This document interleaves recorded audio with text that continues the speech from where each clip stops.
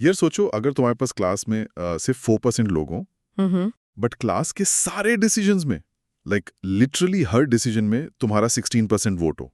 Sounds completely unfair, right? Oh totally unfair, I mean it's rigged. Exactly और exactly यही हो रहा है ग्लोबल लेवल पर आज। देखो आईएमएफ में यूएस की पॉपुलेशन शेयर सिर्फ आई थिंक 4.22% है, या अराउंड दैट। पर उनकी वोटिंग पावर 16.49% है। Wow. I know, right? So आज हम इसी डीप डाइव में इसी dynamics of changing world order को अनपैक करेंगे। हम समझेंगे कि कैसे the shifting balance of global power दुनिया के हुज बदल रहा है। आंखें खुली रखना क्योंकि it's going to be mind blowing. बिल्कुल यार, I mean today's session is massive. आज के इस डीप डाइव में हम कवर करेंगे 9 सुपर इंपॉर्टेंट टॉपिक्स। पता है क्या क्या? Tell me. हम बात करेंगे fair and representative global order की, then rise of the global South, India का unique development model, weakening of multilateralism, the third path framework, okay. Pax Americana का decline, G2 concept, the recent Israel US Iran war of 2025-2026 और finally geoeconomics. That is a huge lineup. It is सब कुछ एकदम UPSC GS mains perspective से हम break down करेंगे step by step. Let's jump right in, समझे? Let's do it. सो पहला heading हमारा है 1.1 fair and representative global order, जिसका ब्रॉड माइक्रो थीम है the fight against global inequalities. Right. So to give a short definition, basically दुनिया को चलाने वाले जो इंस्टीट्यूशंस हैं, like the UN and IMF, right, exactly, वो एकदम पुराने रूल्स पर चल रहे हैं। फेयर ग्लोबल ऑर्डर का मतलब सिंपली ये है कि सभी कंट्रीज को उनकी औकात और उनकी जरूरत के हिसाब से इक्वल आवाज मिले, बिना किसी बायस के। Think about climate change inequities. Developed nations ने सेंचुरीज तक हिस्टोरिकल एमिशंस किए to get rich, but suffer कौन कर रहा है? The global South. Right. I mean look at the 2025-2026 Chilean wildfires. पिछले सीजन के कंपैरिजन में वहां 193% ज्यादा एरिया जल गया। 193%? Wait, 193, that is Yeah. Insane. Literally. Textbook injustice यार।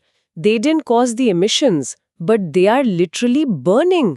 So how does this tie into the current global politics? Well, introduction wise India के external affairs minister ने अभी recent first BIMSTEC traditional music festival में इसी fair global order की बात की थी। Oh, okay. So context वहां से सेट हो गया। एग्जैक्टली। बैकग्राउंड ये है कि 1945 की post world war power realities अब 21st सेंचुरी में नहीं चलती हैं। जो P5 नेशंस हैं, the permanent 5 at the UN security council. Right, वो अपना वेटो पावर लेके बैठे हैं और बाकी सबको टोटली साइडलाइन कर दिया है। राइट। एंड कोर लॉजिक देखा जाए तो इंस्टीट्यूशनल बायसेस बहुत ही ऑब्वियस है ना। So obvious, like look at the double standards. West ने 2022 में जब रशियन इन्वेजन हुआ यूक्रेन पर, राइट। तो उन्होंने तुरंत स्विफ्ट सैंक्शंस लगा दिए, उनको ओलंपिक से बैन कर दिया। बट इजराइल के साथ उनका एंगेजमेंट अभी भी टोटली चालू है, despite the high civilian casualties in Gaza. Yeah, that contrast is wild. And tech divide भी तो देखो। I mean, I read कि दुनिया की सिर्फ 100 फर्म्स जो मेनली US और चाइना में हैं, वो दुनिया का 40% R&D ड्राइव कर रही हैं। Exactly. So if you don't have the tech, you don't have the voice. और ट्रेड में भी US tariffs on Indian goods या EU का कार्बन टैक्स, राइट। ये सब बेसिकली जियोपॉलिटिक्स के टूल्स बन गए हैं। मेजर पावर्स अब इन फोरम्स को बाईपास कर रहे हैं, like US exiting the Paris Pact and WHO. So what's the real world impact of all this? Especially from a UPSC GS2 perspective. So for GS2 याद रखना, the way forward is inclusive multilateralism. Okay. Like the G4 nations. That's Brazil, Germany, India and Japan, right? Yes, वो एक दूसरे को UNSC seat के लिए back कर रहे हैं। और इंडिया का digital public infrastructure, the DPI. UPI and all that. Exactly, वो ग्लोबल साउथ के लिए एक ग्लोबल मॉडल बन गया है। इवन ब्रिक्स 17 समिट ने AI गवर्नेंस और IMF कोटा रीअलाइनमेंट की मांग की है। So basically institutions को वॉइस, रिस्पॉन्सिबिलिटी और अपॉर्चुनिटी को रीडिस्ट्रीब्यूट करना ही पड़ेगा। Absolutely. So wait, let me cross question you on this. अगर US के पास IMF में इतना इंसेन पावर है, तो ग्लोबल साउथ इसको काउंटर कैसे कर रहा है प्रैक्टिकली? Good question. देखो, ग्लोबल साउथ अब डायरेक्टली ब्रिक्स और IBSA जैसे अल्टरनेटिव फोरम्स को स्ट्रेंथन कर रहा है। हाँ, ओके। वहां पर वीटो का चक्कर नहीं है, वहां कंसेंसस बेस्ड डिसीजन मेकिंग होती है। So they are just bypassing the old system. Makes sense. और ये जो टर्म है डीकोलोनाइजिंग मल्टीलैटरलिज्म, इसको हम यूपीएससी एग्जाम में कैसे यूज करें? इसको तुम directly voice of the global south summit से लिंक कर सकते हो. It perfectly shows India's leadership in pushing for an equitable world order. Oh, nice. And what about that Chilean wildfires data? The 193% increase. वो GS3 environment में fit होगा ना? Exactly. Use it there. It explicitly shows climate change inequities और ये prove करता है कि हमें CBDR प्रिंसिपल क्यों चाहिए. Common, but differentiated responsibilities. Got it. But यार ये plurilateralism क्या होता है? I hear this word a lot. Plurilateralism मतलब मिनी लैटरल ग्रुप्स, जैसे I2U2 हो गया या IMEC हो गया. ये छोटे ग्रुप्स बड़े मल्टीलैटरल ग्रुप्स को कॉम्प्लीमेंट करते हैं बिकॉज दे आर फास्टर. हाँ, so less bureaucracy. Right. And double standards का exact contemporary example क्या लिखेंगे एग्जाम में? Just contrast the West's rapid reaction to Russia with swift sanctions versus their current stance on Israel. ये best contemporary example है double standards का. Perfect. So listeners, now just pause and practice saying this out loud. Yeah, practice saying it. Quote, institutions of 1945 cannot reflect the realities of the 21st century. We need inclusive multilateralism. Unquote. So, to give a mini recap, in short, this idea shows how old global institutions are totally biased and how India is actively leading the push for digital, climate, and institutional justice. Totally. Which naturally brings us to our second heading, 1.1.1, Rise of Global South. Right. Shaping the new world order. The broad micro theme here is redrawing the brand line. So, to define it simply, Global South उन countries को बोलते हैं जो technically और socially कम developed हैं. Like mostly in Africa, Asia or Latin America. Right. Post World War II, दुनिया पहले bipolar थी, मतलब US versus USSR. फिर वो unipolar हुई जब सिर्फ US बचा और अब ग्लोबल साउथ इस पूरी दुनिया को मल्टीपोलर बना रहा है. इट्स अ मैसिव शिफ्ट और रियल लाइफ एग्जांपल के लिए याद है हमने स्कूल में ब्रेंट लाइन के बारे में पढ़ा था. अब रफली या एक इमेजिनरी लाइन जो ज्योग्राफी के बेसिस पर रिच नॉर्थ और पुअर साउथ को डिवाइड करती थी. आज वही poor south, I mean the global south, world trade का 40% हैंडल कर रहा है according to UNCTAD data. Wait, 40%? That is huge. So PM Modi ने भी तो हाईलाइट किया था ना कि WWI के बाद का ऑर्डर अब रैपिडली चेंज हो रहा है, strictly because of the global south. Absolutely. Background वही है कि कोल्ड वॉर एरा की जो यूनिपोलैरिटी थी वो बेसिकली खत्म हो रही है. जो डेमोग्राफिक डिविडेंड है, the young working population, exactly, वो अब मेनली ग्लोबल साउथ के पास है. North is aging. So what's the core logic here? How are they gaining this power? Leverage. ये कंट्रीज अब अपने एसेट्स का प्रॉपर लेवरेज यूज कर रही हैं. सबसे बड़ा एग्जांपल है the critical minerals lever. Oh, like lithium and stuff. Right. Latin America का लिथियम ट्रायंगल और DRC मतलब कोंगो का कोबाल्ट. ये ग्रीन ट्रांजिशन के लिए सुपर जरूरी है. Because you need them for EV batteries and solar panels. Exactly. अब वो लोग बोल रहे हैं कि हम रॉ डर्ट एक्सपोर्ट नहीं करेंगे. वो डिमांड कर रहे हैं कि डोमेस्टिक वैल्यू एडिशन करो. You want the lithium? Build the factory here. That is such a power move. It is. और उन्होंने alternate institutions भी बना लिए हैं. Yes. जैसे New Development Bank, the NDB, Yeah. और BRICS, CRA. Right. Even COP27 में जो loss and damage fund approve हुआ था ना, Yeah. वो इसी assertive diplomacy का direct result था. Wow. So what is the real world impact and UPSC relevance of this? Especially India का क्या role है इसमें? इंडिया का रोल सेंट्रल है. इकोनॉमिक कोऑपरेशन में हम लोग जेनेरिक मेडिसिन्स लगभग 50+ अफ्रीकन नेशंस को सप्लाई कर रहे हैं. Oh wow. डेवलपमेंट असिस्टेंस में EVBA भी चल रहा है, which is for telemedicine and tele education. और PM मोदी ने रिसेंटली दक्षिण प्रपोज किया था. What's Dakshin? It's a global south centre of excellence. Basically strategic autonomy use करके इंडिया वेस्ट और ग्लोबल साउथ दोनों को ब्रिज कर रहा है. Like getting the African Union into the G20. That was a huge win. So in conclusion, the Global South is shifting from rule takers to rule makers, reshaping global governance entirely. Precisely. Okay. Time for some cross-questioning to drill this down. ये Brandt report ने parameters exact क्या रखे थे North-South division के लिए? Mainly 2 parameters थे. Technological advancement और GDP. That was the main basis for drawing that Brandt line. Okay. और ये critical minerals lever, answer writing में कैसे हाईलाइट करें? Just explicitly use the Latin American lithium triangle और DRC's cobalt supply chain examples. ये दिखाता है उनकी इकोनॉमिक डिप्लोमेसी। Got it. लेकिन यार इसमें चैलेंजेस भी तो होंगे ना, like it can't be all smooth selling. बिल्कुल चैलेंजेस हैं। पहली बात तो ग्लोबल साउथ एक बहुत वेग टर्म है और इनके इंटरेस्ट आपस में फ्रैगमेंटेड है। Like China and India versus smaller Nations. Exactly. The big emerging economies have different goals than the least developed countries. Make sense. Oh and PM Modi के दक्षिण इनिशिएटिव का मेन पर्पस लिखना हो तो क्या लिखें? Right, that it's a knowledge repository और एक think tank है for developing nations. It is perfect for GS2 IR answers. Nice.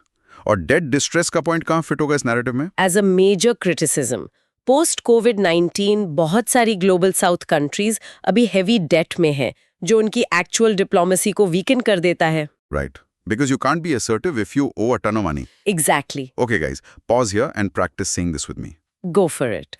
Quote, "The global south leverages critical minerals and demographic strength to demand multilateral reforms." Unquote. So mini recap time.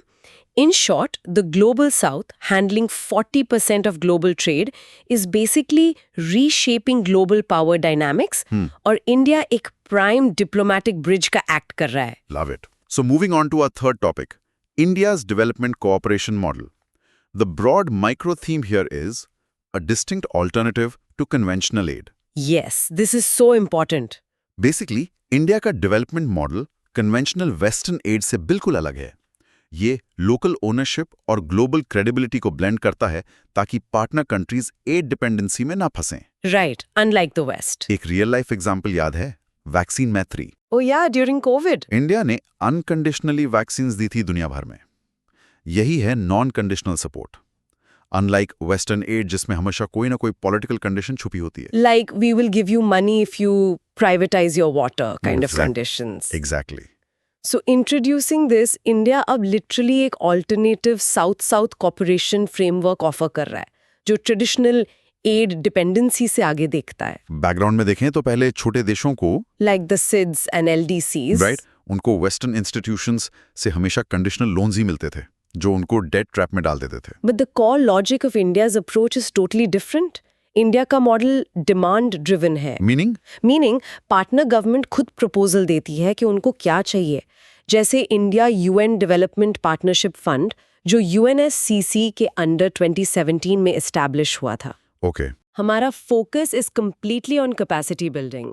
आईटेक programme को ही देख लो। What's ITEC again? Indian technical and economic cooperation. इसने 107 से ज्यादा countries के officials को train किया है। Wow, 160 plus countries. Yes, and IDEAS scheme के through EXIM bank loan of credit देता है।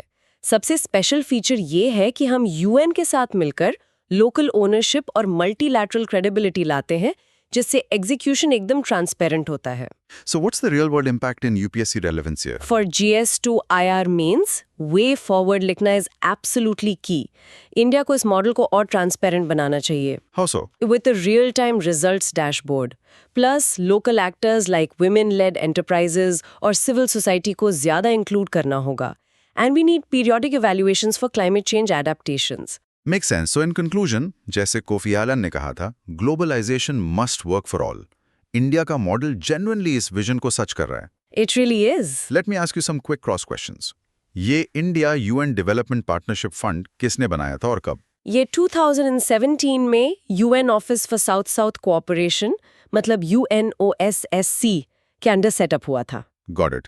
और ये आइडिया स्कीम का फुल फॉर्म एग्जाम में लिखना जरूरी है क्या? Definitely. It stands for Indian Development and Economic Assistance Scheme. इसके अंडर ही एग्जिम बैंक अफ्रीकन और नॉन अफ्रीकन नेशंस को लाइन ऑफ क्रेडिट देता है। ओके। और ये आईटेक प्रोग्राम का स्केल प्रैक्टिकली कितना बड़ा है यार? बहुत ही बड़ा है। MEA का ये प्रोग्राम 160 प्लस कंट्रीज के प्रोफेशनल्स की बेसिकली कैपेसिटी बिल्डिंग कर चुका है over the years. That's wild. So western model से सबसे बड़ा डिफरेंस क्या हुआ फिर? रिस्पेक्टिंग सॉवरेनिटी और नॉन कंडीशनल सपोर्ट। कोई हिडन पॉलिटिकल डिमांड्स या स्ट्रक्चरल एडजस्टमेंट रिक्वायरमेंट्स नहीं होती इंडिया के प्रोजेक्ट्स में। I love that. इसको और बेटर कैसे बनाएं हम फ्यूचर में? एग्जामिनर को इम्प्रेस करने के लिए लिखना कि we need a real time results dashboard और विमेन लेड एंटरप्राइजेस का explicit inclusion. Perfect. Listeners, it's time to pause and practice saying this. Quote, India's development cooperation is demand-driven, transparent, and focuses on capacity building over conditional aid. Unquote. Mini recap. In short, India's aid model respects sovereignty and builds capacity through solid platforms like ITEC और UN SSF funds. Okay यार, एक second रुकते हैं. ये deep dive कैसा लग रहा है? अगर तुम यूपीएससी आंसर राइटिंग के लिए ऐसे ही solid to the point nuggets, vocab और केस स्टडीज चाहते हो, तो अभी इस पॉडकास्ट चैनल को सब्सक्राइब कर लो यार. Definitely do that. Like or notify button दबाओ because we decode complex topics just like this every day. चलो, back to the massive lecture. Next up is topic 1.2, multilateralism, and 1.2.2, US withdrawal from international organizations. The broad micro theme is the weakening of multilateralism. Right. So, multilateralism मतलब 3 या ज्यादा actors का collectively मिलकर global problems को solve करना. पर आजकल ये totally erode हो रहा है. क्योंकि बड़ी पावर्स और खासकर यूएसए इन ग्लोबल फ्रेमवर्क से विड्रॉ कर रही हैं. Exactly. Real life example सोचो. Imagine एक कॉलोनी का सिक्योरिटी गार्ड है. Like the WHO, Right, जिसको कॉलोनी के सबसे अमीर फ्लैट ओनर ने the US. हाँ, उसने पैसे देने से मना कर दिया हो.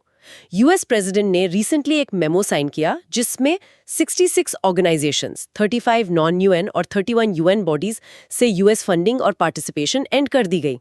Which 66 organizations? Yes. That is insane. Multilateralism तब वीक हो रहा है जब दुनिया को एक्चुअली कोऑर्डिनेटेड एक्शन की सबसे ज्यादा जरूरत है post pandemics and climate change. Precisely. Background ये है कि यूएस ने UNFCCC, IPC, WHO, UN Women, UNHRC और यूनेस्को जैसी की बॉडीज से या तो फंडिंग हेविली कट की है या डायरेक्ट एग्जिट कर लिया है. बट उनका कोर लॉजिक क्या है ऐसी चीजें करने का? It all boils down to the America first policy. Right. कुछ आइडियोलॉजिकल गैप्स भी हैं, जैसे यूनेस्को से उन्होंने एग्जिट किया claiming it has a globalist agenda. Okay. Plus sovereignty concerns और उनके इकोनॉमिक इंटरेस्ट्स हैं, like they want to protect their fossil fuel industries from climate pacts. US constantly claim करता है कि ये बॉडीज इनएफिशिएंट हैं. And they prefer doing it directly. या look at US aid. उनका ग्लोबल एड में करीब 42% शेयर है, which is around $44 billion. So what's the impact of this? The impact is fragmented multilateralism. Universal rules की जगह अब transactional blocks बन रहे हैं. और इस सब में सबसे बड़ा फायदा चाइना को हो रहा है क्योंकि उनको यूएन बॉडीज में स्पेस और इन्फ्लुएंस मिल रहा है. वैक्यूम फिल कर रहे हो. एग्जैक्टली. और ह्यूमन इम्पैक्ट तो और भी स्कैरी है. द लैंसेट का एक रिपोर्ट कहता है कि इन एड कट से 2030 तक 22 मिलियन प्रिवेंटेबल डेथ्स हो सकती हैं. 22 million? That is devastating. So, GS2, international institutions के आंसर्स में इसका वे फॉरवर्ड क्या होना चाहिए? वे फॉरवर्ड में लिखना कि हमें यूएनएससी रिफॉर्म चाहिए, like the G4 proposal. In institutions को सेल्फ रिलायंट फंडिंग मॉडल्स बनाने पड़ेंगे. Financial diversification basically. Right.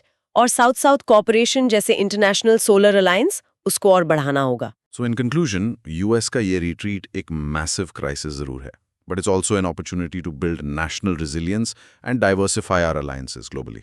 Absolutely. Let me drill you with some questions. Wait, US सच में 66 organization से बाहर हो गया literally? हाँ, literally. The US president signed a memo actively ending funding for 66 orgs, जिसमें major climate, health और human rights body शामिल हैं. लेकिन इससे ग्लोबल हेल्थ पे कितना बड़ा इम्पैक्ट पड़ेगा एग्जैक्टली? यूएस ऐसे आंसर्स में द लैंसेट का डेटा जरूर कोट करना. Right? That aid cuts could cause 22 million preventable deaths by 2030. It shows the real human cost. और यूएस एग्जिट का सबसे बड़ा जियोपॉलिटिकल घाटा किसको होगा? ऑनेस्टली यूएस को ही होगा, क्योंकि ये जो पावर वैक्यूम बन रहा है, it will directly allow China to expand its influence and rewrite rules in UN bodies. Makes sense. मेरे नोट्स में नियो फ्यूडलिज्म और नियो रॉयलिज्म लिखा है. इनका क्या चक्कर है? Great terms. नियो रॉयलिज्म मतलब एक स्ट्रॉन्ग लीडर में पावर कॉन्सेंट्रेट होना, like using unilateral sanctions globally. और नियो फ्यूडलिज्म मतलब जब टेक जायंट्स जैसे स्टारलिंक स्टेट की अथॉरिटी को अंडरमाइन करते हैं. Like corporations becoming more powerful than countries? Crazy. So, way forward क्या लिखें इस डिक्लाइन का? Financial diversification. Global institutions can't rely on one patron. They have to build self-reliant funding models. Right. So, listeners, pause right here and practice saying this out loud. Quote, the US withdrawal from 66 global organizations shifts governance from universal rules to transactional blocks. Unquote. Mini recap. In short, US America first withdrawal creates a vacuum, directly paving the way for China and forcing global institutions to finally find self-reliant funding. Moving right along, topic 1.2.3, Okay. the third path framework for a reformed multilateralism. The broad micro theme here is the Kani doctrine and middle paths. So, short definition क्या है? जब US और China आपस में लड़ रहे हों, तो बाकी बचे हुए देशों को क्या करना चाहिए? Exactly. यही है थर्ड पाथ और द कानी डॉक्ट्रिन, जिसमें मिडिल पावर्स आपस में कोऑपरेट करके रूल्स बेस्ड ऑर्डर को बचाते हैं। Perfect definition. Real life example में simply think of India, Canada, Japan और Australia as the middle powers. Right. ना तो ये सुपर पावर्स हैं जो सब कुछ कंट्रोल करें और ना ही ये छोटी पावर्स हैं जो बस साइडलाइंस पर खड़ी रहें। जी। ये इशू बेस्ड कोलिशंस बनाते हैं जैसे क्वाड हो गया। ताकि किसी एक पैटर्न मतलब यूएस या चाइना पर पूरी तरह डिपेंड ना रहना पड़े। Absolutely. So introducing this Canadian PM Mark Carney ने Jan 2026 के वर्ल्ड इकोनॉमिक फोरम में ये थर्ड पाथ एजेंडा पुश किया था amid the severe US-China rivalry. Background ये है कि traditionally great powers like the P5 system को डोमिनेट करती हैं। Right? मिडिल पावर्स उनके जस्ट नीचे आती हैं, बट उनके पास मैसिव डिप्लोमेटिक और टेक इन्फ्लुएंस होता है आज के टाइम में। So Carney डॉक्ट्रिन का कोर लॉजिक है मिडिल पावर कोऑपरेशन। इसमें दो टर्म्स तुम्हें जरूर याद रखने हैं। First is value based realism, what does that mean? मतलब अपने प्रैग्मेटिक नेशनल इंटरेस्ट के साथ साथ कोर वैल्यूज लाइक सॉवरेनिटी को भी स्ट्रांगली सपोर्ट करना। And second term is variable geometry. Variable geometry like shape shifting alliances. Pretty much, it means issue-based, like-minded groups बनाना, जैसे G7 हो गया या Schengen for travel या Quad for Indo-Pacific। Middle powers in alliances से great power rivalries को bridge करती हैं और smallest states को collateral damage बनने से basically बचाती हैं। रियल वर्ल्ड इम्पैक्ट की बात करें एंड यूपीएससी रेलेवेंस, तो इंडिया के लिए ये फ्रेमवर्क तो एकदम परफेक्ट फिट है। It's tailor-made for India. ये इंडिया के विश्व मित्र रोल और ग्लोबल साउथ के वॉइस को परफेक्टली कॉम्प्लीमेंट करता है। फ्यूचर ग्लोबल ऑर्डर अब सिर्फ P5 नहीं, रिस्पॉन्सिबल मिडिल पावर्स ही शेप करेंगे। So the conclusion is, many partners, not one patron, is the new absolute mantra for strategic autonomy. Beautifully put. Okay, cross questioning time. ये Connie doctrine exact किसने और कब दी थी? Canadian PM mark Carney ने world economic forum in Jain 2026 में formally propose की थी। और ये यूपीएससी वोकैबुलरी के लिए वेरिएबल ज्योमेट्री का एग्जैक्ट मतलब क्या लिखेंगे? Simply put, issue based collisions, जैसे अलग अलग स्पेसिफिक काम के लिए अलग alliances banana. AG quad strictly for Indo Pacific security. और वैल्यू बेस्ड रियलिज्म क्या होता है?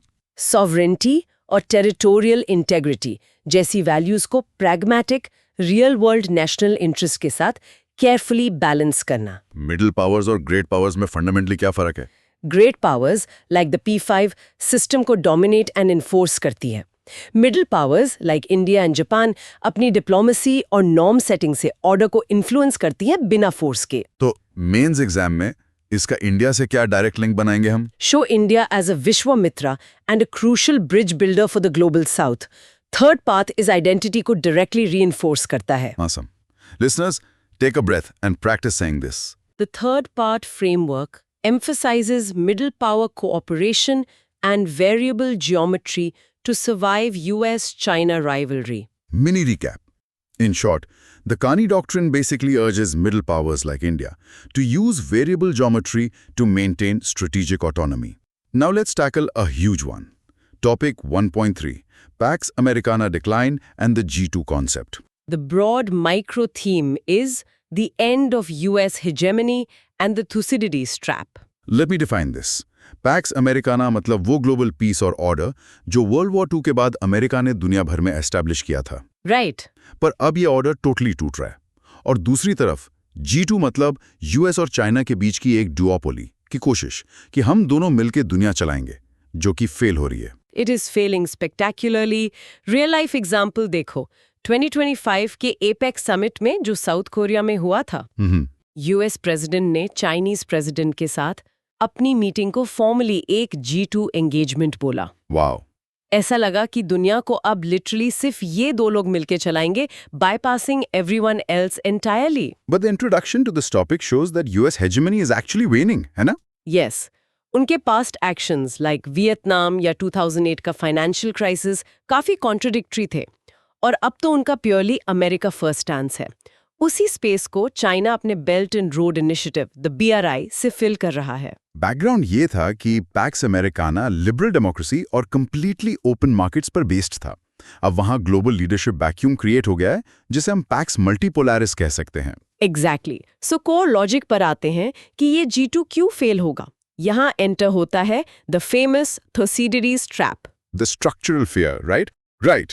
जब एक रैपिडली राइजिंग पावर एक रूलिंग पावर को डिस्प्लेस करने आती है तो एक zero sum battle almost fix होती है, क्योंकि ट्रस्ट तो होता ही नहीं है। बिल्कुल। मैसिव आइडियोलॉजिकल डिफरेंसेस हैं। एक तरफ यूएस का लिबरल ऑर्डर है, दूसरी तरफ चाइना का स्टेट लेड डेवलपमेंट मॉडल। और म्यूचुअल डिस्ट्रस्ट तो है ही over issues like Taiwan and massive trade wars. And China भी बेसिकली अवॉइड करता है ओपनली यूएस का सबऑर्डिनेट दिखना in a G2 format. Plus multipolar alternatives like RIC, Russia, India, China. हाँ, ये ग्रुप्स इस G2 कॉन्सेप्ट को किसी भी तरह की लेजिटिमेसी नहीं देते हैं। सो what's the real world impact and relevance here? UPSC के लिए नोट करो कि यूएस अपना national security strategy the NSS drastically बदल रहा है। कैसे? इकोनॉमिक ज्योग्राफी अब मिलिटराइज हो रही है। Oh, like Greenland and Venezuela. Exactly. Greenland की रेयर अर्थ्स और वेनेजुएला के ऑयल रिजर्व्स को वो अब नेशनल सिक्योरिटी जोन्स की तरह ट्रीट कर रहे हैं। That is wild. और ऑथोरिटेरियन रिजीम्स जैसे पाकिस्तान वापस नॉर्मलाइज हो रही हैं बिकॉज यूएस ने डेमोक्रेसी प्रमोशन का एजेंडा ऑलमोस्ट ड्रॉप कर दिया है for realism. Plus global south का एड भी रिड्यूस हो गया है and global arms race directly बढ़ रहा है। So the conclusion is clear, G2 एक कंप्लीट इल्यूजन है। दुनिया ओपनली पैक्स मल्टीपोलारिस की तरफ बढ़ रही है, which frankly is an opportunity for India to diversify its ties rapidly with places like the EU, France or Japan. Makes sense. Let's do the cross questioning. Thucydides trap को एकदम easy language में UPSC copy में कैसे define करें? The structural fear of a rising power displacing a ruling power, leading to a zero-sum battle and basically preventing any shared global leadership. G2 का जिक्र recently urgently कहाँ हुआ था? At the 2025 APEC summit in South Korea, explicitly signaled by the US president. क्यों China इस G2 concept को अंदर से रिजेक्ट कर देता है? क्योंकि चाइना हमेशा multilateral forums like UN और BRICS को प्रेफर करता है, so that it doesn't ever appear subordinate या second tier to the US. US की फॉरेन पॉलिसी भी उनके NSS में ऑथोरिटेरियन रिजीम्स के लिए क्या मेजर चेंज आया है? यूएस ने डेमोक्रेसी प्रमोशन को टोटली ड्रॉप करके एक रियलिस्ट एंगेजमेंट मॉडल अपना लिया है which heavily benefits regimes like Pakistan. और यूएस इकोनॉमिक ज्योग्राफी को मिलिटराइज कैसे कर रहा है? एग्जाम्पल के साथ बताओ। एग्जाम में एग्जाम्पल दो of treating Venezuela for its oil और Greenland for its rare earths as absolute national security zones, not just trade partners. Perfect. Guys, pause right now and practice saying this quote out loud. Quote, the G2 duopoly is limited by the Thucydides trap and differing ideological goals of US and China. Unquote. Mini recap. In short, the decline of Pax Americana leads to a multipolar world, while the whole US-China G2 concept basically gets stuck in the Thucydides trap. Next is extremely critical. Topic 1.3.4, Israel, US, Iran war. The broad micro theme is Middle East conflict and global choke points. This heavy. Basically, ये एक major regional war थी recently, जिसमें Israel, US और Iran direct टकराए। Direct kinetic conflict. जिससे दुनिया की supply chains और एनर्जी सिक्योरिटी पूरी तरह हिल गई क्योंकि maritime choke point suddenly weaponize हो गए। Absolutely. Think of the Strait of Hormuz on a map. दुनिया का करीब 20% ऑयल वहां से गुजरता है। वॉर के दौरान यूएस और ईरान दोनों ने प्रैक्टिकली स्ट्रेट को ब्लॉक कर दिया। Just imagine the absolute panic in global oil prices. Oh, I remember the panic. So, the intro here is that Israel और US ने ईरान पर डायरेक्ट जॉइंट अटैक किया amid this whole US hegemony decline. Right. Right.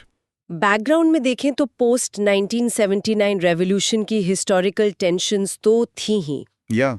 But the flash points were Iran की 60% uranium enrichment edge पर IAEA data और उनके proxy groups like Hezbollah and Hamas. So, core logic में इसकी timeline ध्यान रखना बहुत जरूरी है। जून 2025 में एक ब्रीफ कॉन्फ्लिक्ट हुआ था, इजराइल्स ऑपरेशन राइजिंग लायन और USS operation midnight hammer, strictly against Iran's operation true promise 3। But then February 2026 में it escalated into a full-scale war. Right. Operation Roaring Lion and Epic Fury. Yes. Iranian Supreme Leader Khamenei was tragically killed. Iran ने aggressively US bases, Israel और gulf energy infrastructure पर attack किया और straight of Hormuz को पूरी तरह close कर दिया। But then जून 2026 में एक 14-point MOU फाइनली साइंड हुआ। The ceasefire. या ceasefire 60-day final talks window मिली, यूएस ब्लॉकेड फॉर्मली लिफ्टेड और ईरान को न्यूक्लियर प्रोग्राम फ्रीज करने के एक्सचेंज में एक मैसिव $300 बिलियन रिकंस्ट्रक्शन फंड मिला। Which brings us to the real world impact and UPSC relevance. Global implications एकदम massive हैं। ईरान एनपीटी से ऑफिशियली निकल सकता है। रेड सी के अंडर सी केबल्स लिटरली डिसरप्ट हुई थी, जिससे ग्लोबल डिजिटल इंफ्रा हिट हुआ था। Exactly. और UNSC रेजोल्यूशन 2018-17 पास्ड इन 2026 ने ईरान को अग्रेसिवली कंडेम किया by explicitly invoking Article 51, which is the right to self-defense. और UNCLOS के ट्रांजिट पैसेज रूल्स तब ब्रेक हुए जब ईरान ने पोस्ट वॉर ट्रांजिट के लिए एक सर्विस फी डिमांड करनी शुरू कर दी। So conclusion is, ये कॉन्फ्लिक्ट डायरेक्टली दिखाता है कि जियोपॉलिटिक्स और न्यूक्लियर एंग्जाइटीज कितनी इजीली हमारी डेली सप्लाई चेन्स और चोक पॉइंट्स को वेपनाइज कर सकती हैं। Right, okay, time to clarify this with cross questions. Operations के नाम थोड़े कंफ्यूज कर रहे हैं मुझे। 2026 के फुल वॉर ऑपरेशंस बेसिकली क्या थे? ध्यान से सुनो। फरवरी 2026 में इजराइल का ऑपरेशन था ऑपरेशन रोरिंग लायन और यूएस का था ऑपरेशन एपिक फ्यूरी। और जून 2026 MOU का सबसे बड़ा टेकअवे एग्जैक्टली क्या था?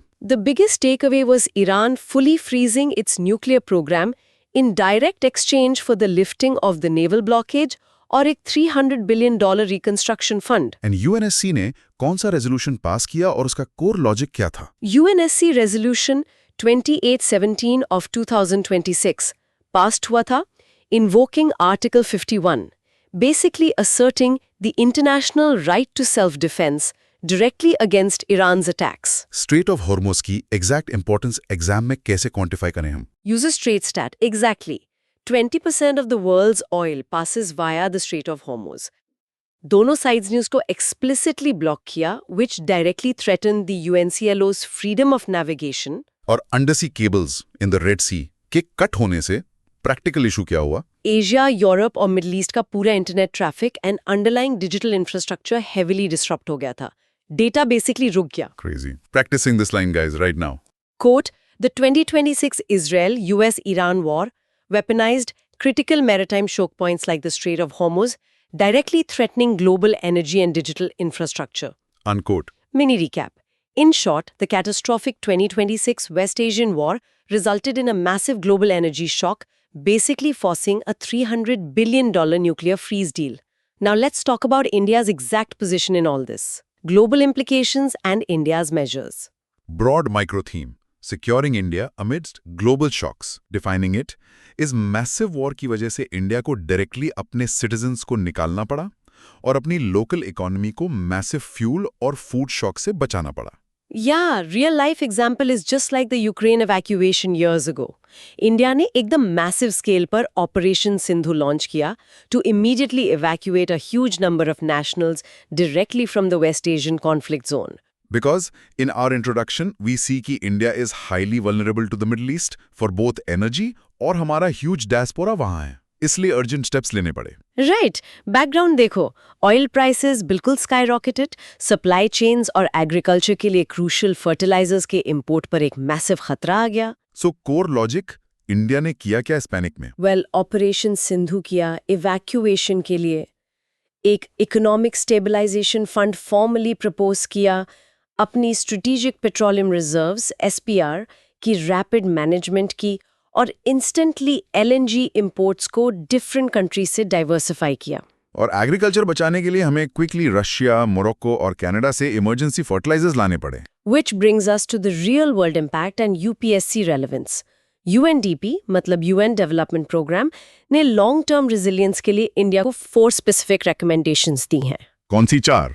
First, reduce structural exposure मतलब heavily renewable energy में invest करो। Second, deepen regional cooperation like having joint regional energy stocks. Third, Third is strengthen shock responsive social protection. Meaning Meaning, blanket subsidies मत दो, instead implement targeted cash transfers purely for informal workers and women.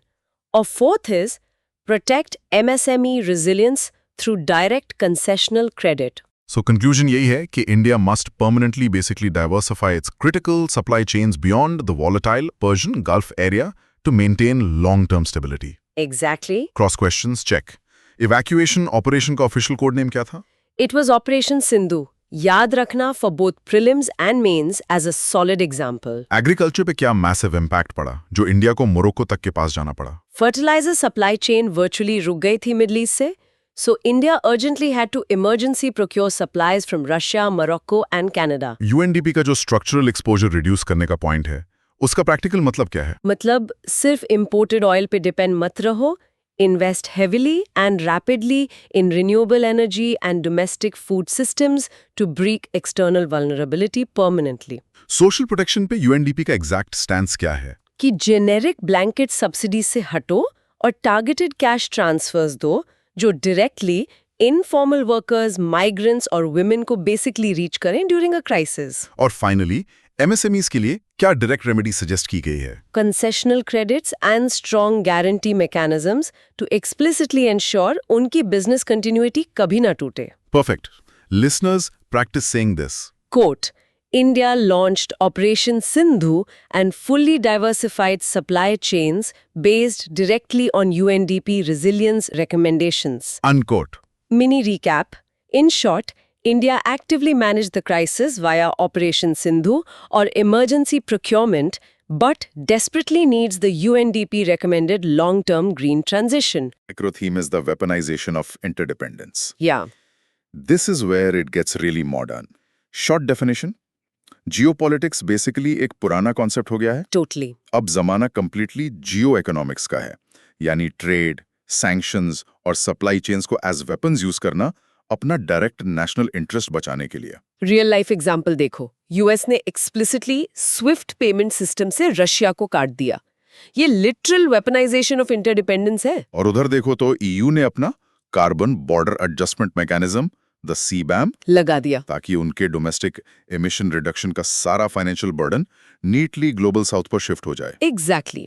So introduction वही है कि US अपने fading hegemony को बचाने के लिए बेसिकली यूनिलैटरल मूव्स चल रहा है, officially shifting the paradigm purely from geopolitics to geo economics. Background में they did military intervention in Venezuela, targeting Nicolas Maduro over narco terrorism. Right. और यूएस ने नेटो का एक नया आर्कटिक सेंट्री मिशन स्टार्ट किया और formally Denmark defence agreement revise किया। So the core logic here shows a direct erosion of global sovereignty. Jio economics की 4 main branches explicitly चल रही हैं अभी। Yes. Branch 1, critical minerals, like US का Pax Silica और Forge Initiative, जो specifically AI और semiconductors को blindly secure करने के लिए है। ब्रांच 2, वेपनाइजेशन, जैसे directly financial sanctions using Swift. Branch 3 is trade policy, the massive US-China tech supremacy wars. और branch 4, Jio economic fragmentation, like the EU का कंट्रोवर्शियल CBAM। इन सब में इंडिया के सामने मैसिव चैलेंजेस हैं, क्योंकि हमारी हाई इंपोर्ट डिपेंडेंस है और ड्रास्टिकली लो R&D है। Yeah, I read that India essentially spends only 0.6 to 0.7% on R&D compared to China and US to easily 2.5 to 3% spend करते हैं। Right. So, real world impact and UPSC way forward for India क्या है? First, innovation heavily बढ़ाओ through things like the R&D scheme. Right. Second, strong geo-economic partnerships बनाओ, जैसे SCRI with Japan and Australia, और Global Biofuels Alliance as a direct clean alternative to OPEC. और third, connectivity, IMEC जैसे projects को aggressively fast track करना। So the conclusion is, middle powers like India must fully use their strategic autonomy to basically shape an inclusive multipolar global order, resolving disputes peacefully rather than through trade wars. Spot on. Last set of cross questions.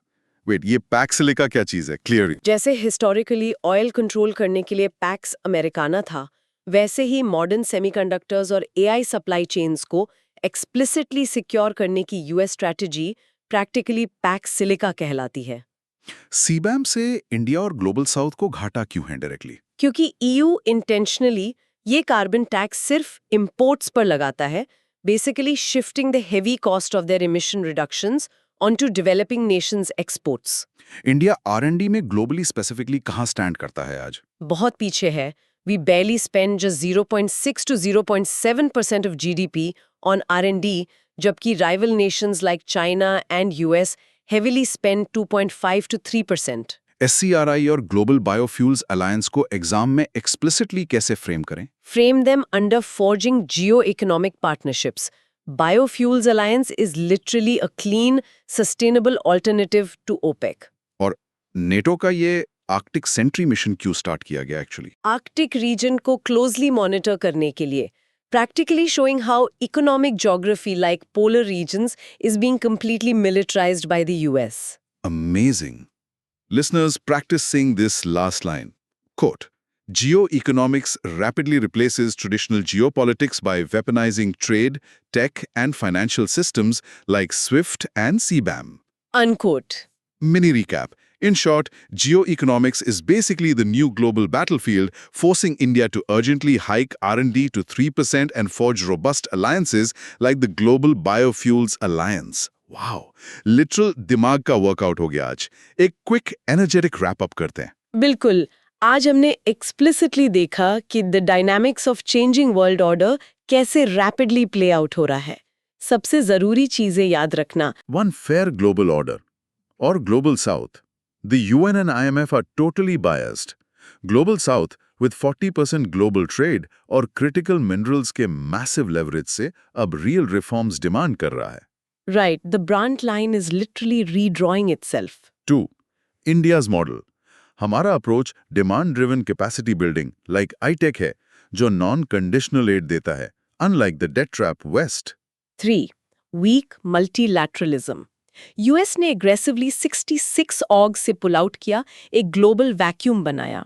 तो Carney doctrine, the third path, basically कहती है कि middle powers like India and Japan मिलकर order को चलाएंगे। 4. Pax Americana and G2. US power formally decline हो रही है. G2, जो यूएस चाइना दुआपुली है, वो स्ट्रक्चरल थुसिडिटीज ट्रैप में डेफिनेटली फेल होगी. 5. The 2025-2026 West Asian War. Israel, US और ईरान क्लैश ने स्ट्रेट ऑफ हॉर्मुज को चोक किया, resulting in A 300B nuclear freeze deal.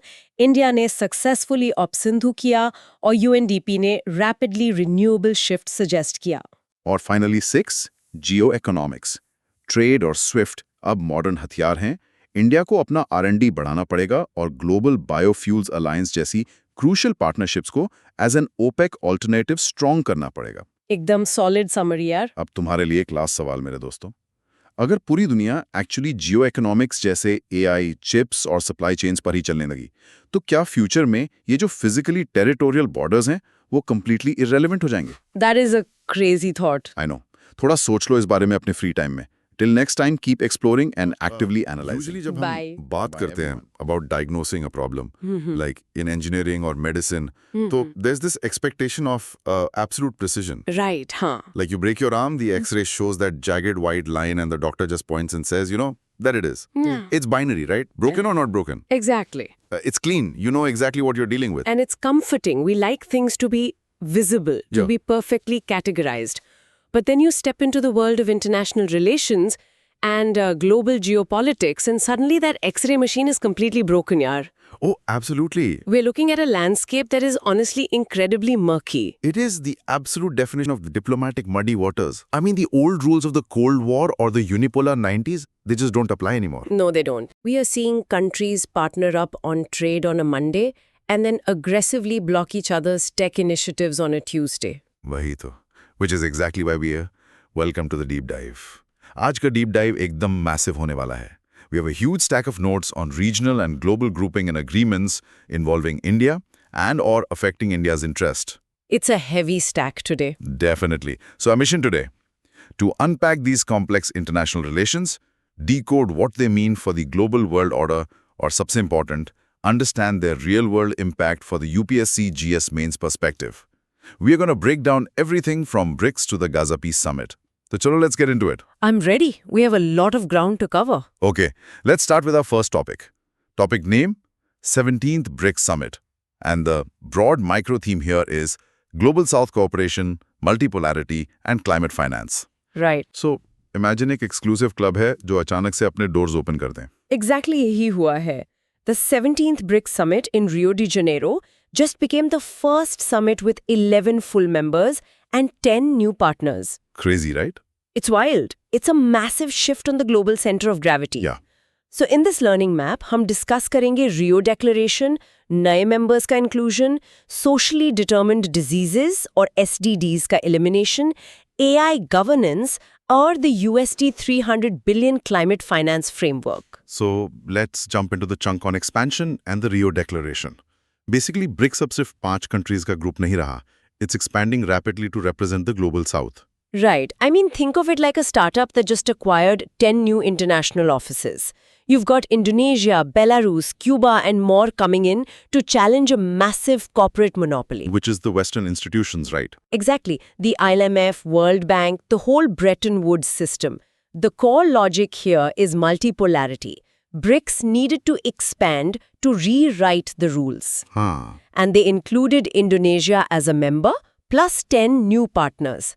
They also launched the Partnership for Elimination of Socially Determined Diseases, or SSDDs, in the Global South. And they pushed the BRICS Leaders Declaration on global AI governance too, right? Yes. Like focusing on digital sovereignty and ethical AI. Yes. Plus, the money aspect is huge. They introduced a climate finance framework targeting US $300 billion yearly by 2025 from developed nations, and the Tropical Forest Forever Fund, the TFFF, aiming for US $4 billion annually based on preserved forest area. That's massive. And they also pushed for the BRICS Economic Partnership 2030. So the real-world impact for UPSC is how this gives developing countries a louder voice in global decisions and WTO trade systems. ये UPSC GS Paper 2 International Relations के लिए direct fodder है. Bilkul, BRICS is no longer just an economic group, it is actively shaping global governance. So I have a few cross questions for you, especially from the UPSC GS Mains. Focus. तो यार, how does the Tropical Forest Forever Fund practically mobilize both public and private funds? So it uses a blended finance model. Instead of just unpredictable foreign aid, it combines public government money with private capital. Acha. And the payout is based strictly on the outcome of preserving global biodiversity. Got it. Okay. Second question. UPSC में अगर question आए on digital sovereignty, how does the BRICS AI declaration differ from Western AI models? Right, so Western models rely on corporate self-regulation, right? Let the tech giants decide. BRICS focuses on fairness, data equity, and UN multilateralism. So developing nations retain control over their digital resources. Makes sense? Third one is expansion of BRICS a strength or will it lead to consensus fatigue? It's a double-edged sword. It brings massive geopolitical leverage, yes, but having so many diverse countries will definitely lead to internal conflicts and slow down decision-making. Oh, absolutely. Okay, next. How does the Partnership for Elimination of STDs link poverty to health outcomes in the Global South? Basically, it recognizes that diseases like TB aren't just biological. They're driven by severe inequality and lack of sanitation. It tackles the socio-economic root causes. Right. And last one, what exactly is the BRICS Multilateral Guarantees Pilot? It's essentially a financial tool designed to reduce investment risk in developing nations, so more private capital flows into the Global South. Okay, perfect. So everyone listening now, pause and practice saying the Tropical Forest Forever Fund aims for predictable payments to preserve global biodiversity. Good practice. So, mini recap. In short, BRICS is expanding its influence from just economics to climate health and AI governance. Exactly. Moving on. Topic name, India, Brazil, South Africa, or IBSA. Oh, this is a good one. Broad micro theme. The Democratic Alliance bridging continents across the Global South. Did you know there is a group similar to BRICS, but it strictly only includes democracies from 3 different continents? Right. Yes. India, Brazil, and South Africa just met on the sidelines of the G20 Summit 2025. So in this learning map, here हम decode करेंगे India's new proposals for IBSA, the IBSA Digital Innovation Alliance, the Climate Resilience Fund, and why this group is uniquely important for India's strategic autonomy. Let's get into the chunk, the democratic alternative to BRICS.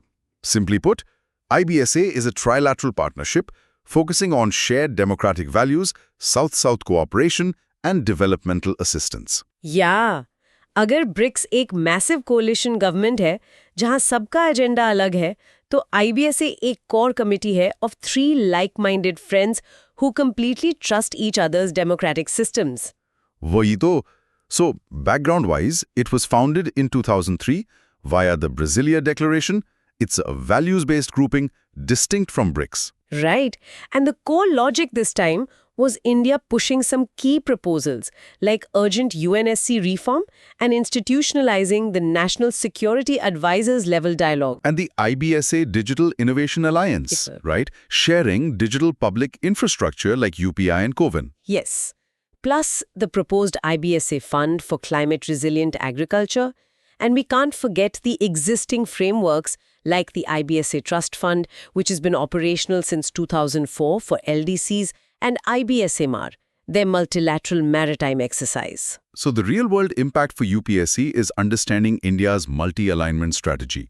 Shows how India balances its foreign policy by leading democratic initiatives in the global south. So to conclude, IBSA allows India to bridge continents through tech development and governance reform without the baggage of authoritarian members. Perfectly said. Let's do some cross-questioning. Dost, from an answer-writing perspective, how is IBSA structurally different from BRICS? The biggest difference is the democracy and values-based pillars. There are no authoritarian regimes in IBSA, so there's higher fundamental trust. Makes sense. Second question. How exactly does the IBSA Digital Innovation Alliance utilize India's digital public infrastructure or DPI? It basically takes India's homegrown successes, like UPI and COVIN, and offers them as open-source tech diplomacy to Brazil and South Africa. That's awesome. So third, why is institutionalizing the NSA-level dialogue a major shift for IBSA? Because traditionally, IBSA was about soft development. Bringing in NSAs moves it into hard security coordination. Acha, right. Fourth, what role does the IBSA Trust Fund play in poverty alleviation for least developed countries? The UN Office for South-South Cooperation acts as the fund manager, providing scalable poverty alleviation projects without the punishing conditionalities of Western donors. Nice. And final question here. How does IBSA strengthen India's push for UNSC reform? When 3 major democratic regional powers from Asia, South America, and Africa demand a seat together, it's a powerful collective voice of the global South. Right. So guys, now pause and practice saying IBSA serves as a democratic alternative, projecting India's soft power through digital public infrastructure. Excellent. So mini recap. In short, IBSA is India's tool to lead the global south through democratic values, tech sharing, and climate resilience. And listen yaar, the way India's using UPI for international diplomacy is just mind-blowing. It really is. If you're getting these aha moments like I am, make sure you hit subscribe and turn on notifications right now. Join our community for these exact notes, क्योंकि revision में बहुत काम आएगा. Anyway, let's look at another major grouping. Let's do it. Topic: SCO Summit. Broad micro-theme, Eurasian governance, and India's Strategic Balancing Act. Imagine sitting at a dinner table where your 2 biggest rivals are also sitting and you have to politely negotiate a deal. Haha, that's tense. Right? That is exactly India's position at the Shanghai Cooperation Organization or SCO Summit in China. So for the learning map, we will cover the 25th SCO Summit in Tianjin, the inclusion of Laos, India's pushback on terrorism, China's tech ambitions with Baidu, and India's tightrope walk in Eurasia. Let's unpack the chunk. Navigating the Eurasian chessboard.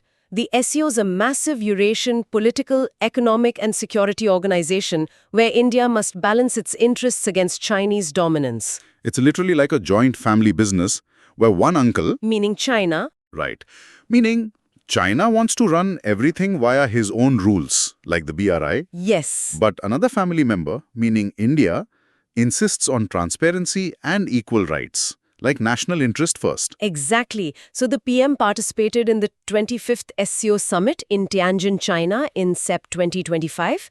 Background-wise, the SCO covers 80% of Eurasia.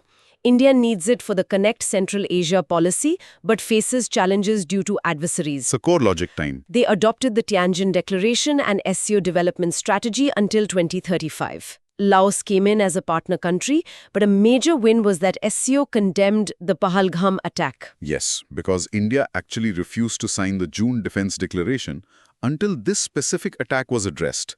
India also pushed for the Comprehensive Convention on International Terrorism, or CCIT. And China pushed its Global Governance Initiative and the Beidou system as a GPS alternative, right? Yeah. Which is a tech security risk. India countered with its One Earth, One Family, One Future vision and a civilization dialogue forum. So, real-world impact for UPSC is understanding India's energy security, like Kazakhstan uranium, INST connectivity, and the concept of strategic autonomy. Conclusion. SCO is a platform to ensure multipolarity doesn't just become Chinese unipolarity in Asia. Spot on. Time for cross questions. Yeah, why did India initially decline to sign the Defense Minister's Declaration? Because the initial draft completely omitted the Pahalgam attack. It showed a selective concern for terrorism, which India flat out rejected. Yeah, that makes sense. Second, how does China use the SCO to promote its Belt and Road Initiative, and how does India counter it? India counters by refusing to endorse it, citing principled opposition based on sovereignty, especially regarding CPEC. Okay. Third, UPSC Mains context. What is the significance of the Regional Anti-Terrorist Structure or RATS for India? It's vital for practical intelligence sharing on regional terror outfits. It gives India tangible security benefits. Right.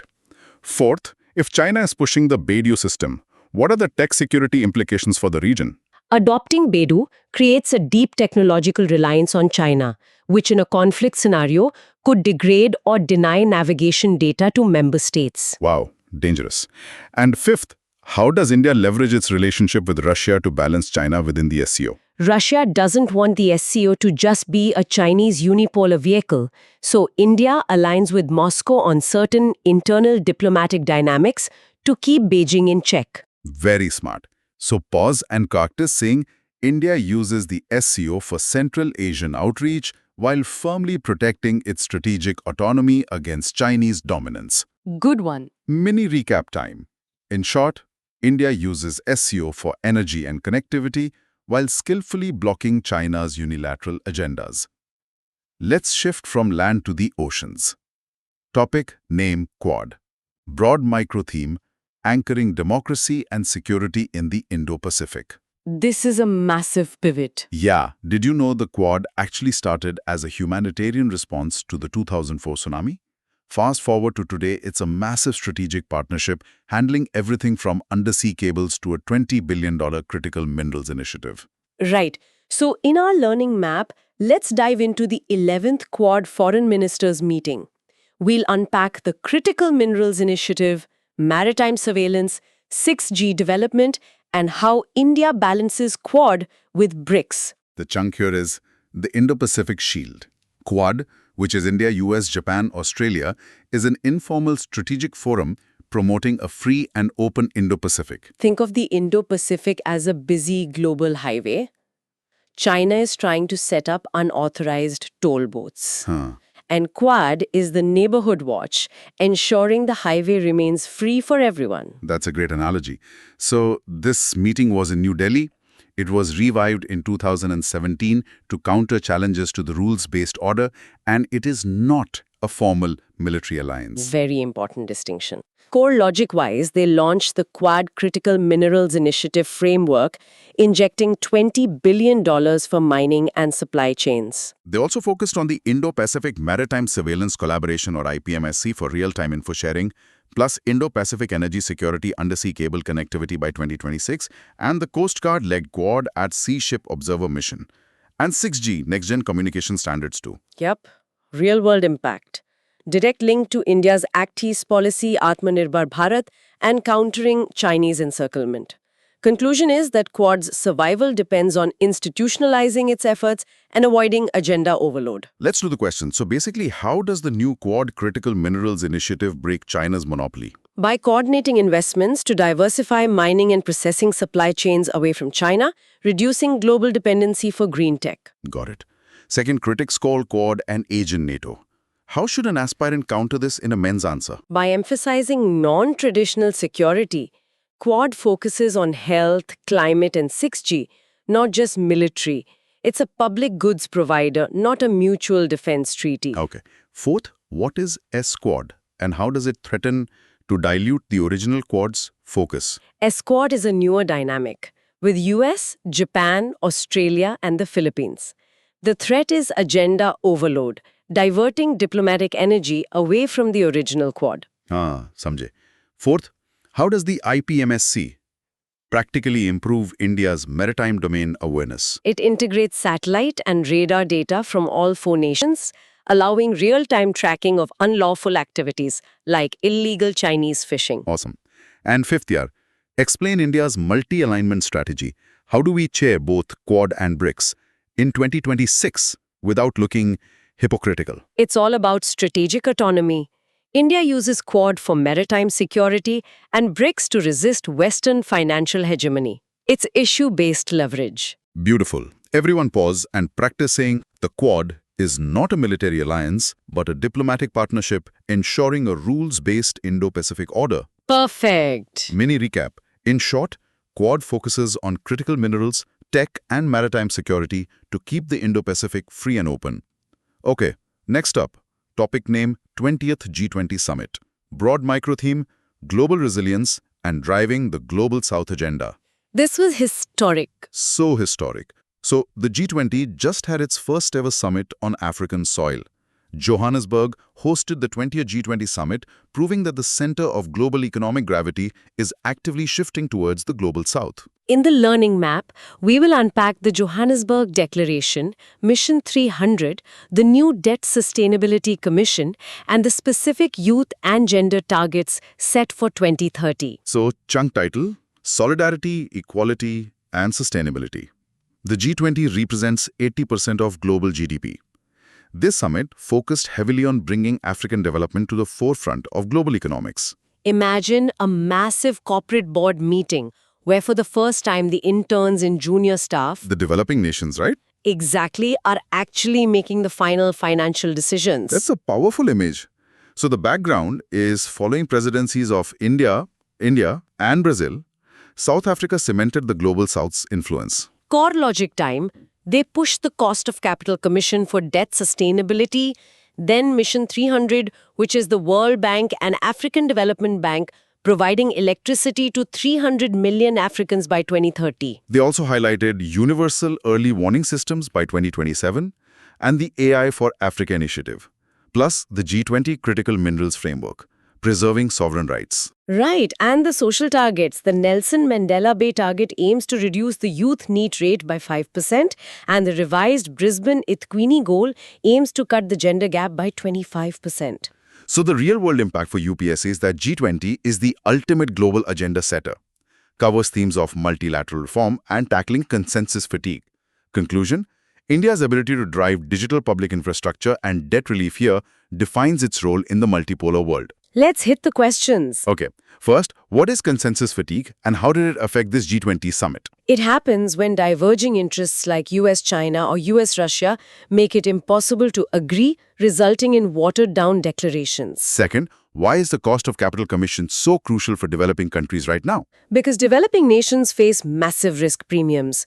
This commission looks to restructure finance to prevent exorbitant interest rates from causing debt traps. Third, how does the G20 Critical Minerals Framework balance global needs with national sovereignty?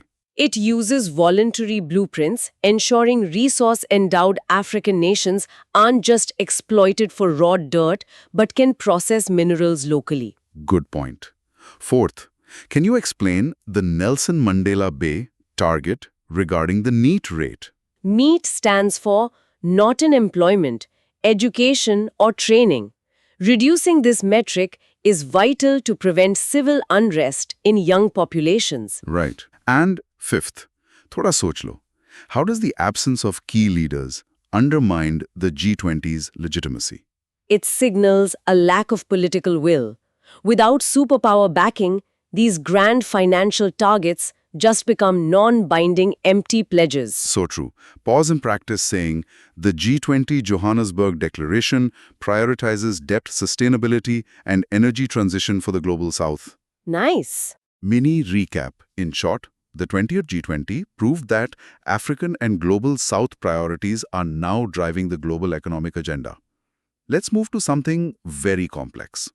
Topic name, Gaza Peace Summit. Right. Broad. Micro-theme, transitional governance, and India's pragmatic diplomacy. Conflict resolution is incredibly messy. What if I told you the US and Egypt just proposed a new board of peace where permanent membership costs $1 billion? Welcome to the geopolitics of the Gaza Peace Summit. Yeah, in our learning map, we'll analyze the US 20-point peace plan, the highly debated Board of Peace, the significance of regional stability, and India's evolving de-hyphenation policy regarding Israel and Palestine.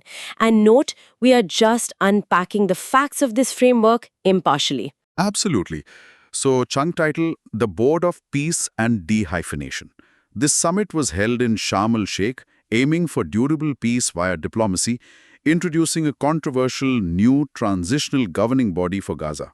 It's literally like appointing an international corporate receiver to fix a bankrupt warring company, but the board members have to pay a massive fee to get a permanent seat at the table. That's crazy. Background is decades of conflict requiring a new minilateral approach beyond the traditional UN framework. So core logic.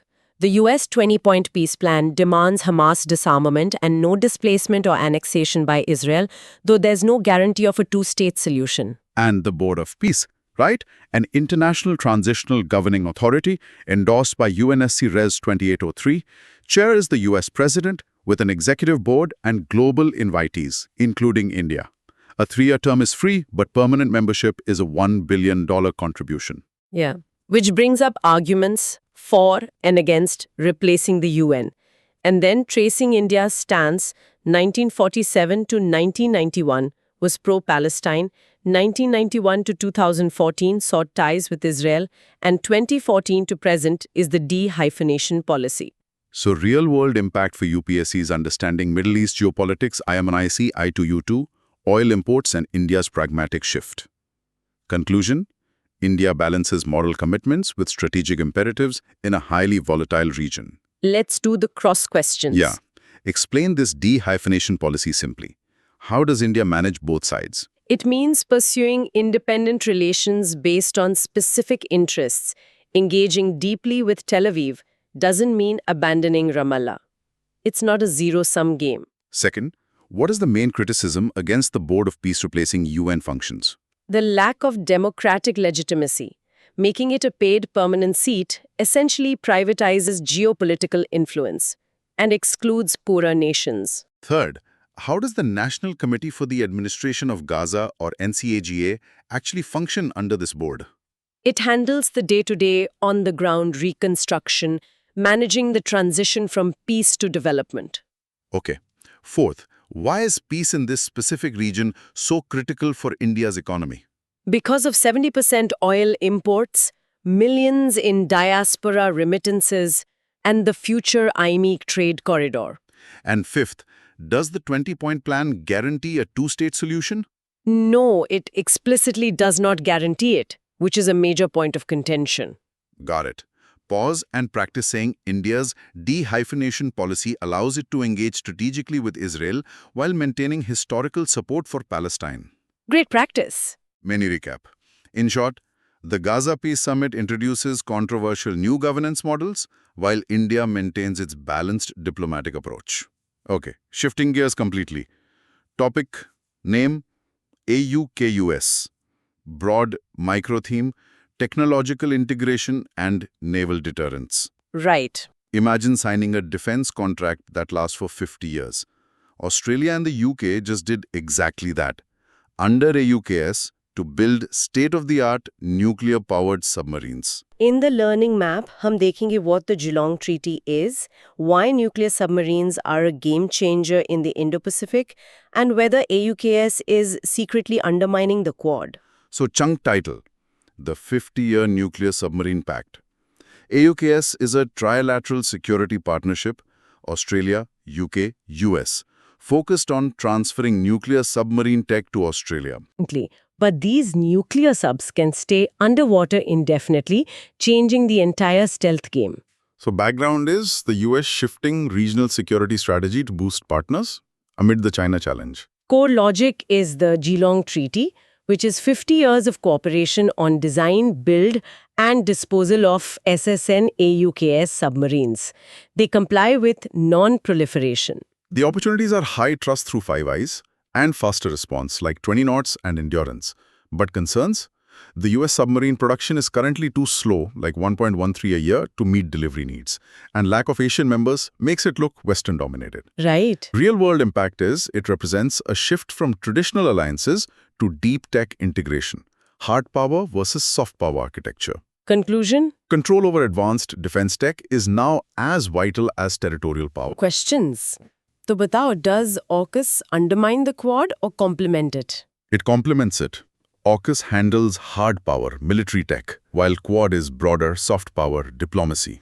Second, what exactly is the delivery issue with the US submarines? The US defense industrial base has a production bottleneck. They can't build them fast enough to meet their own needs, plus Australia's. Third, how does the Geelong Treaty address nuclear non-proliferation fears? Through the AUKUS Naval Nuclear Propulsion Agreement safeguards, ensuring they only get sealed reactors, not weapons-grade material. Fourth, why is there no Asian member in AUKUS? Because it requires the highest level of intelligence trust, which currently only exists within the Five Eyes network. And fifth, from a tactical perspective, why are nuclear submarines superior in the vast Indo-Pacific? Because of their limitless endurance and sustained high speed of around 20 knots without needing to surface. Wow. Pause and practice saying, AUKUS focuses on hard power and technological integration, complementing the broader strategic goals of the Quad. Well done. Mini recap. In short, AUKUS is a massive 50-year bet on nuclear submarines to maintain deterrence in the Indo-Pacific. And finally, our last topic. Topic name, Armenia-Azerbaijan Peace Agreement. The final stretch. Broad micro theme, US brokered diplomacy in the South Caucasus and connectivity. After decades of bitter conflict over a mountainous region, Armenia and Azerbaijan have finally signed a peace deal. And guess what?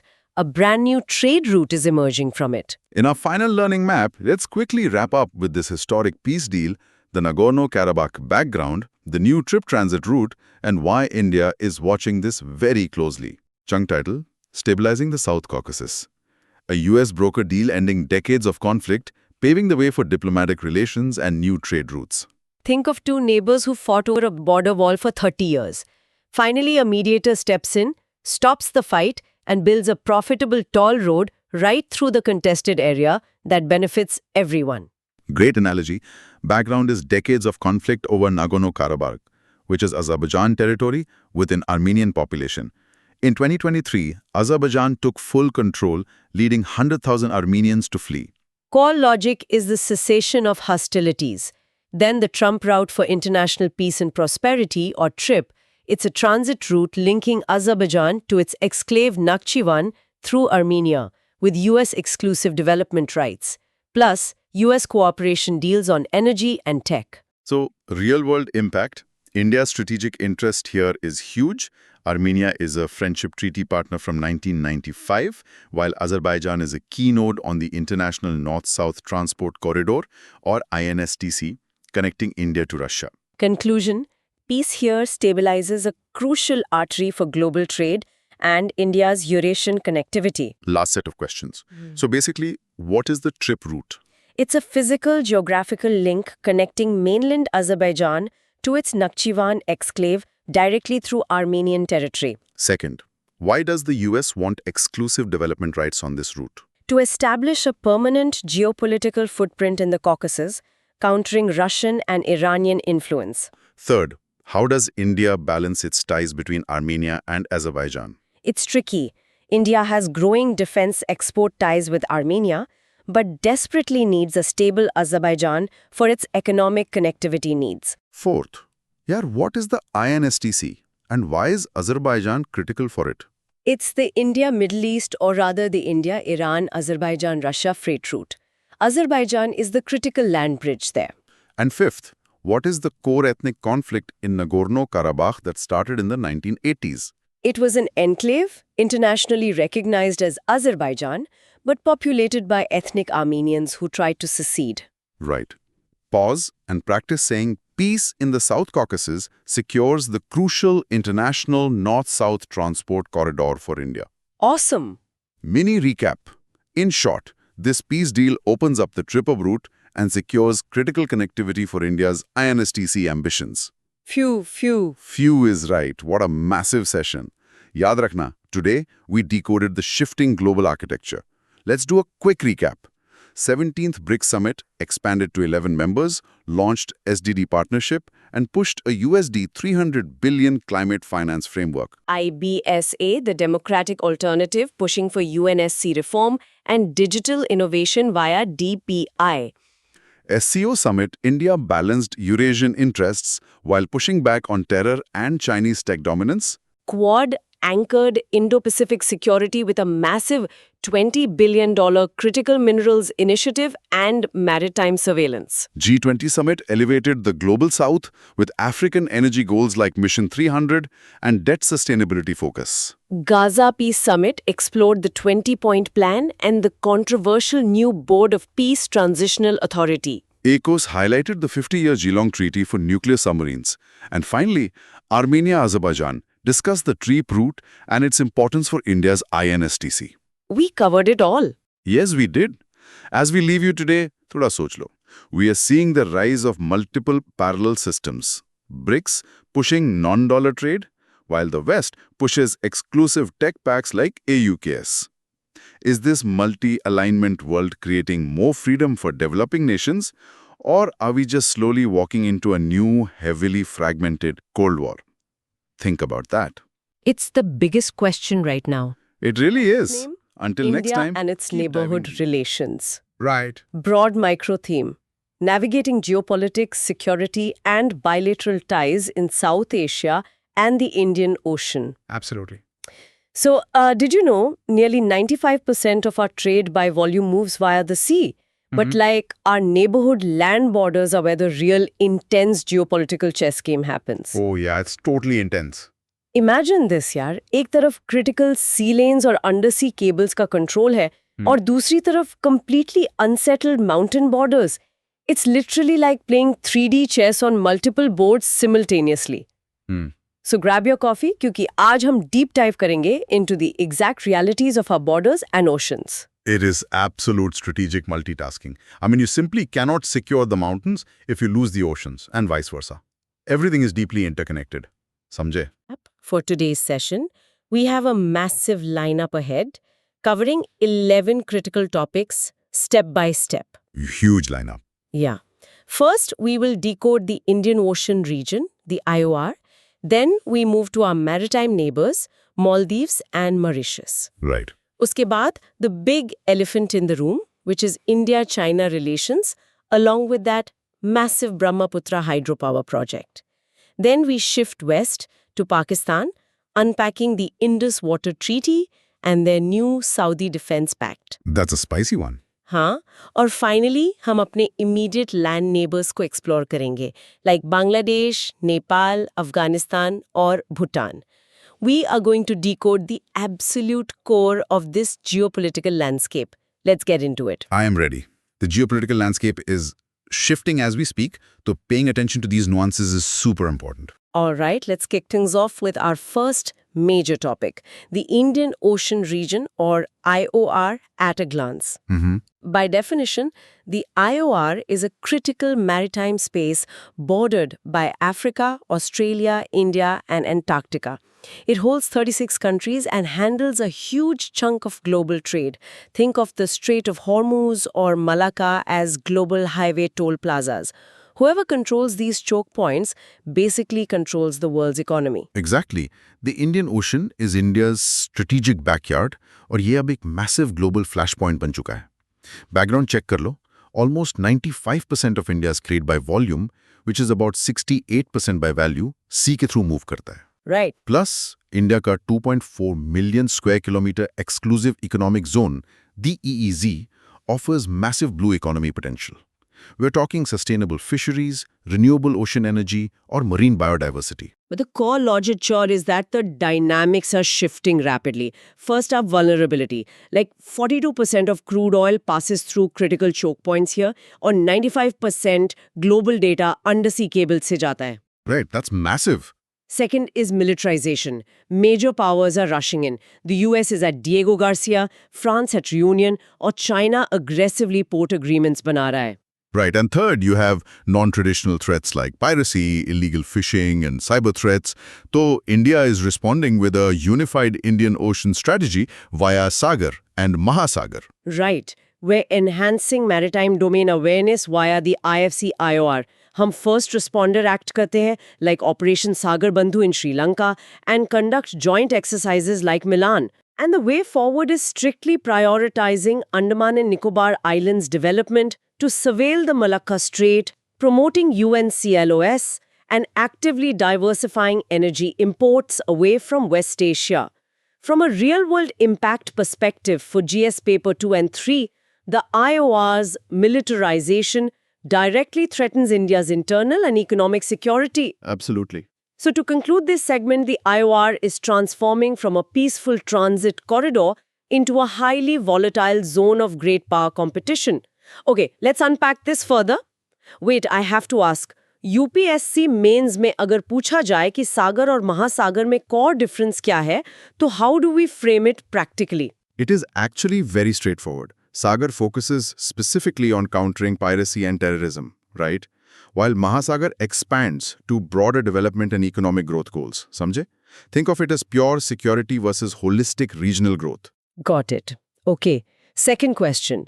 Andaman and Nicobar Islands का development choke point vulnerability को actually कैसे solve करता है? It acts as a massive forward base.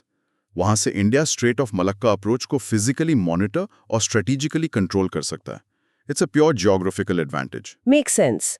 Third, undersea communication cables की vulnerability पे question आए, तो exact focus क्या होना चाहिए? You have to mention that 95% of global data face threats.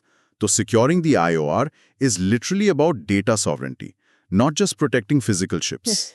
If the cables are cut, The entire digital economy halts. exactly. It's crazy. Fourth question.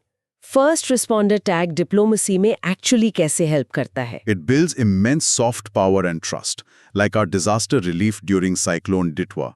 It ensures smaller nations rely on India rather than China in times of crisis. And finally, how can India pragmatically reduce its energy dependence on the militarized IOR choke points? By aggressively diversifying imports from places outside the immediate conflict zones like Brazil, Norway, and Canada.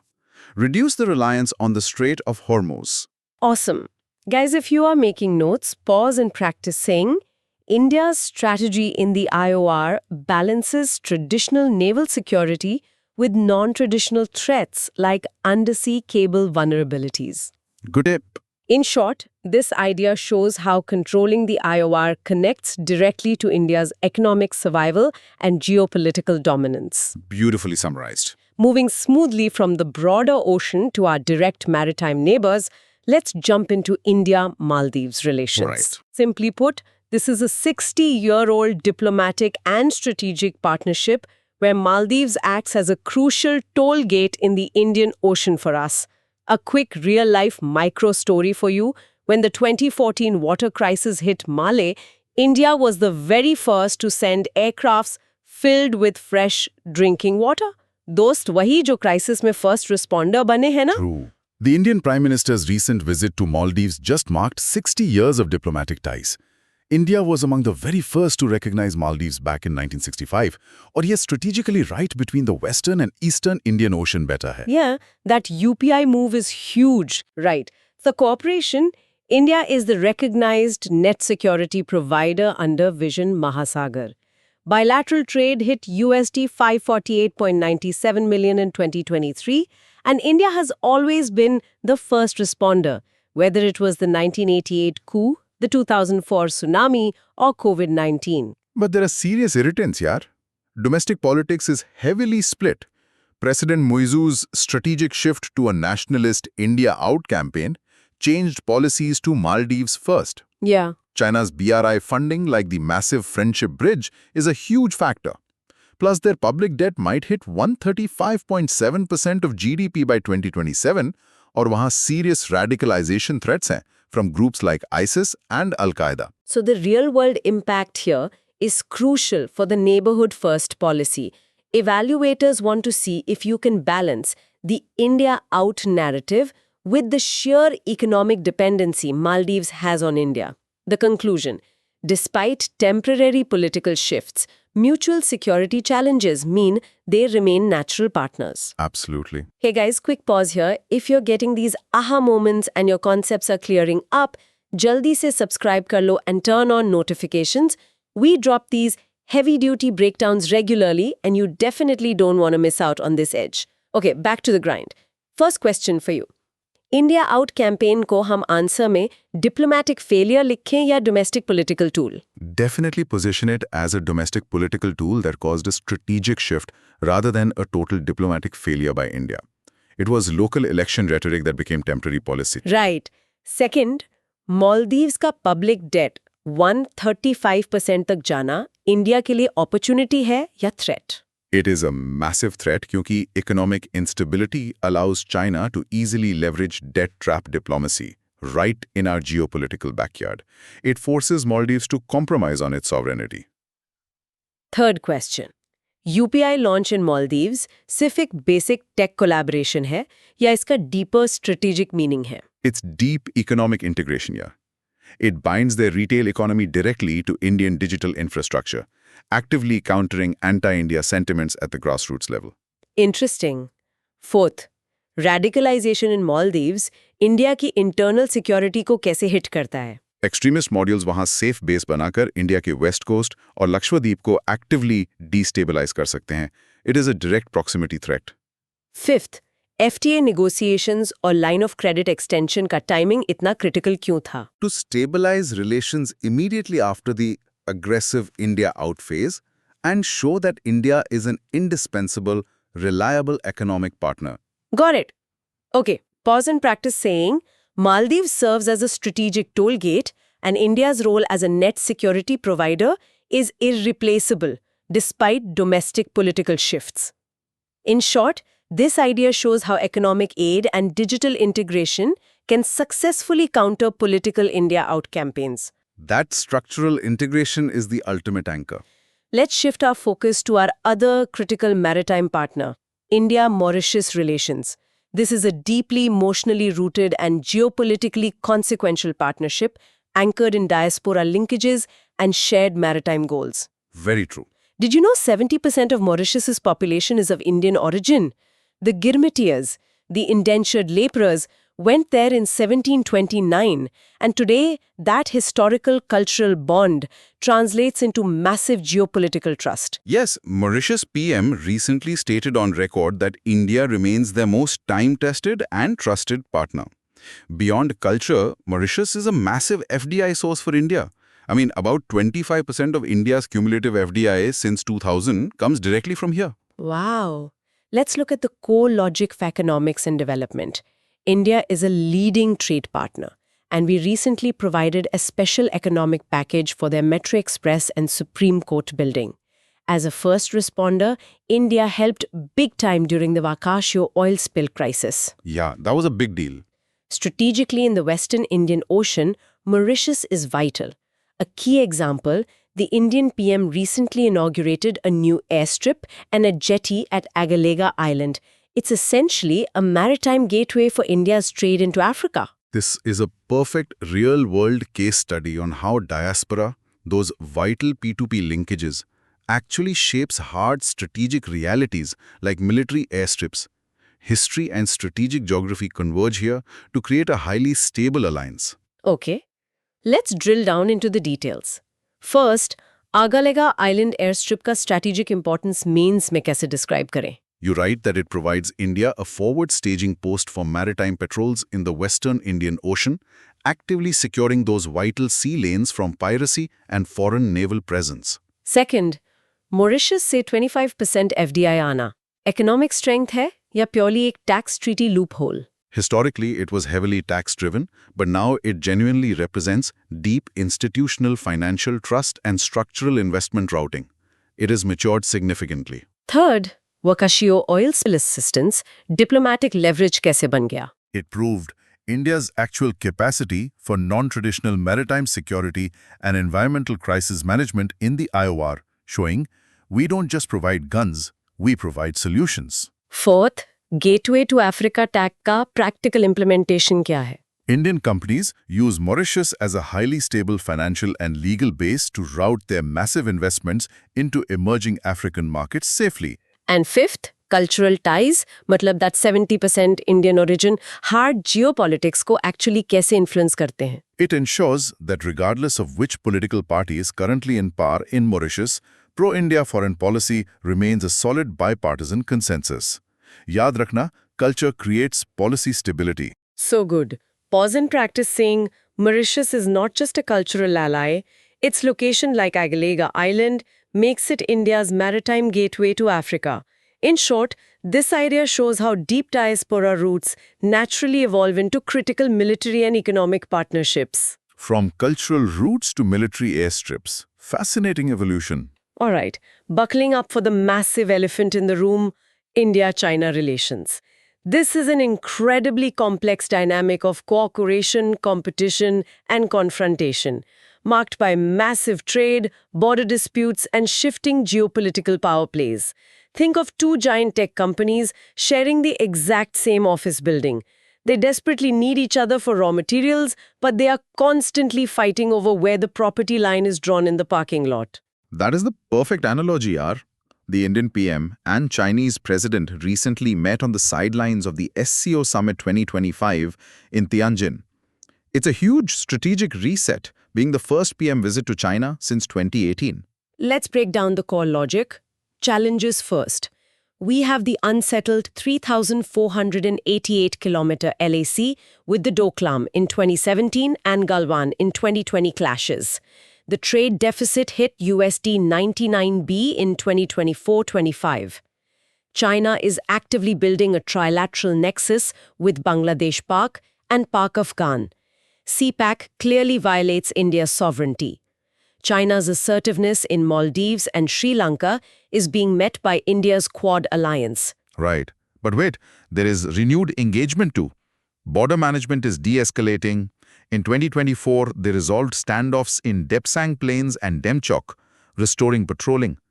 Dialogue mechanisms and P2P exchanges will resume in 2026. Economically, India is also easing FDI rules, allowing land-bordering countries up to 10% non-controlling stakes. We are restarting direct flights and the Kailash Mansarovar Yatra in 2026. You need to explain the concept of cooperate where possible, compete where necessary, and confront where unavoidable. Remember, China supplies our critical APIs for pharma and completely dominates 70% of rare earth extraction. So the conclusion is clear.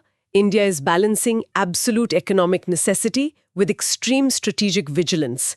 Let's get to the cross questions. First, China-led trilateral nexus को India के लिए two-front war से बड़ा threat क्यों माना जाए? Because it diplomatically isolates India in its own neighborhood, effortlessly turning economic corridors into strategic encirclements without firing a single shot. Wow. Second, FDI policy में 10% non-controlling stake allow करना, is it a compromise on our security? No, it's pure realpolitik. The economic survey noted we critically need Chinese capital for our manufacturing growth, but capping it firmly protects our sovereignty. Third, Debsong or Demchok resolution, diplomatic की जीत है या military stance की? It's a mix, yaar. India's highly firm military posture on the LAC forced diplomatic channels to actually work on mutual patrolling rights. Strength respects strength. Fourth, CPAC पर India का main objection sovereignty के अलावा literally क्या है? It heavily militarizes POTA and gives China direct land access to the Arabian Sea, drastically altering the entire regional security architecture against us. Fifth, India और China BRICS और SCO में cooperate क्यों करते हैं जब बॉर्डर्स पे इतना लड़ रहे हैं? To counterbalance Western influence in global governance like the WTO and IMF, global stage पे interests actually align होते हैं. Makes sense. Pause and practice saying, India's policy towards China is realpolitik. Cooperate where possible, compete where necessary, and confront where unavoidable. In short, this idea shows how India expertly manages a massive trade dependency alongside active border confrontations. A delicate, high-stakes tightrope walk. Which brings us directly to our next major issue, China's hydropower project on the Brahmaputra River. Ah, yes. Simply put, China is building the world's largest mega dam on the Yarlung-Zangbo, which is the Brahmaputra, in Tibet. This triggers massive water security fears for downstream India. Remember the 2000 Siang River disaster in Arunachal Pradesh? Flash floods totally wiped out infrastructure. Imagine that threat multiplied by 10, controlled by a dam 3 times larger than the massive Three Gorges Dam. It is genuinely terrifying. China began building the Medog Mega Dam at the Great Bend of the river. They claim it's just a renewable energy project for their 2060 carbon neutrality goal. Let's look at the core logic. It's a run-of-the-river type project with 5 cascade plants, diverting half the river's flow right near the Arunachal border. The concerns are absolutely massive. Geopolitical, you have water weaponization and food security threats for Northeast India. Exactly. Environmentally, it blocks sediment flow to the delta and threatens 218 fish species like Hilsa and Mahasir. Plus, the disaster risk is huge since it's located in seismic zone 5.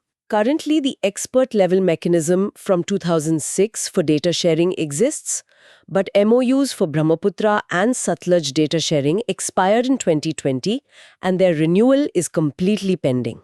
Proposed by Niti Aayog, we deeply need a South Asia water NATO or a middle riparian coalition based on the 1997 UN Water Convention. The concept of weaponization of water is so critical here.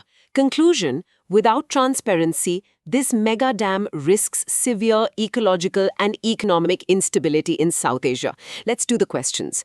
First, water NATO concept को हम practically कैसे explain करें? Frame it as a binding multilateral water security framework strictly for data transparency and dispute resolution, very similar to the successful Mekong model. Second, अगर run-of-the-river project flow नहीं रोकता, तो Medog Dam इतना बड़ा threat क्यों है? Because forcefully diverting half the flow completely changes the ecological sediment transfer, which ultimately destroys the Ganges-Brahmaputra delta's agriculture. It kills the soil fertility. Third, Siang Upper Multi-Purpose Project, China को exactly counter कैसे करेगा? It establishes India's prior appropriation rights as a lower riparian state under international law, entirely neutralizing China's legal monopoly. Fourth, Seismic Zone V का point कितना critical है disaster management answers के लिए? Extremely critical. A 7.5 magnitude earthquake could easily cause dam failure, sending a catastrophic tsunami straight down into Arunachal and Assam. Crazy. Fifth, China data sharing MOUs renew क्यों नहीं कर रहा since 2020? It's a calculated strategic pressure tactic, strictly linked to the broader border tensions post-Galwan. Got it. Pause and practice saying the Medog Dam threatens Northeast India's ecology, making a South Asia water NATO essential for transboundary governance. In short, this idea shows how controlling river flow is literally the new frontier of geopolitical warfare. Water is undeniably the oil of the 21st century. Moving west, water is a weapon there too. Let's decode India-Pakistan relations. The Indus Water Treaty, or IWT. Right. This is a 1960 water sharing agreement brokered by the World Bank, currently under severe strain due to disputes over hydroelectric projects and arbitration methods. Imagine two feuding neighbors who share a single water tank. One builds a filter pipe for hydro, the other directly calls the cops. Which is the court of arbitration. Exactly. But the original contract says you should first talk to the plumber, which is the neutral expert. That is exactly what is happening in reality. India just firmly rejected a permanent court of arbitration ruling regarding the IWT. Background context, the 1960 treaty gave India unrestricted use of eastern rivers, Ravi, Beas, Satluj, and Pakistan control over western rivers, Indus, Jhelum, Chenab, though India can use them with certain restrictions. The core logic of the dispute is that Pakistan challenged India's Kishanganga and Ratle hydroelectric projects. Pakistan jumped to the 7-member COA, but India rightfully argues this explicitly falls under the World Bank-appointed neutral expert. The deeper issues. Strained relations. India put the IWT in abeyance after the Pahalgam 2025 attack. Climate change is altering water patterns. There's a severe lack of regular data sharing, and the treaty's highly technical nature leads to wide interpretations. The way forward definitely requires revisiting the IWT to include modern tech, applying international water law principles like equitable and reasonable utilization, ERU, and the no harm rule, NHR. We must empower Indus water commissioners and implement adaptive water management. Sustainable cooperation simply needs an environment free from cross-border terrorism. Let's hit the questions. First, neutral expert versus court of arbitration के legal clash को actually कैसे simplify करें? Mention it as a clash of structured dispute resolution steps. India insists on step 2, the technical expert, for design issues. Paka prematurely jumped to step 3, the legal court. Second, ERU and NHR को practically कैसे apply करेंगे in our arguments? India can strongly argue its run-off river dams are equitable and reasonable utilization, while Pakistan must scientifically prove actual harm, the NHR, rather than just theoretical fears. Third, climate change ने 1960 की IWT को outdated कैसे बना दिया है? 1960 data completely ignored glacial melt and seasonal low flows, making rigid volume-based river partitioning totally unsustainable today. Fourth, holding the treaty in abeyance post-Pahalgam attack, does it explicitly violate international law? It's a massive gray area, widely used as diplomatic leverage, signaling that state-sponsored terror firmly overrides bilateral treaties. Fifth, Kishanganga और Ratle projects का strategic goal क्या है J&K में? Beyond pure power generation, it firmly asserts India's legal rights over western rivers, aiding J&K's local economic development and broader integration. Okay, pause and practice saying modernizing the Indus Water Treaty requires integrating principles like equitable and reasonable utilization and addressing climate change realities. In short, this idea shows how a 60-year-old treaty is severely struggling against modern hydropolitics and cross-border terrorism. We simply can't use a 1960 manual for 2026 problems. Exactly. Sticking with Pakistan, they are making major geopolitical moves.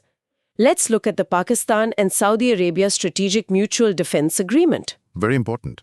This is a brand new military pact where aggression against Saudi Arabia or Pakistan is legally considered aggression against both, totally shifting West Asian power dynamics. Think of a neighborhood where the rich merchant, Saudi, hires the local heavyweight fighter, Pak, for protection, completely changing the balance of power in the street. This recent pact is a massive game changer. Background is, Saudi needs heavy defense against Iran and Houthis, and Pakistan desperately needs financial backing. Core logic time. The impacts, it effectively extends Pakistan's nuclear umbrella directly to Saudi Arabia. It signals a reduced US role and heavily opens space for China. Right. For India, the impact is highly serious. Pakistan might use this pact as deterrence against India to shield its cross-border terrorism. It could massively complicate India's IMEC corridor plans and forces India to manage competing Gulf relationships incredibly carefully. The way forward, India must definitely not overreact. We should aggressively strengthen economic diplomacy with the GCC, maintain quiet engagement with absolute non-interference, accelerate our defense self-reliance, and aggressively diversify ties with the UAE, Israel, and Egypt. India should view this through a long-term economic lens, not just a pure panic security threat. Alright, questions. First is Defense Pact का IMEC corridor पर actually क्या negative impact आएगा? Pakistan could aggressively leverage this pact to pressure Saudi Arabia into significantly delaying or complicating crucial IMEC transit approvals. Second, nuclear umbrella for Saudi. Is this a direct military threat to India's security? Not directly, it's strictly aimed at Iran, but it strategically emboldens Pakistan, vastly reducing its diplomatic isolation globally. Third, India का quite engagement approach यहाँ better क्यों है aggressive pushback से? Because India's massive trade and diaspora interests in Saudi are simply too valuable to risk over a Pak-centric reaction. Economic leverage always wins here. Fourth, ये pact US की declining hegemony इन waste Asia को explicitly कैसे show करता है? Saudi traditionally relied solely on the US for absolute defense, so pivoting to Pakistan and indirectly China shows a severe lack of faith in US security guarantees. Fifth, how can India pragmatically use its relations with UAE and Egypt to counterbalance this? By heavily deepening bilateral naval and defense tech partnerships with them, actively ensuring our strategic presence in the Gulf remains completely dominant. Pause and practice saying, India must leverage its economic capital in the Gulf rather than overreacting to the Saudi-Pak Defense Pact. In short, this idea shows how rapidly shifting alliances in West Asia require India to play a highly nuanced diplomatic game. Very nuanced. Economics over emotions, always. Let's aggressively shift our focus to the eastern border now. India-Bangladesh relations. Bangladesh is India's biggest South Asian trade partner. But a recent political collapse has created massive strategic uncertainties and border challenges. Yeah. The 4,096-kilometer border is mostly riverine. Fencing it is basically like trying to draw a solid line on moving water. This makes illegal migration and smuggling an everyday logistical nightmare. Absolutely. A recent Indian parliamentary report heavily highlighted the future of India-Bangladesh relationship amid these massive political shifts. Background: Bangladesh is vital for India's Act East and Vision Sagar. We have great internal connectivities established, like the Akhora-Agartala rail. The core logic reveals huge challenges. The collapse of the government in August 2024 caused a massive strategic realignment away from India. Security threats drastically include illegal migration across the 864-kilometer unfenced border. Bilateral trade is USD 13.46 but heavily skewed toward India. Right. Third country goods, particularly Chinese fabrics, enter via preferential routes. On water and climate, the Ganga Water Treaty strictly expires in DEC 2026. 53 shared rivers are unresolved and the Sundarbans face severe sea level rise. Plus the huge China factor. China upgrading Mongla Port and Binkwa submarine base directly threatens our Siliguri corridor. The robust recommendations. Use Track 1.5 and Track 2 diplomacy actively. Modernize border fencing with drones and laser sensors immediately. Accelerate SEPA with highly strict rules of origin. Set up a perception management unit in the MEA. Focus heavily on BIMSTEC over SARC. India must actively balance historical goodwill with robust security to manage the new political reality in Dhaka. Questions.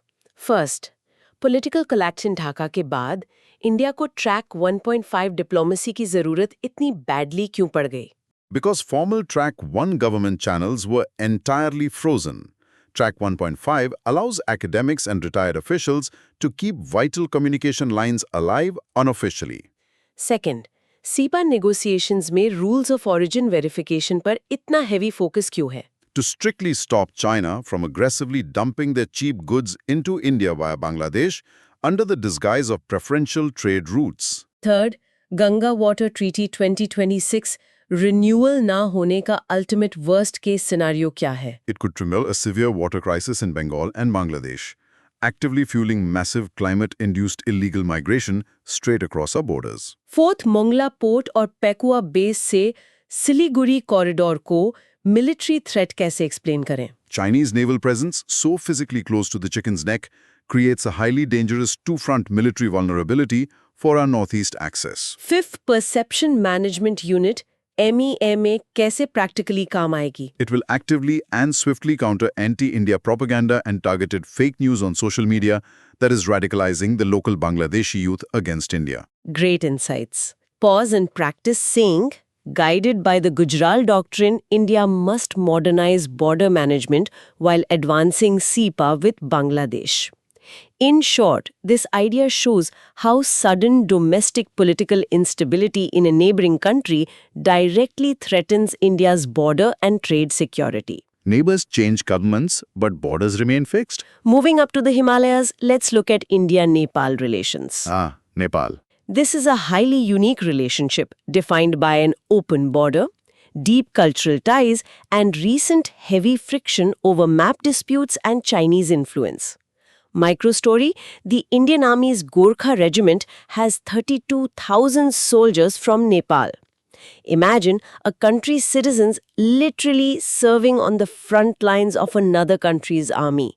That's an unparalleled level of strategic trust. Absolutely true. A newly elected government in Nepal brings both fresh opportunities and very old challenges. Background context: we share a 1,751-kilometer completely open border across 5 states, bound historically by the 1950 Treaty of Peace and Friendship. Let's look at the core logic. Partnership highlights India's Nepal's absolute largest export destination. Big connectivity projects like the Motihari-Amlekhganj pipeline are active. Under a massive 2024 power agreement, Nepal will export 10,000 megawatt of hydroelectricity to India. Cross-border UPI is also fully active. Indian goods above NRS 100. Then there's the major border dispute. In 2020, Nepal aggressively released a map claiming Kalapani, Limpiadhura, and Lipu Lake based on the 1816 Sugauli Treaty. It flared up heavily again in 2025 during the Kailash Mansarovar Yatra route planning. And obviously the China competition. Post the 2015 blockade, Nepal heavily joined BRI to diversify its trade. Economic projects are delayed due to massive trust deficits. Quiet diplomacy and community development projects are undeniably India's best tools here. Okay, cross questions. First, 2020 map dispute का actual origin 1816 Sugauli Treaty में कैसे rooted है? The old treaty vaguely defined the Mahakali River's exact origin point, leading to vastly differing interpretations of where the actual border physically lies today. Second, 10,000 megawatt power trade deal India के net zero goals और diplomacy को कैसे strategically link करता है? It provides India vital clean energy while actively making Nepal's economy deeply, structurally dependent on Indian markets, successfully countering Chinese BRI influence. Third, demonetization का unresolved issue अभी तक bilateral relations को personally क्यों चुभता है? Because ordinary Nepali citizens holding old Indian notes feel personally cheated, which heavily fuels persistent anti-India grassroots sentiment. Fourth, cross-border UPI Nepal के साथ soft power है या hard economic leverage? It is functionally both. It eases lives for tourists and workers while effectively hardwiring Nepal's entire retail economy to India's digital backbone. Fifth, India quiet diplomacy क्यों actively use कर रहा है instead of aggressive posturing? Because historical Big Brother attitudes, especially the 2015 blockade perception, totally backfired, pushing Nepal straight towards China's arms. Pause and practice saying, the Kalapani map dispute highlights the need for quiet diplomacy to protect the historic India-Nepal open border relationship. In short, this idea shows how deep historical and military ties are currently being aggressively tested by modern nationalism and border disputes. Nationalism is always a powerful disruptor. Moving on to a very pragmatic shift, India-Afghanistan relations. We are deeply talking about India's shift from strict ideological hesitation to absolute realpolitik engagement with the Taliban to actively secure strategic and security interests. Right. Real-life example, India built the massive Salma Dam in Herat, literally called the Afghan-India Friendship Dam. Even with extreme regime changes, that physical concrete stands proudly as a testament to India's soft power. True. Afghanistan's foreign minister recently visited New Delhi for critical talks with India's EAM. Background context, This unprecedented visit was enabled by UN Security Council travel exemption. Core logic here is the massive strategic reset. It marks the very first ministerial level engagement since the Taliban takeover. India is aggressively moving to realpolitik engagement. We desperately want to fundamentally counter the China-Pakistan axis, like China adding Afghanistan to CPEC. But the sheer challenges, lack of formal recognition severely restricts deep engagement. There's a massive diplomatic dilemma. I mean, India heavily risks losing moral standing regarding women's rights if seen actively cooperating just to counter Pakistan. The pragmatic way forward is deeply leveraging soft power like the Salma Dam, massively strengthening intelligence, expanding the vital air corridor, and heavily utilizing the Chabahar port. Pragmatic national interests now heavily outweigh earlier strict ideological reservations. Let's do the questions. First, realpolitik engagement with Taliban को properly कैसे justify करें without sounding unethical? Frame it as an absolute non-negotiable necessity for national security. Engaging strictly ensures Afghan soil isn't used by anti-India terror groups, which is a sovereign state's primary fundamental duty. Second, China-Pakistan CPEC expansion into Afghanistan. India के लिए directly कैसा threat है? It aggressively blocks India's land access to Central Asia completely and gives Beijing total undisputed control over Afghanistan's massive unmined mineral wealth. Third, Chabahar port का role Taliban regime के under strategically relevant कैसे रहेगा? The Taliban desperately needs trade routes entirely independent of Pakistan's Karachi port, making India's Chahbar offering highly attractive and vital to them. Fourth, UN Security Council travel exemption for their FM. Does this secretly imply backdoor global recognition? Yes, it strongly shows the international community is slowly accepting the stark geopolitical reality that isolating Kabul completely is totally counterproductive. Fifth, humanitarian concerns versus strategic interests. India exact line kahan draw kare? India draws it by actively providing wheat and medical aid directly to the people, explicitly bypassing political endorsement of their hardline domestic policies.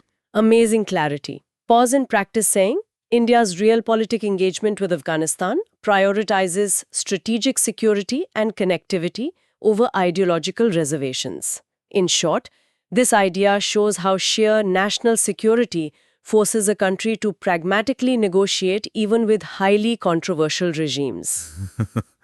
Pragmatism always unequivocally wins in geopolitics. And finally, our last major topic, India-Bhutan relations. The best for last. This is a deeply trusted, highly unique partnership anchored in massive hydropower cooperation and fiercely shared security concerns, especially regarding the Doklam Tri-Junction. Here is a micro-story. The 1949 treaty initially said Bhutan would be guided by India in external affairs. In 27, India voluntarily and gracefully removed this clause to treat Bhutan as a total equal. That's true diplomatic respect, yeah. The PM recently paid a highly successful state visit to Bhutan. Background: it's formalized by the 1949 Treaty of Friendship, updated in 2007. India contributes a massive 73% of external grants in Bhutan's critical 12th five-year plan.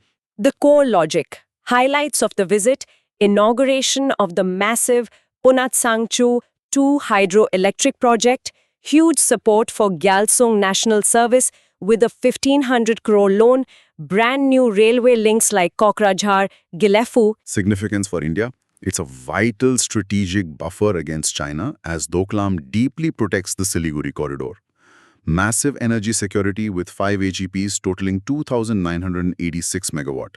Plus, deep integration with Bhim UPI and RuPay interoperability. Significance for Bhutan. Hydro exports to India reliably generate roughly 40% of their total revenue. Free trade and transit to third countries via the 2016 agreement. But there are heavy challenges. Rising Chinese pressure aggressively pushing for a border deal involving Doklam. Bhutan's very real worry over heavy hydropower loan debt and the slight perception of Indian economic dominance. Bound by spiritual heritage, India is actively countering Chinese pressure through massive financial commitments. Questions. First, 2007 treaty revision ने India-Bhutan ties को actually stronger कैसे बनाया on ground? By completely removing the paternalistic guidance clause, it built immense psychological trust, firmly proving India entirely respects Bhutan's sovereignty. Second, China का Doklam package deal India के Siliguri corridor को militarily कैसे threaten करता है? China aggressively wants Bhutan to cede Doklam in exchange for northern disputed areas. If China gets Doklam, they get a direct, lethal military vantage point over India's vital chicken's neck. Third, Bhutan की economy hydro power exports पे 40% dependent है. Is this genuinely a debt trap by India? Not a trap, but a genuine fiscal concern. India is now actively shifting from loan-heavy financing to far more grants to definitively ease Bhutan's fiscal anxiety. Fourth, Kokrajhar Gelephu railway link का actual geopolitical significance क्या है?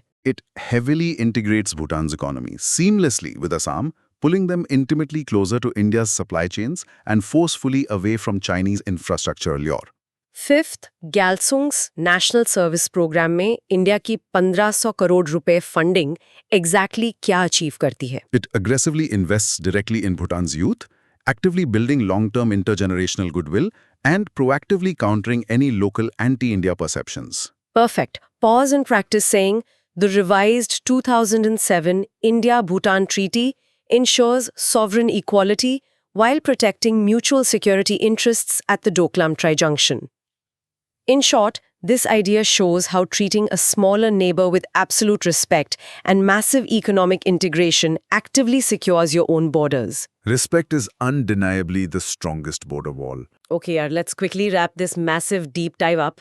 To summarize our broad micro theme, navigating geopolitics, security, and bilateral ties in South Asia and the Indian Ocean. Let's do it.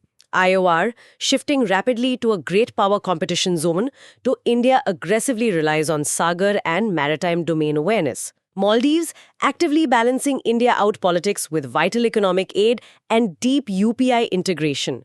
Mauritius, heavily leveraging deep diaspora routes for crucial maritime security in the Western Indian Ocean. Right. China, an incredibly complex dance of active border confrontations, massive economic dependencies, and strategic resets. Brahmaputra Dam, China's Midog project, poses severe ecological and geopolitical threats, desperately calls for a water NATO. Indus Water Treaty, severely strained by hydro projects and legal clashes, urgently needs climate-adaptive updates. Pak-Saudi Pact drastically alters West Asian power dynamics. India is pragmatically responding with quiet economic diplomacy. Bangladesh, massive political instability heavily demands secure borders and highly modernized SEPA frameworks. Very critical. Nepal, historic open borders and hydropower cooperation are being heavily challenged by map disputes and Chinese BRI influence. Afghanistan, India strictly prioritizing real political and strategic connectivity completely over ideological differences with the Taliban. Exactly. And finally, Bhutan, deep mutual trust firmly anchoring India's vital security at Doklam, heavily backed by massive hydropower partnerships. What a session. Now, a final thought for you to chew on. If water genuinely becomes the ultimate geopolitical weapon of the 21st century, is India's current neighborhood diplomacy fast enough to secure our critical rivers before the mega dams are fully built?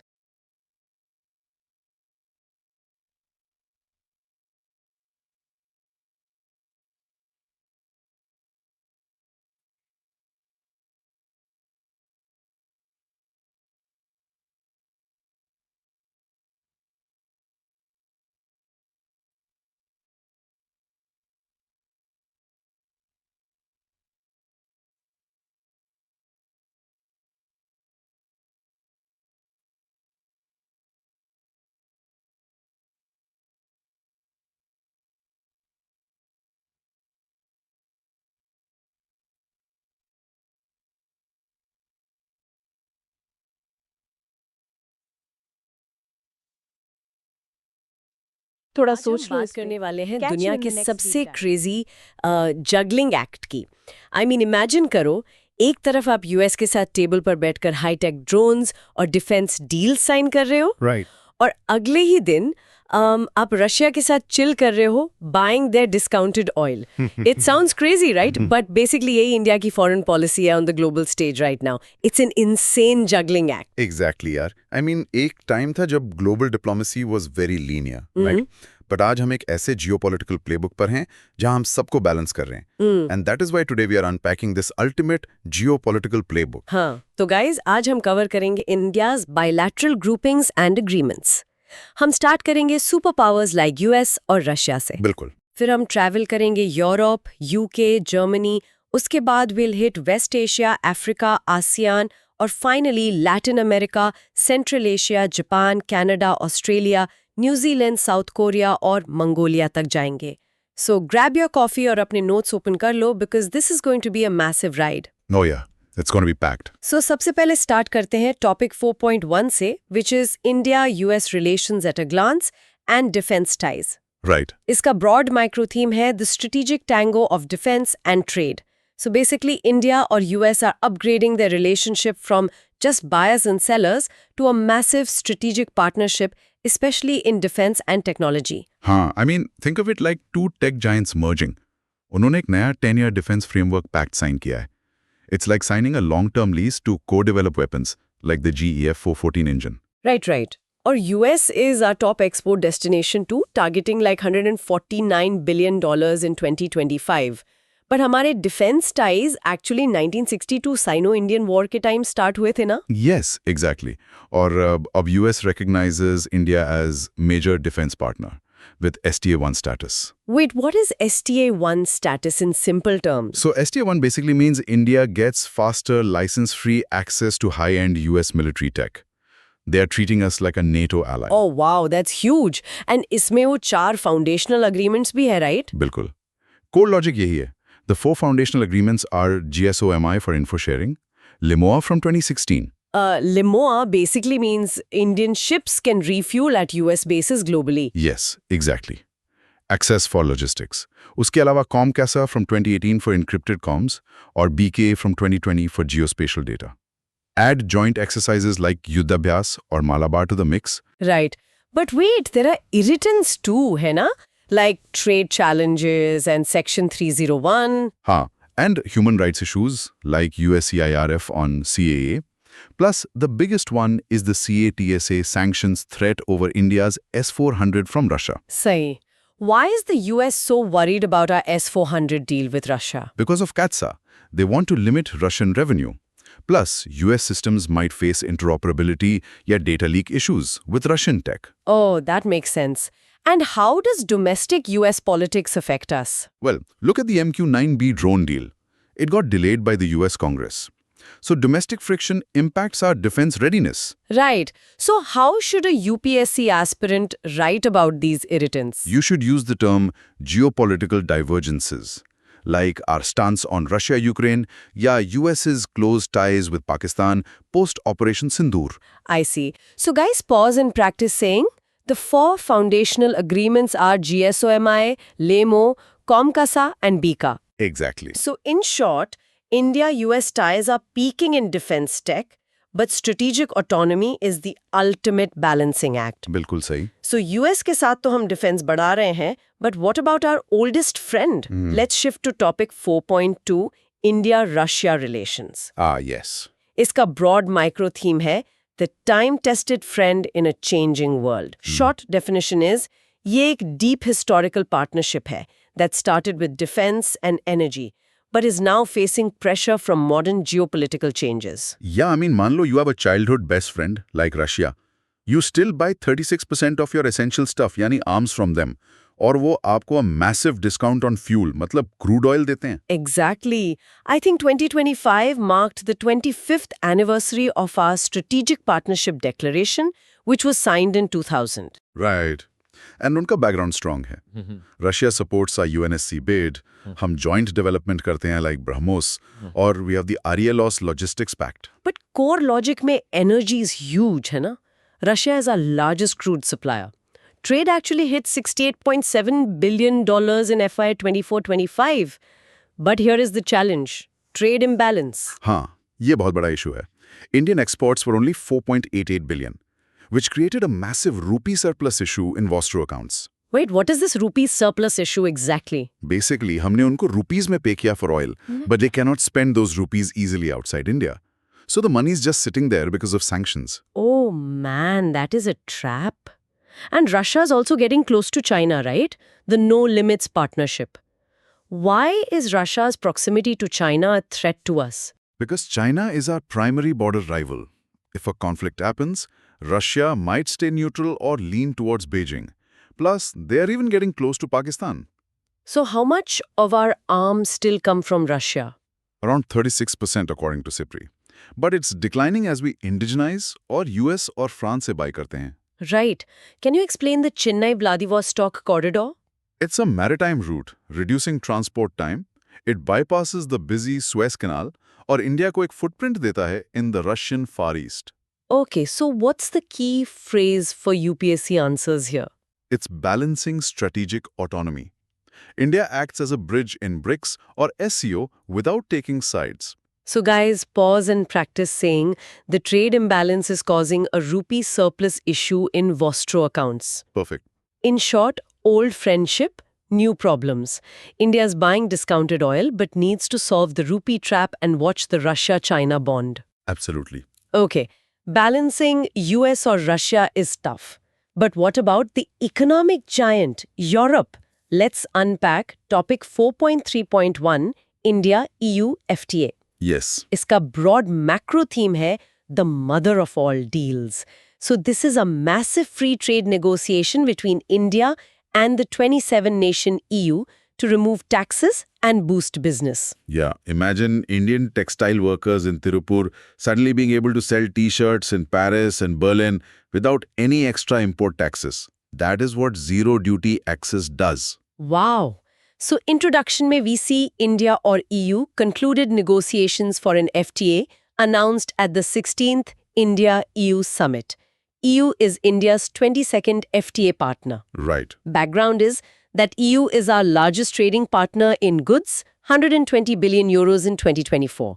Talks started back in 2007, paused, and resumed in 2022. So core logic is EU gives 97% tariff lines access, like textiles and leather get zero duty, and India opens 92% of its lines. They also signed the EU-India Security and Defense Partnership, or SDP. But issues भी exist करते हैं, like EU CBAM or strict rules of origin. Wait, what exactly is CBAM? CBAM stands for Carbon Border Adjustment Mechanism. It's basically a carbon tax. If Indian steel is made using coal, the EU will tax it for carbon emissions, making our exports expensive. Oh no, and why is the EU doing this SDP, security partnership with us? To counter China's assertiveness in the Indo-Pacific. We are their third SDP in Asia after Japan and South Korea. Say, what are these rules of origin? It ensures a country like China does not just route their cheap goods through India to enter the EU tax-free. Ah, clever.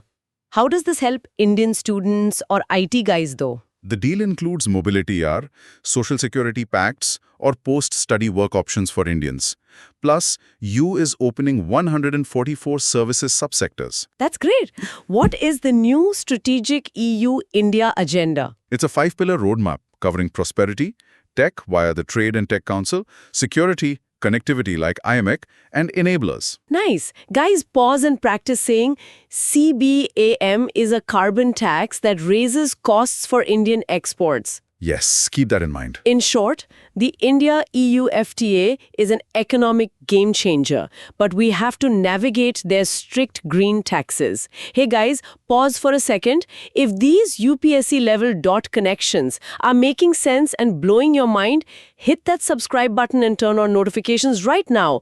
Join our community for notes, because this is how you actually clear the exam, samjhe? Bilkul, do it now, guys. So that was the EU, but Europe has another hidden gem of wealthy countries outside the EU. Let's look at topic 4.3.2, India EFTA TEPA. Right. Broad micro theme is the $100 billion investment magnet. Short definition is it's a trade pact with 4 rich European nations bringing massive foreign investment into India. Yeah, think of Swiss banks and Norwegian tech companies promising to pump $100 billion into Indian startups and manufacturing over the next 15 years, creating 1 million direct jobs. That is insane. So TPR came into force in October 2025.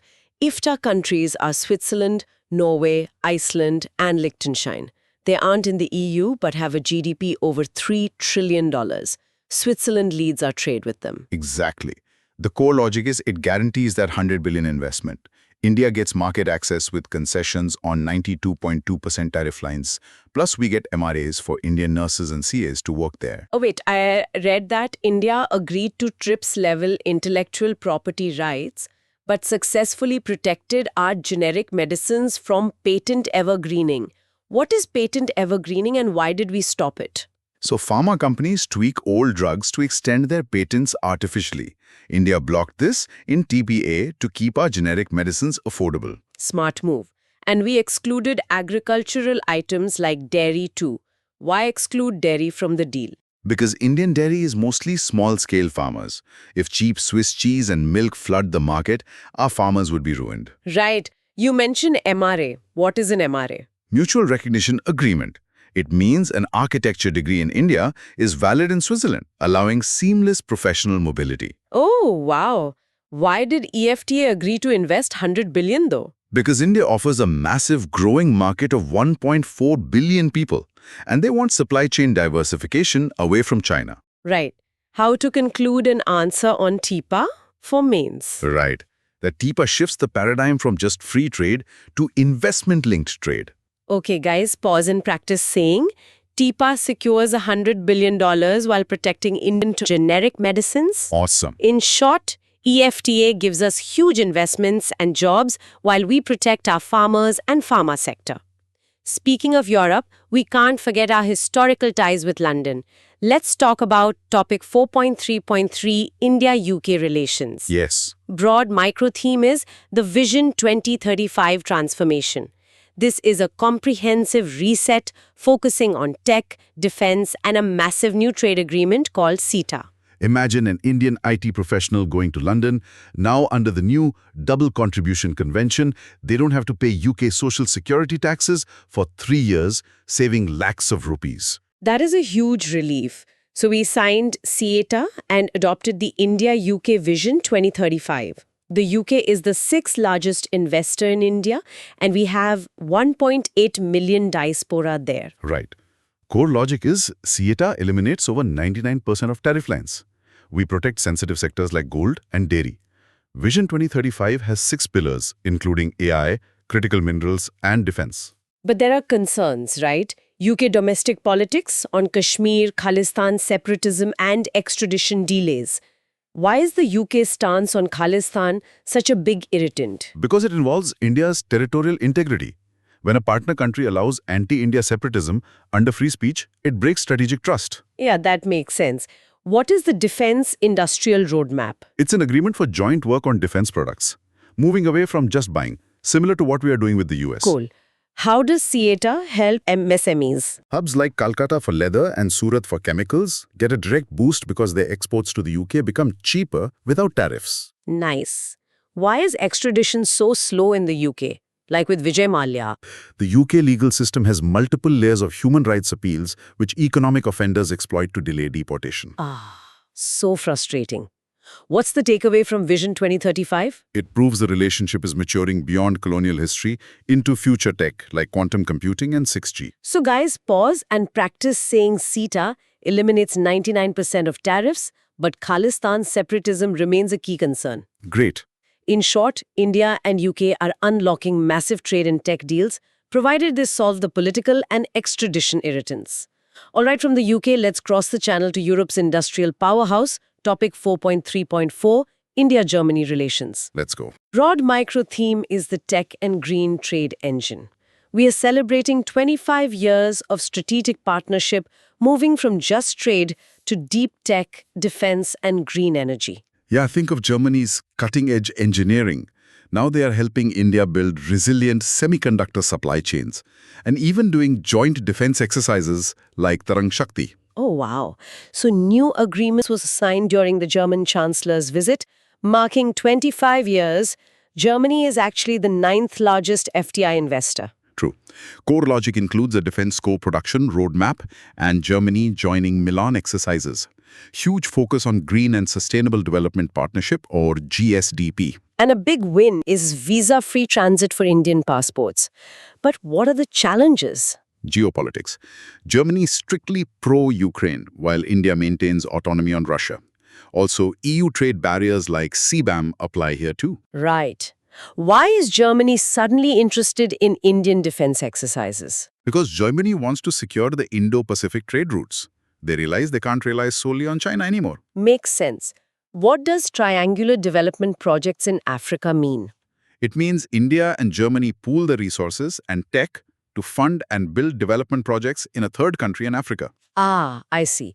How does the Ukraine war affect India-Germany ties? Germany is highly sensitive to the Russian threat.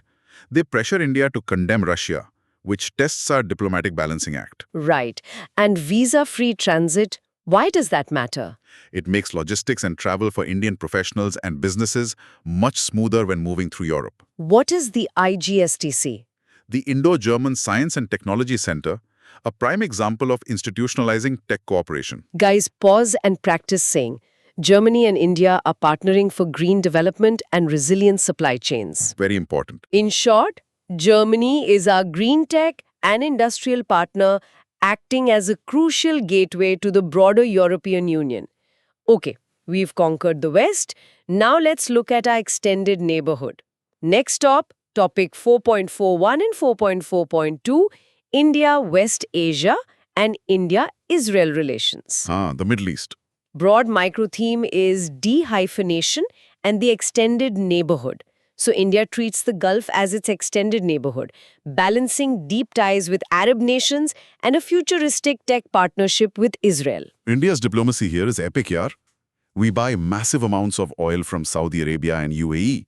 But at the same time, we buy high-tech defense systems like the Falcon AWACS from Israel, keeping both sides happy. That is de-hyphenation, right? Exactly.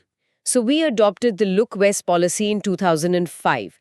UAE is our third largest trading partner, hitting 100 billion by 2024-25. And Saudi is a key energy source that helped arrest 2611 terrorists. Core logic with Israel is about defense, like Barak-8 missiles, agriculture like drip irrigation, and a new 10-year vision for tech. Israel is even giving a quota of 50,000 Indian workers over 5 years. Wow! And multilaterally, we have the I2U2. But there are challenges, right? The kafala system, Strait of Hormuz crisis, and the Asian premium. Explain de-hyphenation one more time. It means our relationship with Israel stands on its own merits, completely separate from our relationship with Palestine or Arab states. Got it. What is the Asian premium challenge? Gulf countries traditionally charged Asian buyers like India a higher price for oil compared to Western buyers. It's highly discriminatory. Oh, that sucks. Why is the ITU-2 called the West Asian Quad? Because it brings together India, Israel, UAE, and the US to focus on joint economic and tech investments in the region. How did UAE neutralize the Pakistan factor? Previously, Pakistan used religious affinity to turn Gulf nations against India. Now, UAE's economic ties with India are so strong, they even supported us on Article 370. Oh, wow! What is the kafala system? A sponsorship system in Gulf countries that often ties a migrant worker's legal status to their employer, leading to human rights abuses of Indian diaspora. That is sad. Guys, pause and practice saying, de-hyphenation allows India to balance relations between Israel and Arab states. Exactly. In short, we are securing energy and tech in West Asia while protecting our 10 million strong diaspora. And speaking of Arab states, India just made a major move with the Arab League. Let's look at topic 4.4.3, India and Arab League. Right. Broad micro-theme is the Delhi Declaration and Energy Lifeline. This is a strategic pact with the coalition of all Arab states to secure trade routes and energy supplies. Look at it this way. 47% of all the crude oil powering Indian scooters, cars and factories comes from these Arab League countries. If this relationship shakes, our petrol prices skyrocket. Scary. So the Delhi Declaration was signed between India and Arab League foreign ministers. The Arab League was formed in 1945. Core logic focuses on counter-terrorism and UNSC reforms. It highlighted the Stream Initiative. And India supported an independent Palestine, but condemned Houthi militia attacks in Yemen to protect the Bab el-Mandeb Strait. Trade is over 240 billion. Why is the Bab el-Mandeb Strait so important? It's a narrow waterway at the bottom of the Red Sea. If Houthis block it, Indian ships have to go all the way around Africa, spiking transport costs. What is the Stream Initiative? It's a regional framework to develop the economic zones around the Suez Canal and Red Sea, where India has major trade interests. Does India support Palestine? Yes, India officially supports a sovereign, independent, and viable state of Palestine, even while having strong ties with Israel. How dependent are we on the Arab League? Massively. 47% of crude oil and 50% of fertilizers come from them.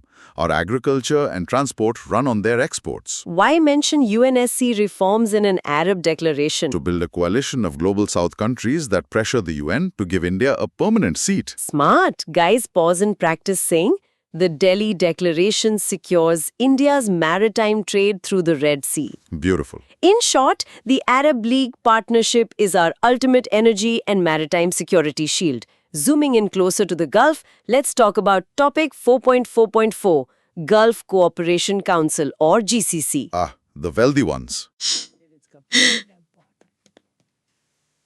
Broad micro theme is the $2.3 trillion economic alliance. India is negotiating a free trade agreement with the 6 wealthiest Gulf nations. Think of millions of Indians working in Dubai, Qatar, and Saudi Arabia sending money back home. An FTA with the GCC makes business and remittances even smoother. So terms of reference were signed for an India-GCC FTA in New Delhi. The GCC is a political and economic union of Arab states bordering the Gulf. The significance is unlocking a $2.3 trillion GDP market. It aims to enhance people-to-people ties, secure supply chains, and ensure energy security. Why do an FTA with the GCC when we already buy their oil? To diversify. We want to sell our agricultural products, IT services, and manufacturing goods to them without tariffs. How does it help supply chain resilience? By locking in long-term trade rules, we ensure that even during global crises, our supply of critical resources from the Gulf is not interrupted. What's the difference between Arab League and GCC? The Arab League is a larger political group of 22 nations. The GCC is a specific economic bloc of 6 super-rich Gulf nations. How does this impact the diaspora?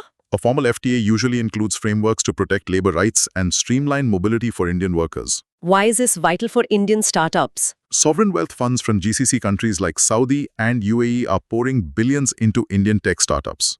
Amazing! Guys, pause and practice saying, the India-GCC FTA unlocks a $2.3 trillion market. Awesome! In short, the GCC FTA is about turning our oil suppliers into massive investors in India. All right, leaving the Gulf, we head to the continent of the future. Topic 4.5, India-Africa relations. The Global South. Broad micro theme is the Global South Partnership. India's historical anti-colonial bond with Africa is transforming into a race for critical minerals and maritime security. You know, the batteries in our EVs and smartphones, they need cobalt. Africa holds nearly 48% of global cobalt reserves. That is why PM's visits to Namibia, Ghana, and Ethiopia are critical. So PM visited Namibia, Ghana, and Ethiopia, elevating India-Ethiopia ties to a strategic partnership. We have historical ties from ancient maritime commerce to NAM. Today, it's about geopolitics like AU joining G20, defense like Milan exercises, and AKME. And economically, it's about critical minerals. Plus, our ISA is building mini-grids there. We also signed MOUs for debt restructuring under the G20 Common Framework. What is the G20 Common Framework? It's a system to help poor countries restructure their massive debts so their economies don't collapse. Why did we launch AKIME? To secure the Indian Ocean. East Africa's coastline is crucial for our maritime security against piracy and Chinese naval presence. How is India's approach different from China's in Africa? China builds infrastructure for resource extraction, which is a debt trap. India focuses on human resource development, IT, and healthcare.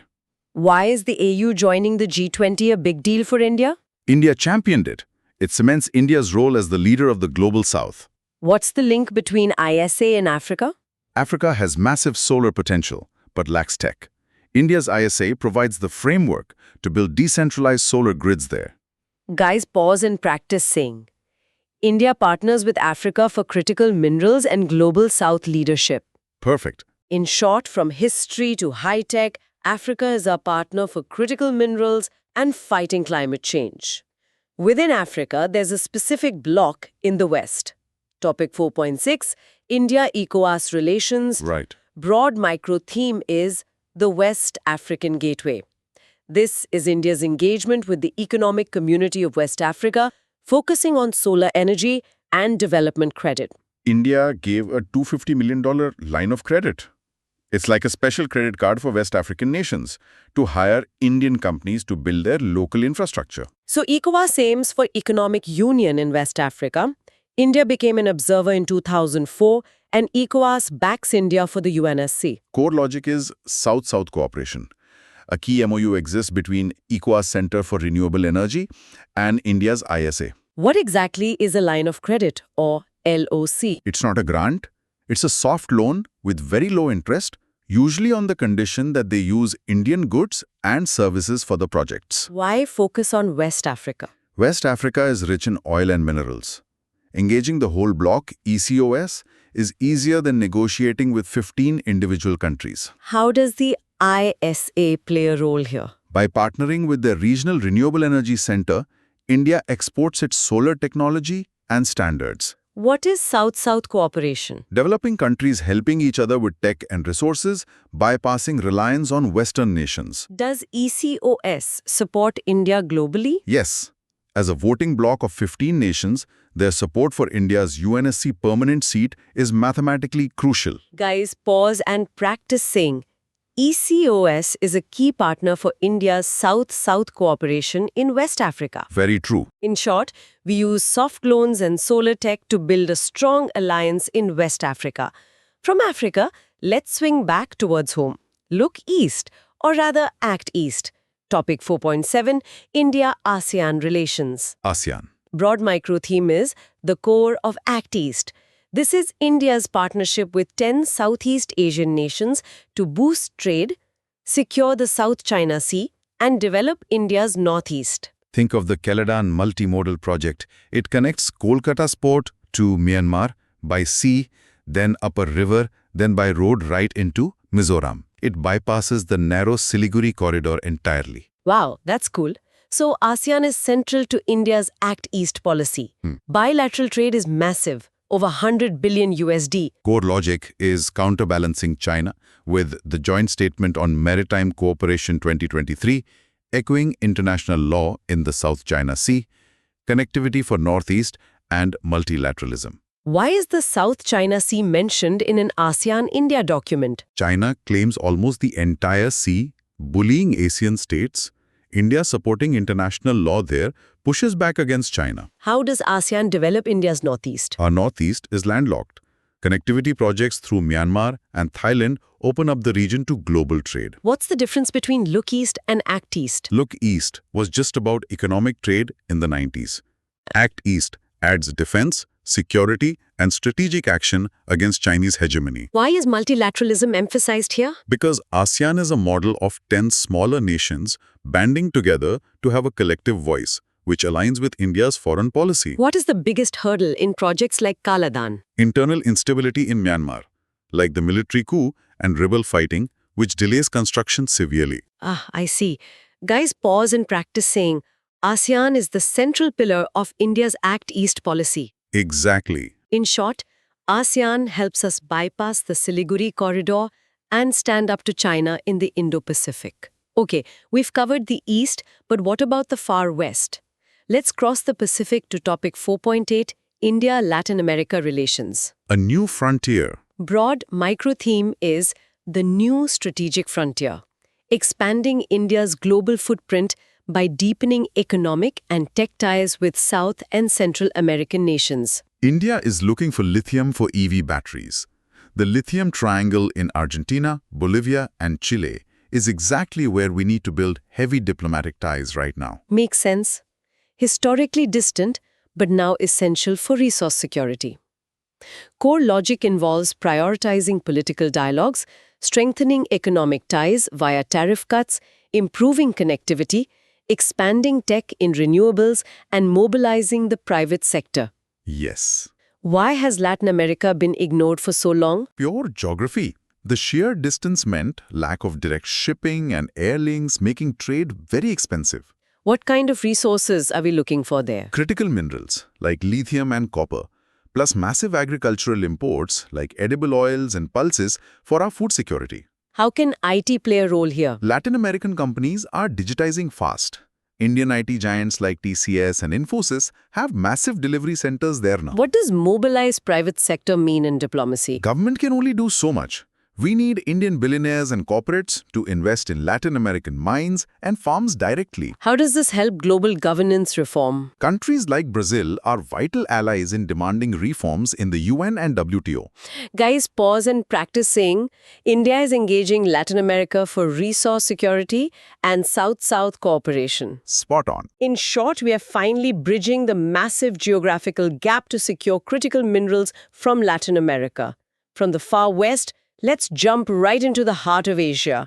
Topic 4.8 continued, India-Central Asia relations. The Silk Route. Broad micro-theme is the Silk Route revival, reconnecting with our historical extended neighborhood for energy security and strategic access, overcoming the geographical block of Pakistan. Because we can't trade through Pakistan, India built the Chabahar port in Iran and the NCST corridor to ship goods straight up into Central Asia and Russia. Oh, wow.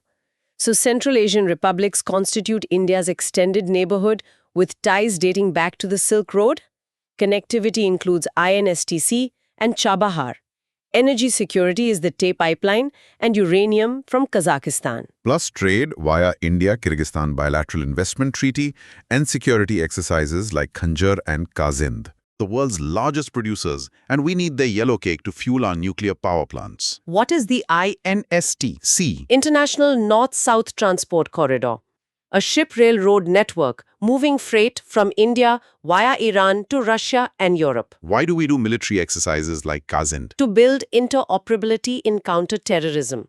Central Asia shares borders with Afghanistan and is vulnerable to radicalization. How does China factor in here? China dominates Central Asia economically via the BRI. India offers a democratic, transparent alternative. Guys, pause and practice saying Chabahar Port and INST overcome geographical barriers to Central Asia. Nice. In short, we are bypassing Pakistan to access Central Asian uranium, gas, and markets. All right, shifting to the high-tech democracies, let's talk about topic 4.9, India-Japan relations. Ah, the anchor. Broad micro-theme is the Indo-Pacific Anchor, a special strategic partnership focused on massive infrastructure funding in India, countering China, and tech development. The Mumbai-Ahmedabad high-speed rail or bullet train that is funded by low-interest Japanese loans and their cutting-edge tech. PM visited Japan, signed a joint vision for the next decade covering 8 areas plus state-prefecture partnerships. Trade was $22.85 billion in FY24. Core logic includes security like 2+2 dialogues and GIMEX, development like bullet train and Act East Forum, and making Andaman, Nicobar and Lakshadweep smart islands. Globally, they cooperate in Quad, G4 and AAGC. What are smart islands? Upgrading Andaman and Lakshadweep with sustainable tech, disaster-resilient infrastructure and digital connectivity, creating maritime industrial clusters. Why is Japan investing in India's northeast? Because a developed northeast connects directly to Southeast Asia, realizing both India's Act East policy and Japan's free and open Indo-Pacific vision. What is the AAGC? Asia-Africa Growth Corridor. It's India and Japan teaming up to build infrastructure in Africa, a direct, democratic alternative to China's BRI. Why are state-prefecture partnerships important? It decentralizes diplomacy. UP talks to Yamanashi for targeted, localized investments. Are there any irritants? Historically, nuclear tech restrictions due to India not signing the NPT, though a civil nuclear deal was finally signed in 2016. Guys, pause and practice saying, India and Japan cooperate in the Quad and the Asia-Africa Growth Corridor. Perfect. In short, Japan is bringing bullet trains, smart islands, and big bucks to help us secure the Indo-Pacific. Japan is smooth sailing, but topic 4.10, India-Canada relations, is hitting major turbulence. Unfortunately, yes. Broad micro-theme is the troubled trade, a highly profitable economic partnership currently paralyzed by severe diplomatic and security crises. Imagine two businessmen trying to close a massive $50 billion deal, but one accuses the other of a crime on their property. The deal freezes. That is India and Canada right now. So they aimed for a CEPA to hit 50 billion trade by 2030. Trade is 8.66 billion. We have 1.8 M diaspora and 4 lakh students there. Core logic positives are uranium, LNG, critical minerals, and potash. The issues are Khalistan extremism, the 2023 Nijar killing, interference, and visa restrictions. Yeah, it's a mess. How does the diplomatic crisis affect average Indians? Visa processing slows down dramatically. 4 lakh Indian students face uncertainty, and businesses cannot travel easily. Why do we need Canadian potash? Potash is a critical ingredient for fertilizers. Indian agriculture relies heavily on these imports to maintain crop yields. What is CEPA? Comprehensive Economic Partnership Agreement. A broader version of an FTA that includes services and investments, but it's currently stalled. How does Canada justify harboring extremists? They use a defense of freedom of speech and expression, which India argues crosses the line into terrorism and threats to sovereignty. What should be the way forward? Calibrated pragmatism. Keep intelligence channels open to resolve security issues while slowly resuming trade negotiations. Guys, pause. And practice saying diaspora politics in Canada are severely straining the strategic partnership. True. In short, huge potential in energy and trade, completely overshadowed by the Khalistan extremism issue. Moving away from the turbulence, let's head down under to topic 4.11, India-Australia relations. A booming one. Broad micro theme is the critical minerals buddy, a rapid upgrade in defense and economic ties driven by the shared goal of an open Indo-Pacific and clean energy. By 2026, 100% of Indian exports, like our textiles and medicines, will enter Australia with zero duty. That is massive for Indian businesses. We are marking the 5th anniversary of the Comprehensive Strategic Partnership and completed 4 years of the ECTA. Core logic is zero duty access from Jan 2026, an MRA in the organic sector, Quad, 2+2 dialogue, and mutual logistics support agreement. And the India-Australia Critical Minerals Investment Partnership for Renewables. What is the mutual logistics support agreement? Just like LMOA with the US, it allows Indian and Australian warships to refuel and resupply at each other's naval bases. Why is the MRA in the organic sector a big deal? It means organic food certified in India is automatically accepted in Australia, opening a premium market for our farmers. Why does Australia care about the Indo-Pacific? They are heavily dependent on trade routes passing through the South China Sea. China's aggression threatens their economic survival. How do critical minerals link to green hydrogen? Green tech requires specialized metals like lithium. Australia has the mines, and India has the manufacturing scale. What is ECTA's impact? Broad-based sectoral gains. Our pharma, chemicals, and textiles are already seeing notable export growth. Guys, pause and practice saying, the India-Australia ECTA provides zero-duty market access by 2026. Brilliant. In short, Australia is a critical minerals vault and a vital naval partner in the Quad. Just next door is topic 4.12, India-New Zealand relations. Right. Broad micro theme is the Dairy and Tech Pact, a newly signed FTA focusing on 100% duty-free access, massive FDI, and linking agriculture with tech. New Zealand is investing $20 billion in India over 15 years. That is going to massively boost our MSMEs in textiles and leather, who can now export their tax-free. So the FTA was signed in April 2026, targeting to double trade to $5 billion in 5 years.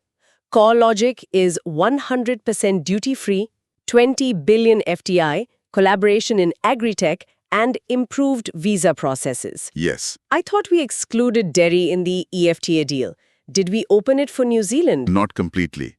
Instead of flooding our market with cheap milk, the deal focuses on dairy innovation, bringing NZ tech to improve Indian cattle yield. Why is a small country investing 20 billion? They see India as the next global growth engine. Their sovereign wealth funds need high returns, which India provides. How does 100% duty-free access help MSMEs? Leather and footwear operate on thin margins. Removing tariffs makes Indian shoes cheaper and more competitive in Auckland. What is precision farming? Using AI, drones, and sensors to use the exact amount of water and fertilizer. NZ is a world leader in this. How is talent mobility addressed? Streamlined visas. NZ needs IT experts and doctors, and India has a demographic dividend to supply them. Guys, pause and practice saying. The New Zealand FTA focuses on agri-tech innovation and zero-duty market access. Great. In short, we are trading our textiles for New Zealand's agricultural tech and massive investments. All right, shifting gears to topic 4.13, India-South Korea relations. K-pop in tech. Shin and Shipbuilding Bridge, a tech-heavy partnership focusing on semiconductors, shipbuilding, and deep cultural ties. South Korea is helping India build a massive shipping and logistics ecosystem called Project Voyages, plus setting up a Mumbai Korea Center to literally mix Bollywood with K-pop. So they created a joint strategic Vision 2026-2030. SKR joined India's Indo-Pacific Oceans Initiative. Core logic is doubling trade to 54 billion by 2030. Economic Security Dialogue joining ISA and GGGI, and of course Voyages and Digital Bridge. Yes. What is Project Voyages? It stands for Vision for Operation of Yard-Assisted Growth. Korea brings its world-class shipbuilding expertise to modernize Indian ports and shipyards. What is the Economic Security Dialogue? A framework to ensure that our supply of critical tech, like chips, isn't weaponized or disrupted by other countries during a crisis. Why the sudden focus on K-pop and Bollywood? Soft power. People-to-people ties build the foundation for trade. If the youth connect, business naturally follows. What is the GGI? Global Green Growth Institute. It's a treaty-based organization championing sustainable economic growth, complementing the ISA. How does Korea fit into the Indo-Pacific strategy? Like Japan, they are a US ally, wary of China. By joining the Indo-Pacific Oceans Initiative, they align strategically with India's naval vision. Guys, pause and practice saying, India and South Korea are collaborating on shipbuilding and semiconductor supply chains. Nice. In short, it's chips, ships, and K-pop driving a massive tech-focused democratic alliance. And finally, our last stop, topic 4.14, India-Mongolia relations. The spiritual neighbor. Broad micro theme is the spiritual strategic partner, leveraging ancient Buddhist connections to build modern energy and strategic ties in China's backyard. India gave a $1.7 billion line of credit to build a massive oil refinery in Mongolia. It helps them become energy independent from their giant neighbors, Russia and China. We celebrated the 10th anniversary of the strategic partnership. Mongolia considers India its spiritual neighbor and third neighbor. Core logic is the Mongol oil refinery, MOU with Ladakh Council, sending Buddha relics and critical minerals. Yeah. How can we trade via third country ports if Mongolia's landlocked? We negotiate with Russia or China to let Indian goods pass through their seaports to reach Mongolia. It's complex but necessary. Why is the oil refinery so important? It breaks Mongolia's 100% dependence on Russian fuel, giving them economic sovereignty. What is the third neighbor policy? Mongolia is trying to build deep ties with democracies like India and the US to balance the heavy influence of China and Russia. Why link Nalanda with Gandhan Monastery? It's pure soft power. Reviving ancient Buddhist educational links cements India as the cultural homeland for Mongolians. What minerals are we looking at here? Again, uranium for our nuclear reactors and other critical minerals for tech manufacturing. Guys, pause and practice saying, India acts as Mongolia's third neighbor, using spiritual diplomacy and development aid. Beautiful. In short, we are using Buddha and oil refineries to build a vital partnership, right, between Russia and China. Whoa, okay, take a deep breath. We just traveled the entire globe. From the US to Mongolia, it's clear India is playing a massive, multidimensional chess game. Absolutely. Let's summarize the big picture for your mains division. First, the strategic tango and old friends. We are locking in high-tech defense with the US while navigating the ruble issues to keep our energy ties with Russia. Right. Second, European economic engines. The EU FTA, UK's Vision 2035, and the massive 100 billion EFTA pact show we are chasing green tech and heavy investments. Third, neighborhoods and global south. From West Asia's dehyphenation to securing critical minerals in Africa and Latin America, India is positioning itself as the voice of the global south. And finally, the Indo-Pacific Wall. Through ASEAN's Act East, Japan's Smart Islands, South Korea's tech, and Australia's critical minerals, we are building a democratic bulwark. Yaad rakhna, guys, it's all about strategic autonomy. We don't join blocks, we build issue-based partnerships. So here's a final provocative thought before you sleep. If India successfully pulls off these FTAs and becomes a $5 trillion economy, will we still be able to maintain this balancing act? Or will the global superpowers eventually force us to pick a side? Thoda soch lo, catch you in the next where rules exist, but like the powerful players जब चाहे ना rules तोड़ सकते हैं. Actually यही आज की global reality है. Like बुर्किना फासो, माली और नाइजर ने हाल ही में इंटरनेशनल क्रिमिनल कोर्ट को एक टूल ऑफ नियो-colonial repression बताकर literally छोड़ दिया है. Yeah, that was massive. Right? So it makes you wonder, are international laws just a, एक a la carte buffet menu जहाँ countries अपनी मर्जी से rules pick करते हैं? It's a massive crisis, yaar. Matlab, the global order is heavily eroding right now. Yeah. But the United Nations is also fighting back. Through the UN80 initiative, they are desperately trying to reform the system before it completely collapses. So today हम एक massive deep dive करने वाले हैं on the broad micro theme of the erosion of global rules and priorities for action. Right. We'll explore international law and its erosion, उसके बाद UN reforms under the UN80 initiative, और फिर UN Human Rights Council की heavy politics. Oh, that's a spicy one. Totally. उसके बाद we'll decode ECOSOC, India's legendary role in UN peacekeeping, and the whole ICC controversy. Finally, we'll break down the ultimate IR keywords and a UPSC GS Mains practice question. Basically, ये आपका ultimate masterclass होने वाला है. समझे? Let's jump right in. Let's do it. So starting with topic 5.1, which is international law, let's cover the absolute basics of global rules. Sure. International law essentially states कि conduct or, individual treatment को define करता है. The term was actually coined by Jeremy Bentham. Right, way back. Yeah. So basically ये global commons like our environment, outer space और global trade को regulate करता है. छोटे countries के लिए it promises equality and for powerful countries ये guardrails का काम करता है. So they don't crash the entire system. Exactly. But dekho, to see how these guardrails are actually failing on the ground, just look at the Amazon rainforest. Oh yeah. Global climate commitments exist on paper, right? Right. But illegal deforestation wahan ruk hi nahi raha hai. It is like the perfect real-life case study of international laws completely failing to protect the global commons. The UN Secretary General has clearly said that the rule of law is the cornerstone of global peace. But the background reality is pretty dark. Very dark.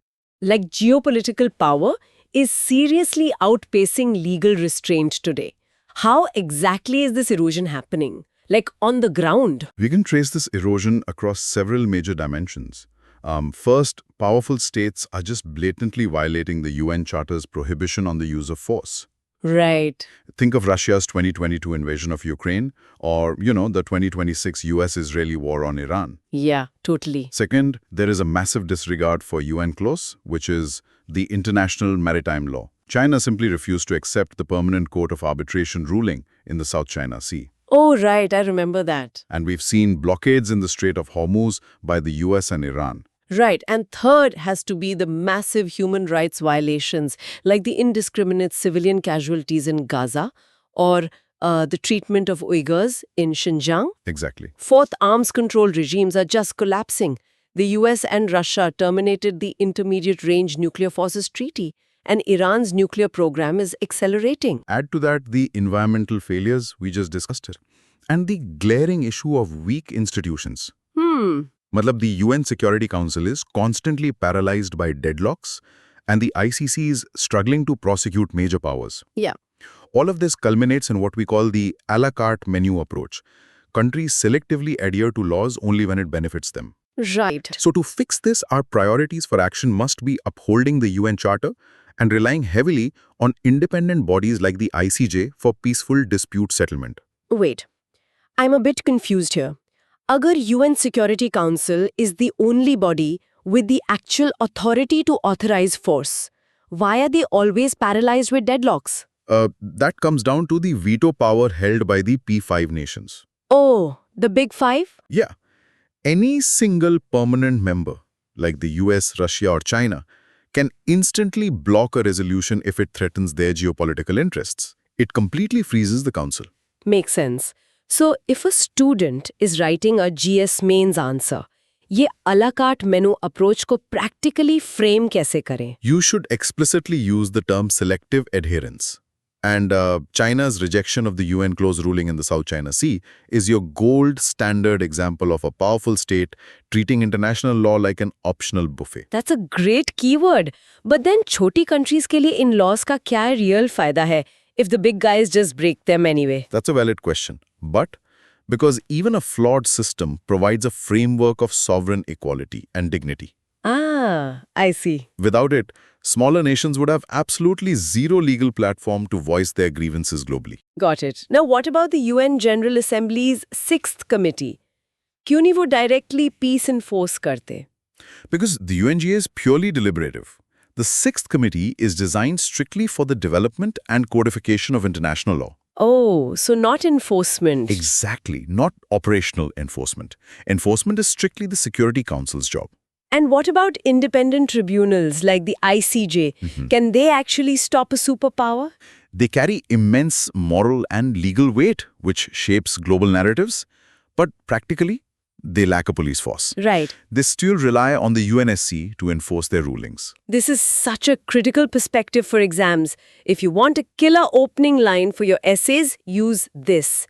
Now pause and practice saying, the credibility of international law depends on consistent application, not selective adherence. Spot on. In short, international law is acting like a broken guardrail right now because powerful nations treat it like a buffet. Absolutely. अब जब institutions weak हो रहे हैं तो obviously reforms की ज़रूरत है.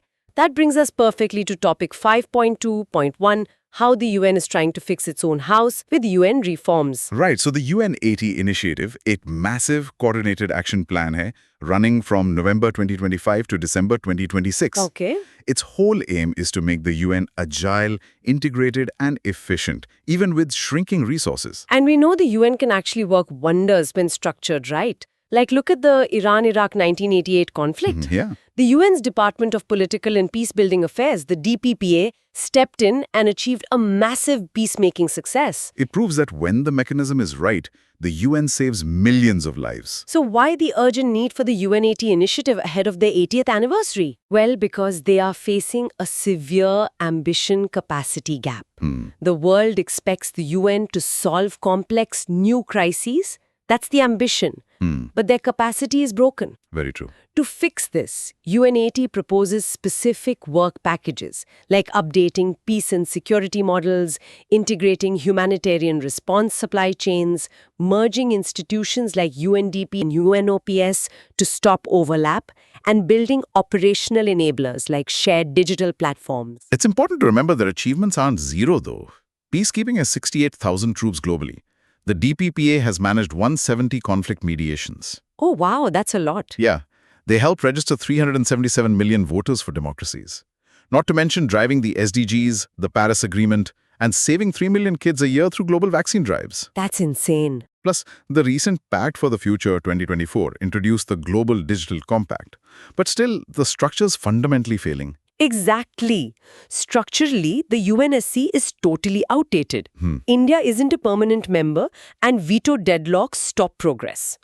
Governance-wise, there are zero solid mechanisms for AI or cyber warfare.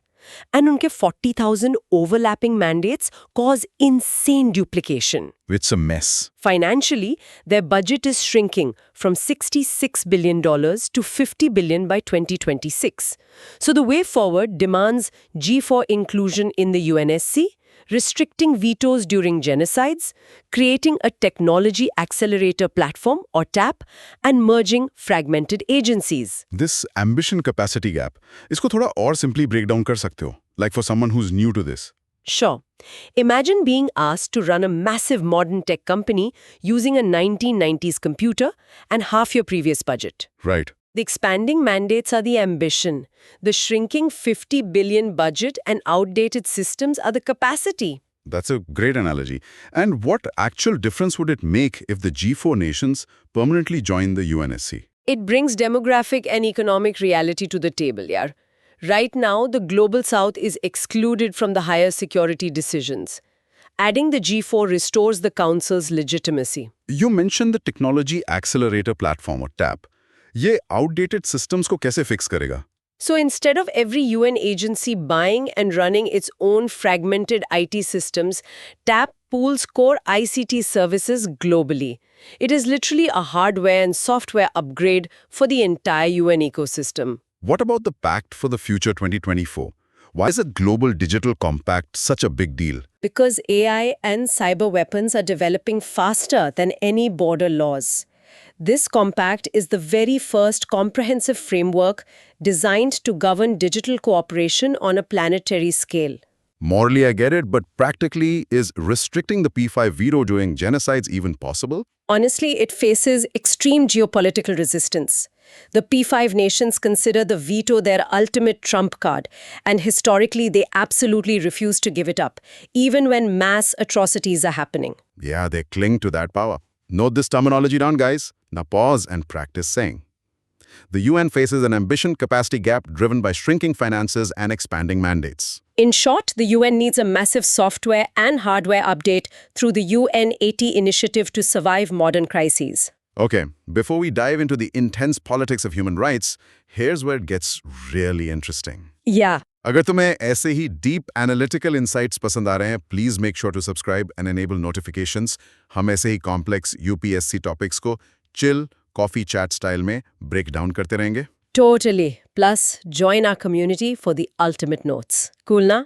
Let's get back to it. Speaking of structural issues, UN का एक बहुत important organ है जिसमें reform की सबसे ज़्यादा demand होती है due to heavy politics. Let's look at topic 5.2.2, the UN Human Rights Council. Right. UNHRC एक intergovernmental body है created in 2006 to protect human rights globally. Basically, Commission on Human Rights को replace करके. It has 47 members. India अभी अपनी 7th term के लिए unopposed elect हुआ है for 2026-2028, but human rights protection is often hijacked by pure geopolitics. A glaring example is when the US abruptly withdrew from the UNHRC in 2018, though they rejoined later, protesting against perceived systemic biases. Yeah, that was huge news. It shows just how toxic and highly politicized the environment inside this council can get. So the UNGA elects these 47 members for a 3-year term. Their job is to act as a global forum, adopt resolutions, and run periodic reviews. But the criticisms are brutal. Tell me about it. First, heavy politicization and selectivity, like obsessing over Israel while ignoring other superpowers. Second, membership of actual violators. Countries with terrible track records get elected. Right. Third is block voting, heavily influenced by groups like the OIC. And finally, total ineffectiveness, because their recommendations are non-binding. The way forward here is obvious but difficult. We need strict membership criteria, total depoliticization, better follow-ups on the Universal Periodic Review, and a direct linkage with the UNSC for actual enforcement. Wait, अगर पाकिस्तान जैसे countries with poor track records elect हो जाते हैं, तो criteria क्या है उनका? The paper says they should uphold the highest standards, but practically, it's unenforced.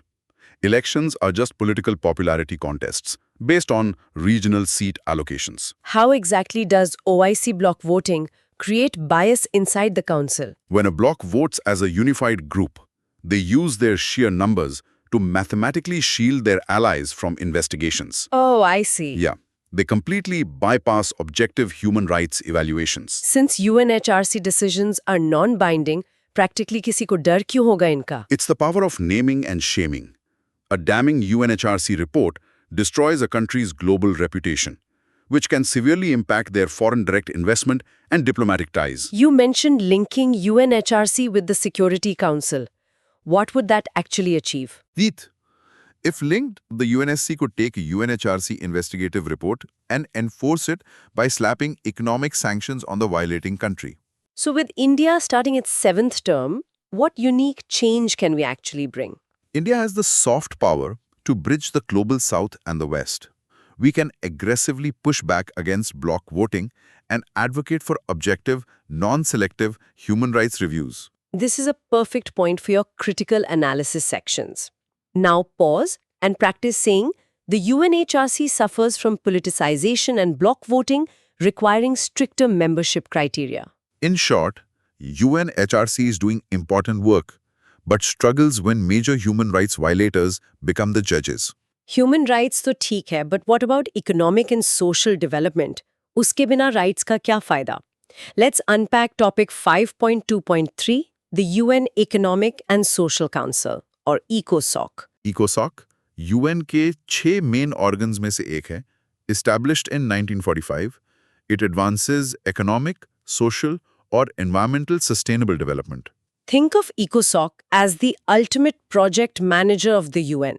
If WHO is building the roof and FAO is laying the foundation, ECOSOC makes sure they are actually working on the exact same house.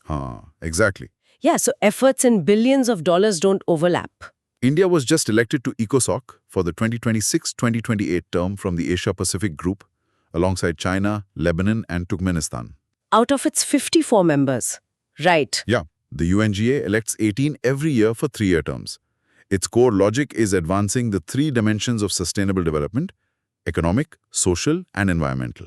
Okay, For the UPSC, you absolutely must map its 8 functional commissions. let's list them. You have the Commission on Social Development, the Commission on the Status of Women for Gender Equality, and the Commission on Population and Development. Then there's the Statistical Commission, the Commission on Narcotic Drugs, Crime Prevention and Criminal Justice, Science and Technology for Development, and finally the UN Forum on Forests.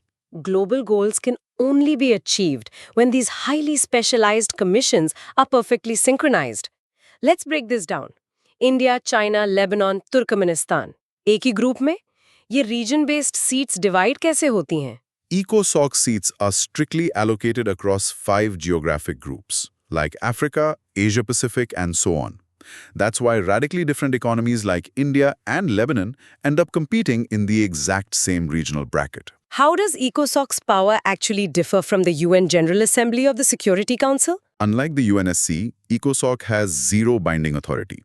It is strictly a coordinating and policy-recommending body. It guides the global agenda rather than enforcing it. You mentioned the Commission on Narcotic Drugs. आज के time में with crises like synthetic fentanyl, what are they doing? They are the central hub, contextualizing international drug control. They help states coordinate chemical precursor tracking and intelligence to combat transnational synthetic drug cartels. Why is the Statistical Commission so vital for global governance? Because you cannot manage what you cannot measure.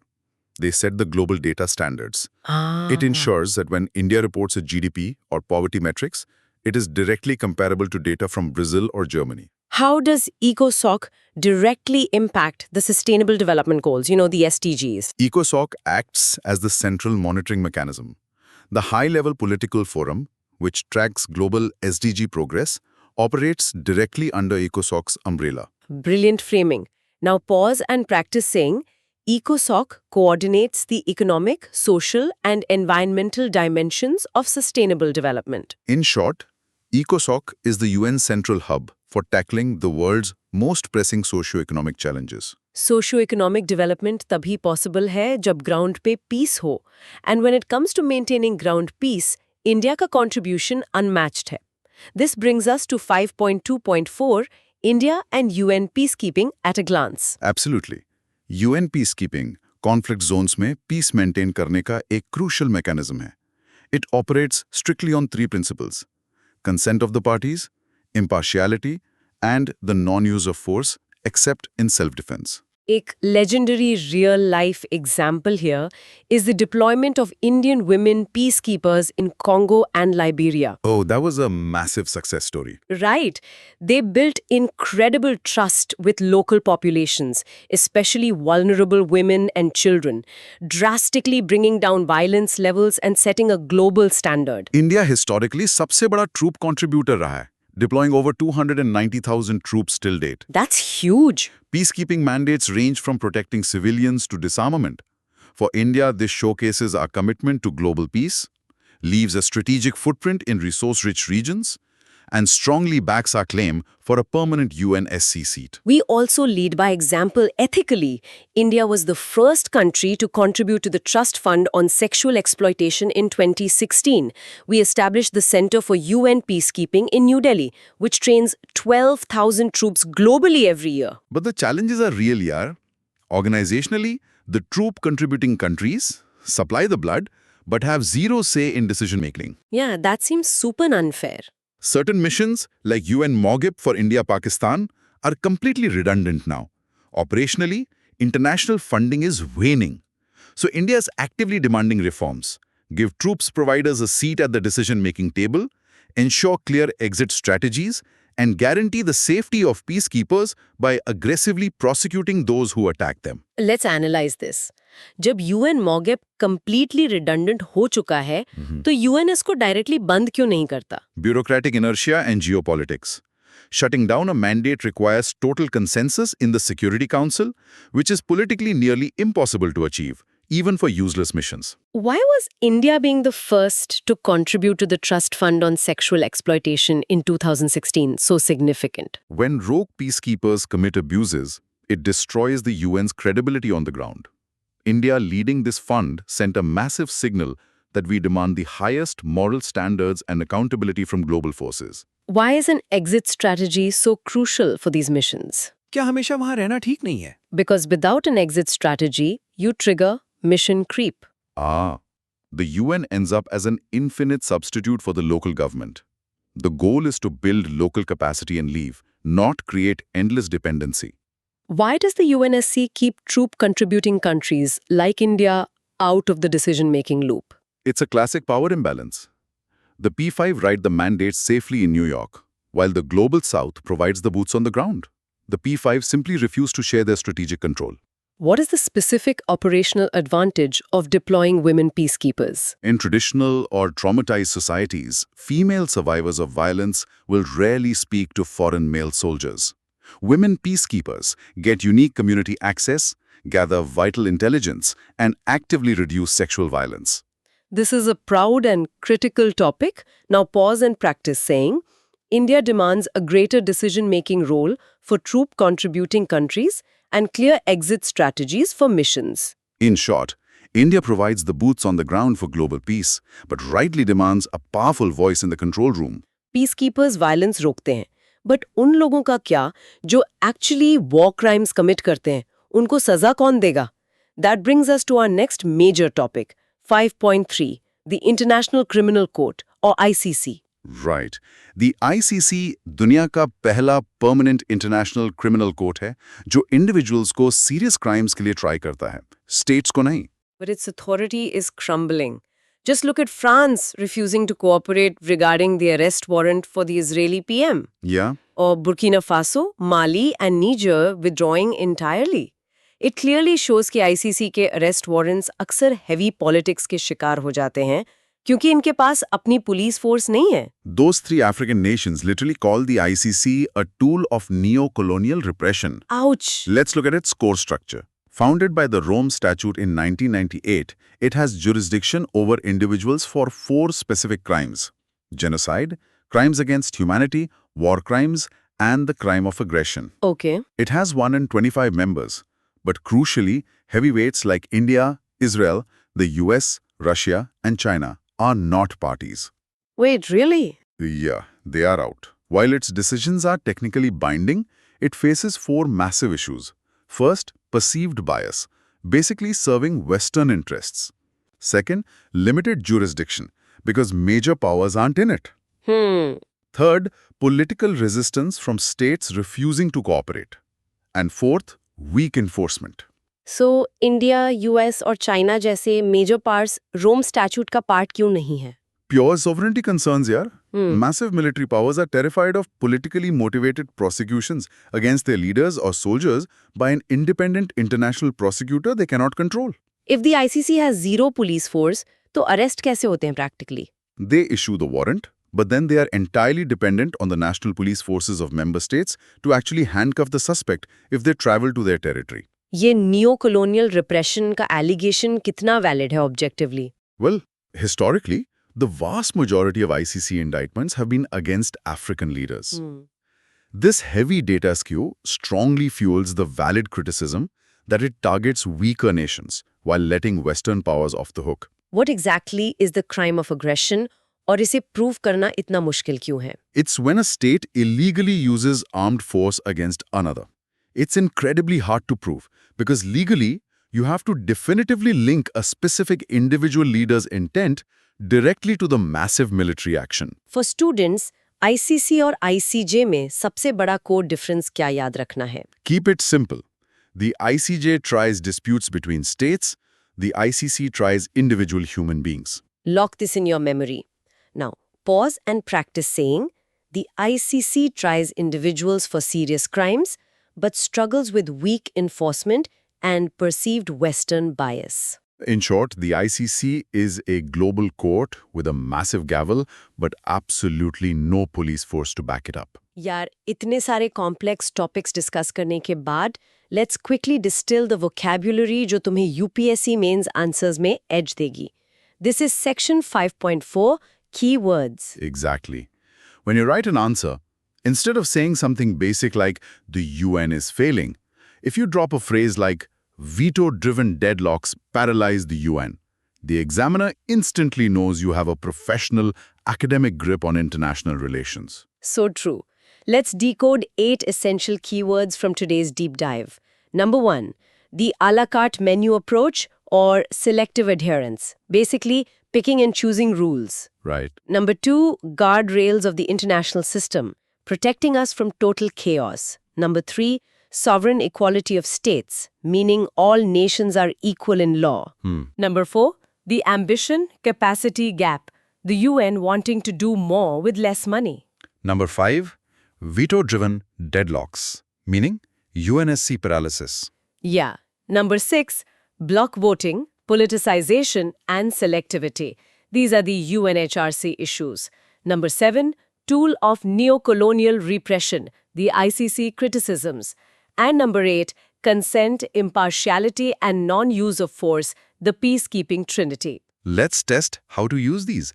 Does sovereign equality of states actually exist in real life? Ya sirf paper pe? It's mostly theoretical. Juridically, Tuvalu and the USA have 1 vote each at the UNGA. But geopolitically and economically, the reality is massively asymmetrical. If I'm writing a conclusion on UN reforms, kaun sa keyword best hai? Definitely ambition capacity gap. It perfectly frames the exact reason why structural reforms are urgently required today. How do I explain block voting to an examiner in 1 sentence? Block voting is when member states vote uniformly based on regional or religious alliances rather than the objective merit of the actual issue. What is the best recent event to link with selective adherence? Directly link it to UNCLOS. China selectively adheres to global maritime trade benefits while completely rejecting binding arbitration in the South China Sea. Why is the guardrails metaphor so popular in IR today? Because the world feels like a car speeding on a dangerous mountain road. International laws are the only guardrails preventing a total systemic crash into a third world war. Embed these in your notes. Now pause and practice saying, veto-driven deadlocks and the ambition capacity gap severely limit UN effectiveness. In short, upgrade your vocabulary from basic English to sharp IR expert terminology. Awesome. Ab theory or vocab dono ho gayi. Let's put this to the ultimate test with topic 5.5, the practice question. Yes, the best way to approach this is like building a house. Your intro is the foundation. Body part 1 is the hardware, the structural issues, like who sits on the council. Body part 2 is the software, the governance, funding, and overlapping mandates. And your conclusion is the roof, the forward-looking reforms. Let's look at the prompt. As the UN approaches its 80th anniversary, it continues to grapple with an ambition-capacity gap driven by shrinking finances, outdated structures, and overlapping mandates. Discuss the major structural and governance challenges plaguing the UN system today. It's directly from the UN 80 initiative. So for the intro, briefly highlight the UN's evolving role and explicitly introduce the mismatch using our keyword, the ambition-capacity gap. Right. And in body part 1, the hardware, discuss structural limitations. Hit points like the outdated UNSC, the representation deficit of the Global South, fragmented agencies like UN Women and UNFPA, and those veto-driven deadlocks. Exactly.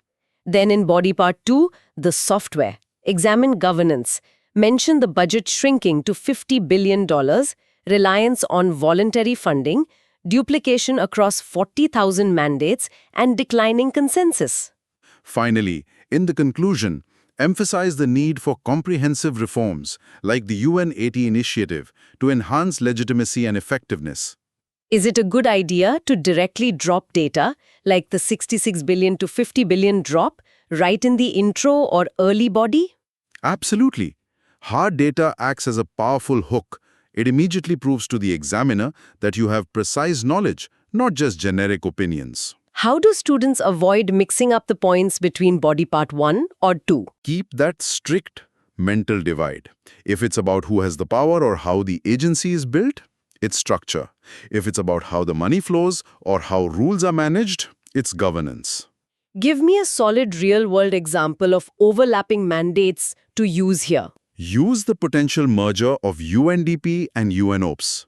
Both essentially handle development projects, creating massive bureaucratic overlap that wastes critical funding. Does the conclusion always need to be forward-looking or optimistic? Yes. Do not end a governance answer on a doom and gloom note. Always point to a positive way forward, like the Technology Accelerator Platform or UN 80 goals. If a student is running out of time, can they just use bullets instead of paragraphs? Strongly recommended. For GS Mains body sections, clear bullet points with crisp subheadings save time and make the examiner's life significantly easier. Final practice cue for the day. Now, pause and practice saying, the structural deficit and financial constraints require immediate comprehensive UN reforms. In short, break your answer into structure, operations, and solutions to score maximum marks. What an absolutely massive session, yaar. A quick bullet recap le lete hain of our broad micro theme, erosion of global rules and priorities for action. Let's do it. International law. Erosion is real and powerful states are abusing the a la carte approach. UN reforms? The UN 80 initiative is fighting to bridge the massive ambition-capacity gap. UNHRC and ECOSOC. India is leading, but UNHRC needs depoliticization, while ECOSOC manages complex sustainable development coordination. Peacekeeping? India provides the boots on the ground, but rightly demands a voice in the decision-making room. ICC.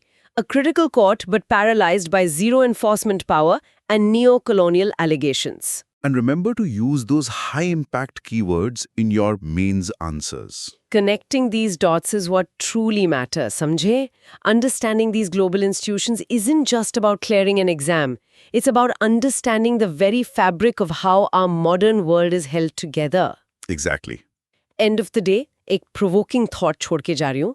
अगर कल को the UN completely collapses, do we have any alternative planetary government framework ready to take over? Or do we just plunge straight into global chaos? थोड़ा सोच लो. Thanks for tuning into this deep dive. Keep studying, saves around 3 million lives every year just by giving vaccines. Oh, wow. Yeah, that is a massive number. Right. But on the flip side, get this. The US has only like 4.22% of the global population, but in the IMF, their voting power is like 16.49%. It is crazy. It really is. And today we are going to unpack exactly these kinds of mind-blowing facts. Yeah, so that's cool. Now we're diving deep into the dynamics of a changing world order. Absolutely. Today's learning map is packed. We will cover 31 key topics. We are starting from global institutions, then the rise of the global south, the Israel-Iran conflict, energy security, BRICS, Quad, regional groupings, all our bilateral ties, and finally, UN reforms. Everything from a detailed UPSC GS Mains perspective. Yaad rakhna, we will connect all the dots. Awesome. Let's start with our first topic, a fair and representative global order. The broad micro theme here is the imbalance in global power and the technology divide. Right. So the clear heading here is the issue of representation in global institutions. Basically, bodies like the IMF are dominated by the global north, and there is a huge tech monopoly. It's like a society meeting जहाँ 90% लोग रहते हैं, but the decisions are made by the 10% who have all the money. That is the IMF right now. Exactly. The global order is changing, but these institutions are stuck on old post-World War II rules. The global north has 9 times more voting power than the global south, and just 100 firms control 40% of global R&D. Wait, so for UPSC GS Mains, how does this IMF voting imbalance affect the policy sovereignty of developing nations? What's fascinating here is that it forces them to accept conditional loans, pushing Western economic models on them. Oh, I see. And what is the impact of this tech divide? It creates total dependency here.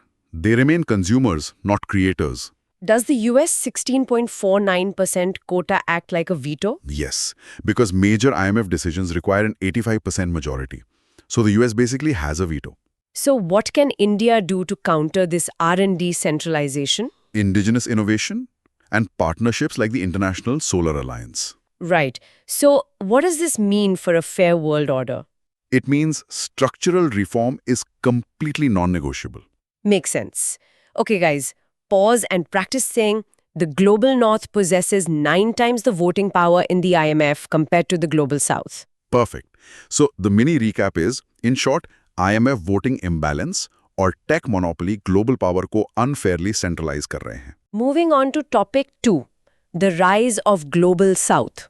The theme is the shift of economic power. The heading is the economic clout of the global south. It is basically the growing share of developing nations in world trade. Like an underdog team suddenly scoring the most goals in a tournament, है ना? Bilkul. Historically, trade was north-north dominated. But now, south-south trade is booming. UNCTAD data shows the global south now accounts for more than 40% of world trade. Wait, if they have 40%, why can't they set the rules? Because the rule-making bodies like the WTO are still structurally skewed towards the West. Okay, and for the UPSC exam, which countries exactly fall under the global south? Broadly, it is the developing and less developed countries in Asia, Africa, and Latin America. And what role is India playing here? India is positioning itself as the voice of the global south, like during its G20 presidency. Does the UNCTAD data validate this shift? Yeah, it shows intra-global south trade growing way faster than global averages. So is this the end of Western economic dominance? Not the end, but a transition to a multipolar economic reality. Got it. Now, pause and practice saying, the global south now accounts for more than 40% of world trade. Nice. Mini recap time. In short, world trade का 40% अब global south के पास है, shifting the economic balance.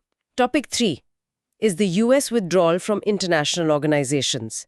The theme is the global impact of American isolationism. The heading here is America retreating from global bodies. It means the US stopping its funding and participation in UN and non-UN bodies. Imagine the class monitors suddenly leaving their duties. Puri class mein chaos ho jayega? Exactly. The US president signed a memo ending participation in 66 international organizations. Oh wow, 66. Yeah. And according to the Lancet, these aid cuts could cause 22 million preventable deaths by 2030. That is terrifying. How does this data strengthen a UPSC answer? It perfectly illustrates the human cost of political isolationism. And how does this destabilize global governance? It cuts critical funding and technical expertise literally overnight. So who is filling this vacuum? China. They are actively increasing funding to gain influence. What should India do in this situation? Advocate for middle power coalitions to sustain these bodies. Is multilateralism dying then? It is evolving, not dying. We are seeing minilateralism rise. Right, okay. Pause and practice saying aid cuts could cause 22 million preventable deaths by 2030. Mini recap. In short, US के 66 organisation से withdrawal से global health crisis और power vacuum create हो रहा है. Topic 4 is multilateralism in climate action. The theme is broken promises in climate finance. Heading is climate change and financial constraints. Basically, developed nations failing to keep their climate finance promises. Like someone promising to fund a group project and just vanishing at the end. सही बात है. At the Paris Agreement, developed countries promised $100 billion annually, but they have failed to mobilize it. How does breaking this 100 billion promise increase the trust deficit? Developing nations feel betrayed, which stalls future climate negotiations. For UPSC, how does this affect common but differentiated responsibilities or CBDR? It completely undermines CBDR, putting an unfair burden on developing nations. Is 100 billion even enough? No, the actual requirement is in the trillions. What are the alternate mechanisms to fill this gap? Private sector, climate financing, and green bonds. And what is India's stance? India demands climate justice and holds historical emitters accountable. Awesome. Practice saying, developed countries have failed to mobilize the promised $100 billion annually. And the mini recap? In short, developed nations climate finance का 100 billion per year का target miss कर रहे हैं. Topic 5 is multilateralism in outer space governance. The theme is space exploration rules. Heading is Governing Outer Space. This is about international frameworks regulating space activities. Space is becoming the new Wild West, so we need traffic rules there too, right? Exactly. Governance mostly relies on the 1967 Outer Space Treaty, COPUOS from 1959, and the recent 2020 Artemis Accords. Is the 1967 treaty still relevant for private players like SpaceX? Not really. It is outdated because it governs nation-states, not private megacorps. What is the main function of COPUOS? To promote international cooperation in peaceful uses of outer space. How are the Artemis Accords different? They are US-led, bilateral agreements focusing on lunar exploration and resource extraction. India signed the Artemis Accords. What is the UPSC implication there? It shows India aligning with the US space vision while balancing its strategic autonomy. Do these treaties handle space debris well? Very poorly. Which is why we desperately need a space traffic management framework. Makes sense. Okay, practice saying key frameworks include Outer Space Treaty 1967, COPUOS 1959, and Artemis Accords 2020. Mini recap. In short, space governance, OST, COPUOS और Artemis Accords पर depend करती है. Yeah, and if you guys are finding these insights and data points valuable for your UPSC answers, and let's be real, these are pure gold. So फटाफट subscribe button hit कर दो, enable notifications, and join our community for notes. Okay, back to geopolitics. Topic 6 is the Israel-US-Iran war. The theme is the Middle East conflict and its impact on India. Heading is Conflict in West Asia and its ripple effects. It is about tensions and trade impacts. Right, अगर आपके पड़ोस में आग लगी हो तो आपका घर भी हीट फील करेगा ना? बिल्कुल. Geopolitically, this is governed by UNSC Resolution 2817 from 2026 and UNCOLS. But the real issue is trade. 20% of the world's oil passes through the Strait of Hormuz.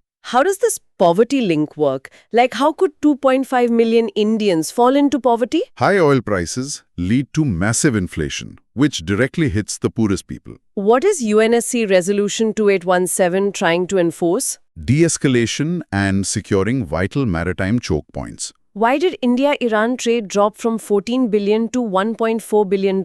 Mainly due to stringent US sanctions on Iran. India complied to avoid secondary sanctions. Wait, 85% of our domestic urea depends on imported LNG? How does this link to food security? Natural gas is the feedstock for urea. Expensive gas means expensive fertilizer, leading to costlier food. Is the Strait of Hormuz That critical for our economy? Extremely. Any disruption there sends shock waves to India's import bills. Got it. Practice saying 20% of the world's oil passes via the Strait of Hormuz. Mini recap. In short, Israel-Iran conflict India के trade, energy, food security और 1-10 million diaspora को threaten करता है। Topic 7 is the energy security policy of India. Theme is our oil and gas dependency. Heading is India's vulnerable energy matrix. It is our heavy reliance on Gulf imports. Like having only one gas station far away, and if there is traffic, your car is stuck. Exactly. India imports 85% of its crude oil, 50% of natural gas, and 25% of coal, largely from the Gulf. Why can't we just reduce this 85% dependency? Domestic production is stagnant, but consumption is skyrocketing due to economic growth. What is the strategic risk of the Strait of Hormuz transit? A single regional conflict can cut off 50% of our oil and 60% of LNG overnight. For UPSC, what is the solution to this geographically concentrated dependency? Diversification to Latin America, Africa, and heavily investing in renewables. We import 25% of our coal, but we have huge reserves. Yes, but we lack the high-grade coking coal needed for steel industries. Does the green energy transition solve this? Actually, it just shifts dependency from oil to critical minerals like lithium, which brings new challenges. Oh, wow. Okay, practice saying India imports 85% crude oil and 50% natural gas, largely from the Gulf. Mini recap. In short, India की gulf energy imports पर heavy dependency उसको supply chain shocks के लिए vulnerable बनाती है। Topic 8 is the India-Middle East-Europe Economic Corridor, or IMEC. The theme is a new trade route bypassing old choke points. Heading is IMEC, the game-changer corridor, connecting India, the Middle East and Europe. Like building a new, faster expressway to skip city traffic, right? Right. Launched at the G20, it is expected to cut transit time to Europe by up to 40% and reduce logistics costs by 30%. What does a 40% transit time cut imply for our exports? It makes Indian goods vastly more competitive in the European market. Is IMEC purely economic or is it geopolitical? Heavily geopolitical. It directly counters China's Belt and Road Initiative. How relevant is it during the Red Sea crisis? Extremely relevant. It provides a secure alternative route. What are the major hurdles? Geopolitical tensions, like the Gaza war, which have stalled its progress. Will the 30% lower logistics costs affect inflation? Yes, it structurally lowers imported inflation and manufacturing costs. Practice saying, IMEC is expected to cut transit time to Europe by up to 40%. Mini recap. In short, IMEC Europe तक transit time 40% और cost 30% कम करके trade revolutionise करेगा। Topic 9. Nuclear disarmament. Theme is rising global nuclear warheads. And India's stand. Heading is the rising threat of nuclear warheads. Global stockpiles are increasing. Everyone promised to drop their guns, but secretly everyone is upgrading their arsenals. Exactly. SIPRI's 2026 yearbook reported an increase in operational warheads globally. And India deployed 12 operational warheads for the first time. What does deploying 12 operational warheads signal? A shift from passive deterrence to higher operational readiness amid regional threats. Where do we use the 1988 Rajiv Gandhi Action Plan in UPSC Mains? To prove India's historical commitment to universal, non-discriminatory nuclear disarmament. If India wants peace, why deploy warheads? Realpolitik yaar. The deteriorating security environment in our neighborhood forces this deterrence. What does operational nuclear warhead even mean? Warheads that are mated with delivery systems and ready for use on short notice. Is global disarmament a distant dream now? Sadly, yes. Major powers are modernizing, not eliminating. Okay, practice saying SIPRI 2026 noted that India deployed 12 operational warheads for the first time. Mini recap. In short, globally nukes बढ़ रहे हैं और India को भी 12 operational warheads deploy करने पड़े. Topic 10. Indian diaspora and migration policies. Theme is the dominance of Indian migrants in the global economy. Heading is the power of the Indian diaspora, We are talking about 34 million Indians abroad. Every successful global tech company has an Indian origin CEO. It is not a joke anymore, it's data. Absolutely. In FY 2024-25, India received $135.46 billion in remittances. It is 3 to 3.5% of our GDP. How does $135 billion help macroeconomic stability? It heavily cushions our current account deficit and boosts forex reserves. How do we write about the soft power of 34 million diaspora in UPSC? It creates strong lobby groups that influence host nations' foreign policies in our favor. What is the impact of having 260 elected officials of Indian origin globally? Deeper strategic alignments and cultural familiarity at the highest levels of global governance. The US is raising H-1B fees, but 55% of US unicorns are immigrant-founded. Why this paradox? Protectionist domestic politics often clash with the actual economic logic of innovation. Is depending on remittances risky? Yes, economic downturns in regions like the Gulf directly hit this inflow. Right. Practice saying India received $135.46 billion in remittances in FY 2024-25. Mini recap. In short, 34 million Indian diaspora 135 billion से ज़्यादा remittances भेजती हैं और global tech dominate करती हैं. Topic 11 is the BRICS Summit. Theme is BRICS expansion and global economic influence. Heading is the expanding BRICS powerhouse. It expanded to 11 members, with Indonesia as the newest. An exclusive club that opened its doors and now controls half the city's wealth. Exactly. It now represents around 40% of the global GDP and adopted a goal to demand $300 billion annually by 2035 for climate finance from developed nations. What does BRICS expansion indicate for UPSC? A clear shift towards a multipolar world order, challenging Western dominance. Will BRICS replace the G7? Not replace, but it acts as a powerful counterweight in global financial governance. Where did the 300 billion goal come from? It is a unified demand to hold the global north accountable for their historical climate debt. How significant is Indonesia joining? Very. It bridges ASEAN and BRICS, What is India's challenge in an expanded BRICS? balancing China's growing influence within the bloc. Practice saying BRICS now represents around 40% of the global GDP. Mini recap. In short, BRICS अब 11 members के साथ global GDP का 40% represent करता है.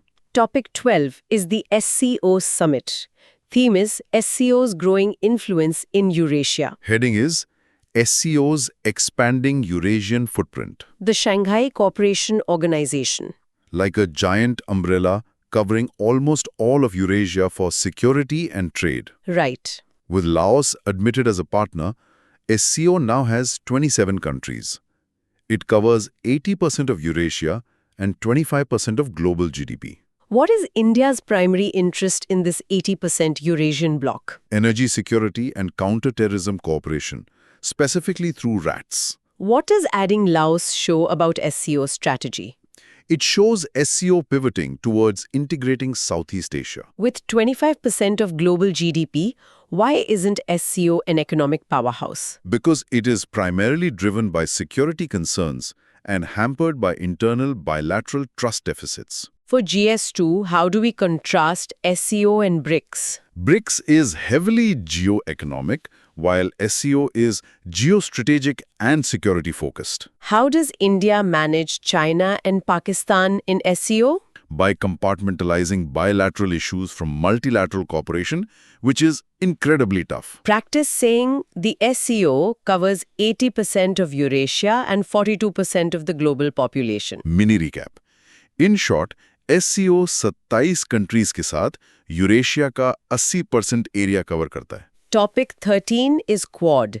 Theme is its strategic and economic weight. Heading is Quad's global standing. US, India, Japan, and Australia. 4 strong pillars supporting the Indo-Pacific bridge. Exactly. Quad represents 24% of the world's population and 35% of its GDP. How does 35% GDP make Quad a potent force? It allows them to offer viable infrastructure alternatives to China's BRI. What is the impact of their 18% trade share on supply chains? It forms the basis for initiatives like the Supply Chain Resilience Initiative. Is it right to call Quad an Asian NATO in UPSC Mains? Strictly no. It is a diplomatic network, not a mutual defense treaty. What leverage does 24% population give? A massive skilled demographic dividend and consumer market for emerging tech. What is India's biggest takeaway from Quad? Balancing China at sea without formal military alliances. Practicing, Quad represents 35% of the world's GDP. Mini recap. In short, Quad world का 35% GDP hold करता है for Indo-Pacific stability. Topic 14 is India Indo-Pacific. Theme is the region's global importance. Heading is the gravity of the Indo-Pacific. It is the engine room of the global economy. The trade here literally drives the world economy. Right. The Indo-Pacific accounts for about 50% of global maritime trade and 60% of global GDP. What is the strategic meaning of 50% maritime trade passing through here? It means the sea lanes of communication are vital for global economic survival. What is the UPSC relevance of the 60% global GDP figure?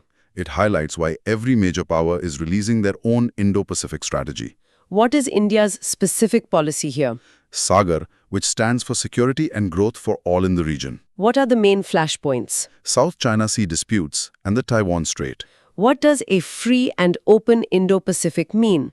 Rule-based order, freedom of navigation, and peaceful dispute resolution. Practice saying the Indo-Pacific accounts for 50% of global maritime trade. Mini recap. In short, Indo-Pacific global GDP का 60% control करता है, making it the geopolitical hub. Topic 15 is the G20 summit. Theme is massive global economic dominance. Heading is the G20 economic behemoth. It's basically a group chat for the world's richest and most powerful people. Literally, the G20 represents 80% of global GDP and 75% of exports. Does 80% GDP make G20 more effective than the UN? Economically, yes, it is more agile and brings major players directly to the table. How does 75% of exports dictate supply chains? It sets global trade rules and tariff norms outside the WTO frameworks. How do we measure India's success at G20 for UPSC? Through consensus building, like the New Delhi Declaration and the African Union's inclusion. What demographic does the 60% population represent? A mix of aging developed nations and youth-heavy developing nations. What is G20's main challenge today? Geopolitical fractures paralyzing economic agendas. Practicing, the G20 represents 80% of global GDP and 75% of exports. Mini recap. In short, G20 global economy का steering wheel है with 80% GDP. Topic 16 is the Gaza Peace Summit. Theme is Middle East demographies and India's interests. Heading is stakes in the Middle East. Stability is essential here. A growing market where turbulence just increases our bills at home. Exactly. The Middle East population will hit 580 million by 2030. And India relies on it for 70% of its oil imports. How is a 580 million population an opportunity for India? It is a massive export market for FMCG, pharma, and IT. Does relying on them for 70% of our oil make us cautious? It forces strict non-alignment, balancing Israel and Arab states perfectly. What is the direct impact of the Gaza conflict on India for GS2? Threat to diaspora safety, energy price shocks, and radicalization concerns. How massive are the remittances from them? Nearly half of our total 135 billion comes from the Gulf alone. What does the Gaza Peace Summit symbolize globally? The desperate need for multilateral conflict resolution in critical resource zones. Practice saying the Middle East offers a fast-growing population of 580 million by 2030. Mini recap. In short, Middle East peace, India की 70% oil needs के लिए vital है. Topic 17 is the Indian Ocean region, or IOR. Theme is India's maritime backyard. Heading is securing the IOR. These island nations are like toll plazas and security cameras. Yeah, that makes sense. 95% of our trade by volume goes via sea. We extended an INR 4,850 crores line of credit to the Maldives. Why is that LOC to Maldives so important? It provides an alternative to China's predatory debt trap diplomacy, especially since Maldives' public debt is hitting 136% of their GDP. Why is Seychelles strategic? It is near the Mozambique Channel, a critical shipping choke point. Why does Mauritius give us 25% of our FDI? Historically favorable double taxation avoidance agreements. What does the Mahasagar vision target? Active and collaborative maritime security with IOR littorals. Practice saying India extended an INR 4850 crores line of credit to the Maldives. Mini recap. In short, IOR India के 95% trade के लिए vital है. Topic 18, India-China relations. Theme is trade deficit and resource dominance. Heading is the complex India-China equation.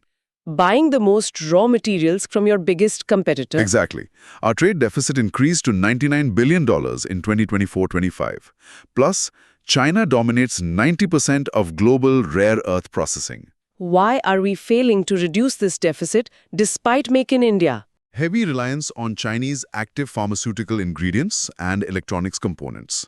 What does the 10% non-controlling FDI rule balance? It prevents hostile takeovers of Indian firms while allowing capital flow. How does their 90% rare earth monopoly threaten us?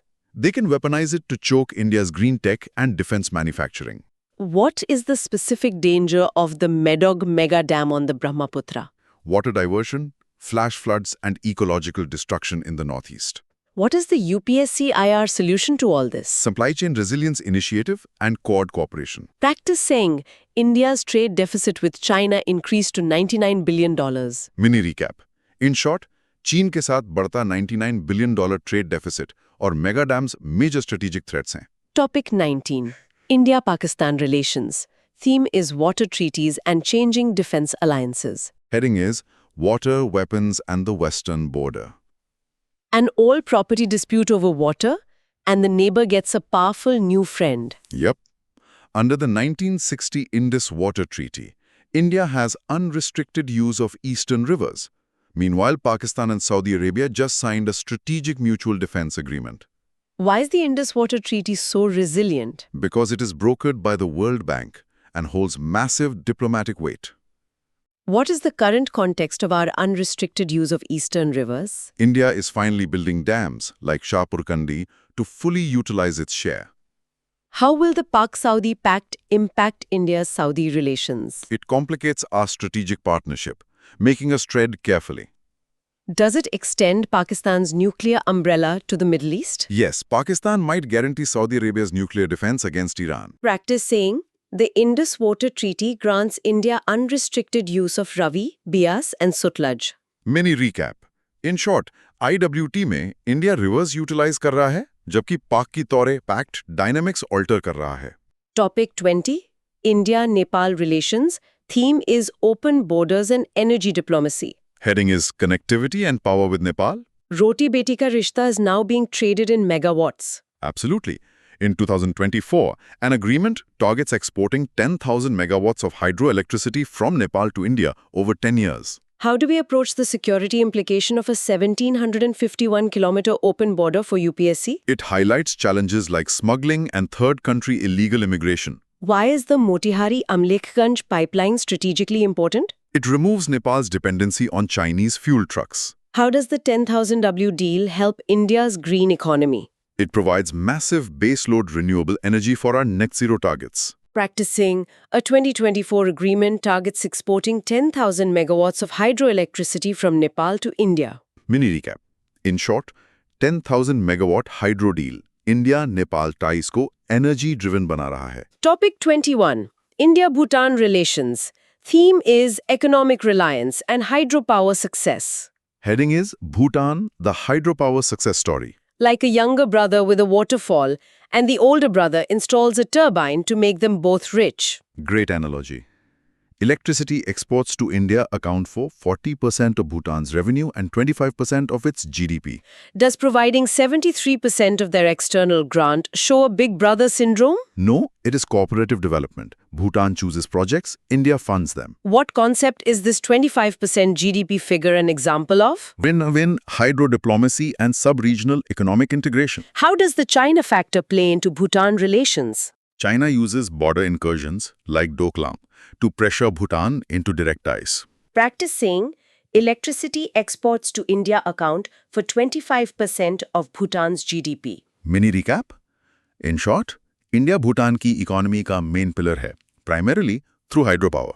Topic 22. India-Bangladesh relations. Theme is trade imbalance and unsettled water treaties.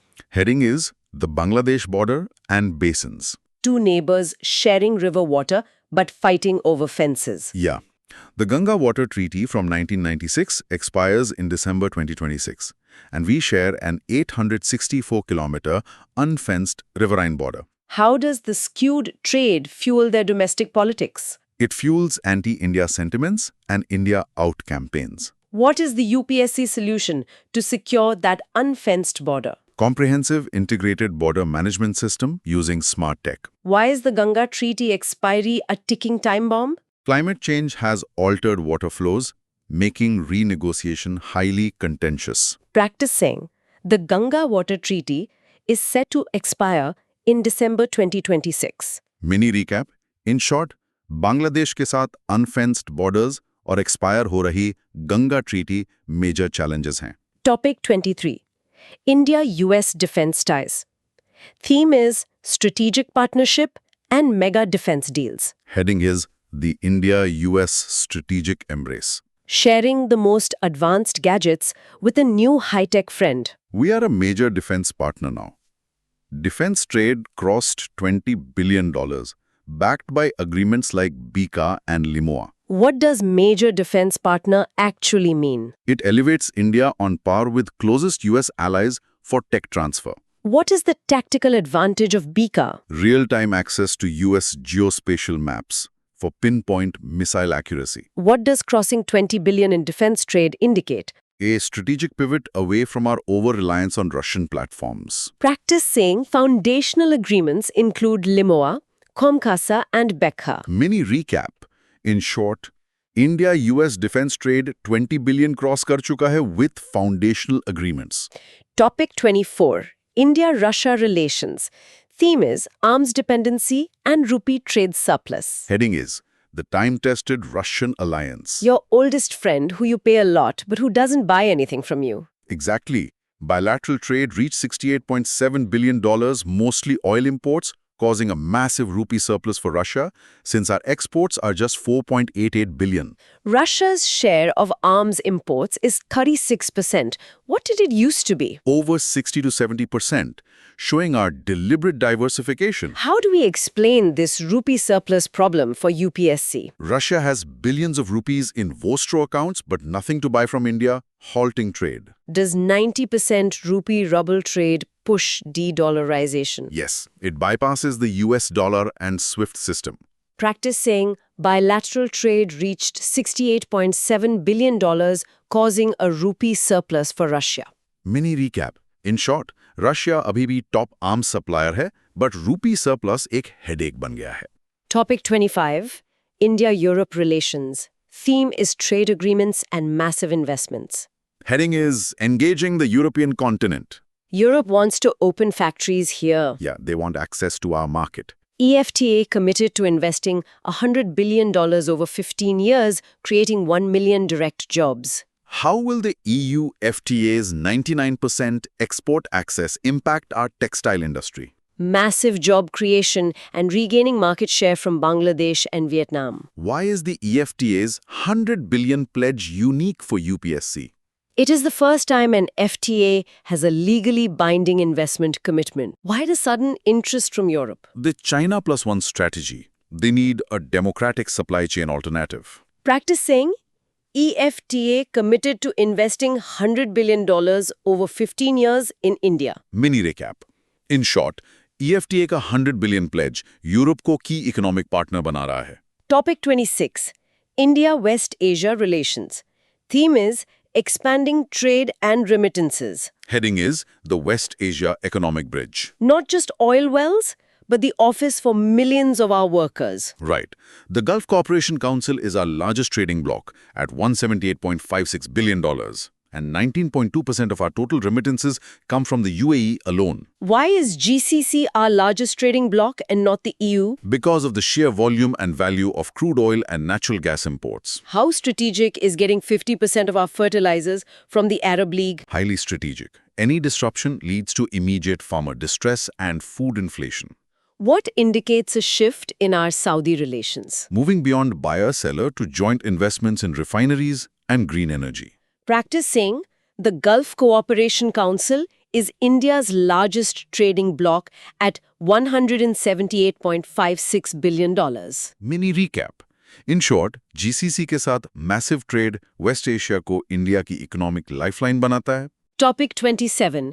India-Africa Relations. Theme is Critical Minerals and Lines of Credit. Heading is Africa, the continent of the future.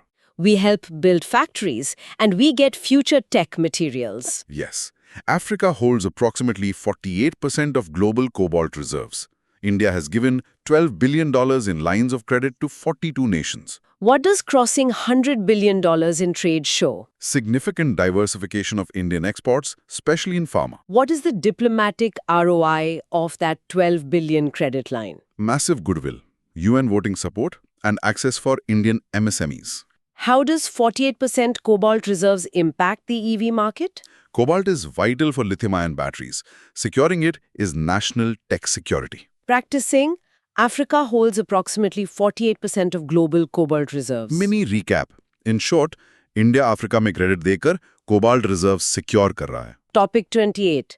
India, Indo-Pacific via ASEAN and East Asia. Theme is the Act East policy. Heading is the Eastern Economic Engine. Pushing east for high-tech machinery and trade. Right.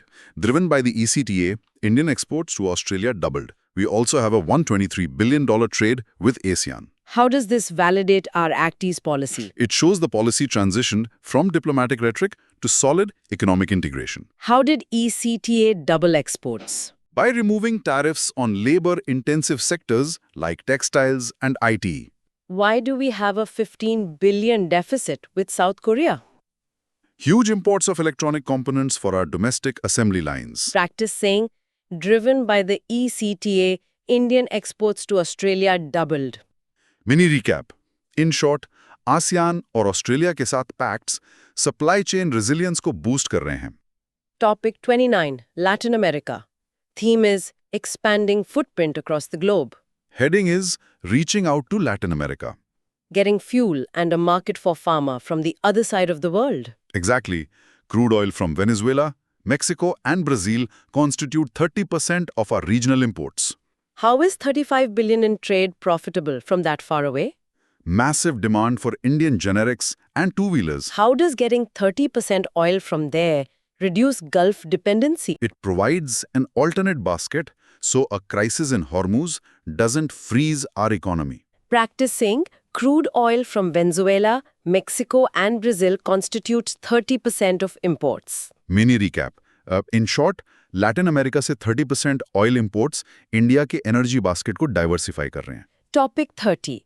UN bodies and reforms. Theme is the outdated structure and UN 80 initiative. Heading is Reforming the Global Empire. Using a rule book written in 1945 for modern problems. Yes.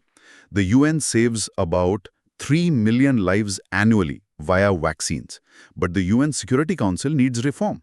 The G4 nations demand permanent seats. How does saving 3 million lives justify the UN's relevance? It shows that while the Security Council fails, specialized agencies like WHO are incredibly successful. Who are the G4 nations? India, Germany, Japan and Brazil. What is the logic behind restricting vetoes on mass atrocities? To prevent P5 members from protecting rogue regimes committing genocide. Practice saying, the G4 nations continue to push for permanent seats on the UN Security Council. Mini recap. In short, UN saves 3 million lives, but G4 demands show UNSC reforms are urgent. Finally, topic 31, India and UN peacekeeping. Theme is India's historic contribution to global peace. Heading is India, the peacekeeper of the world. When the world is on fire, Indian forces run in with extinguishers. Always.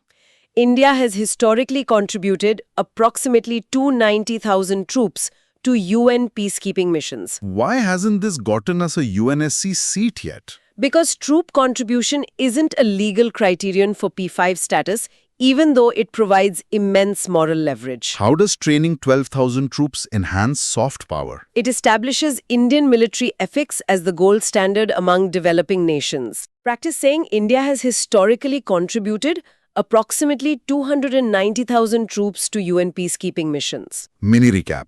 In short, 290,000 troops के साथ India UN peacekeeping का backbone है. Phew, what a massive deep dive.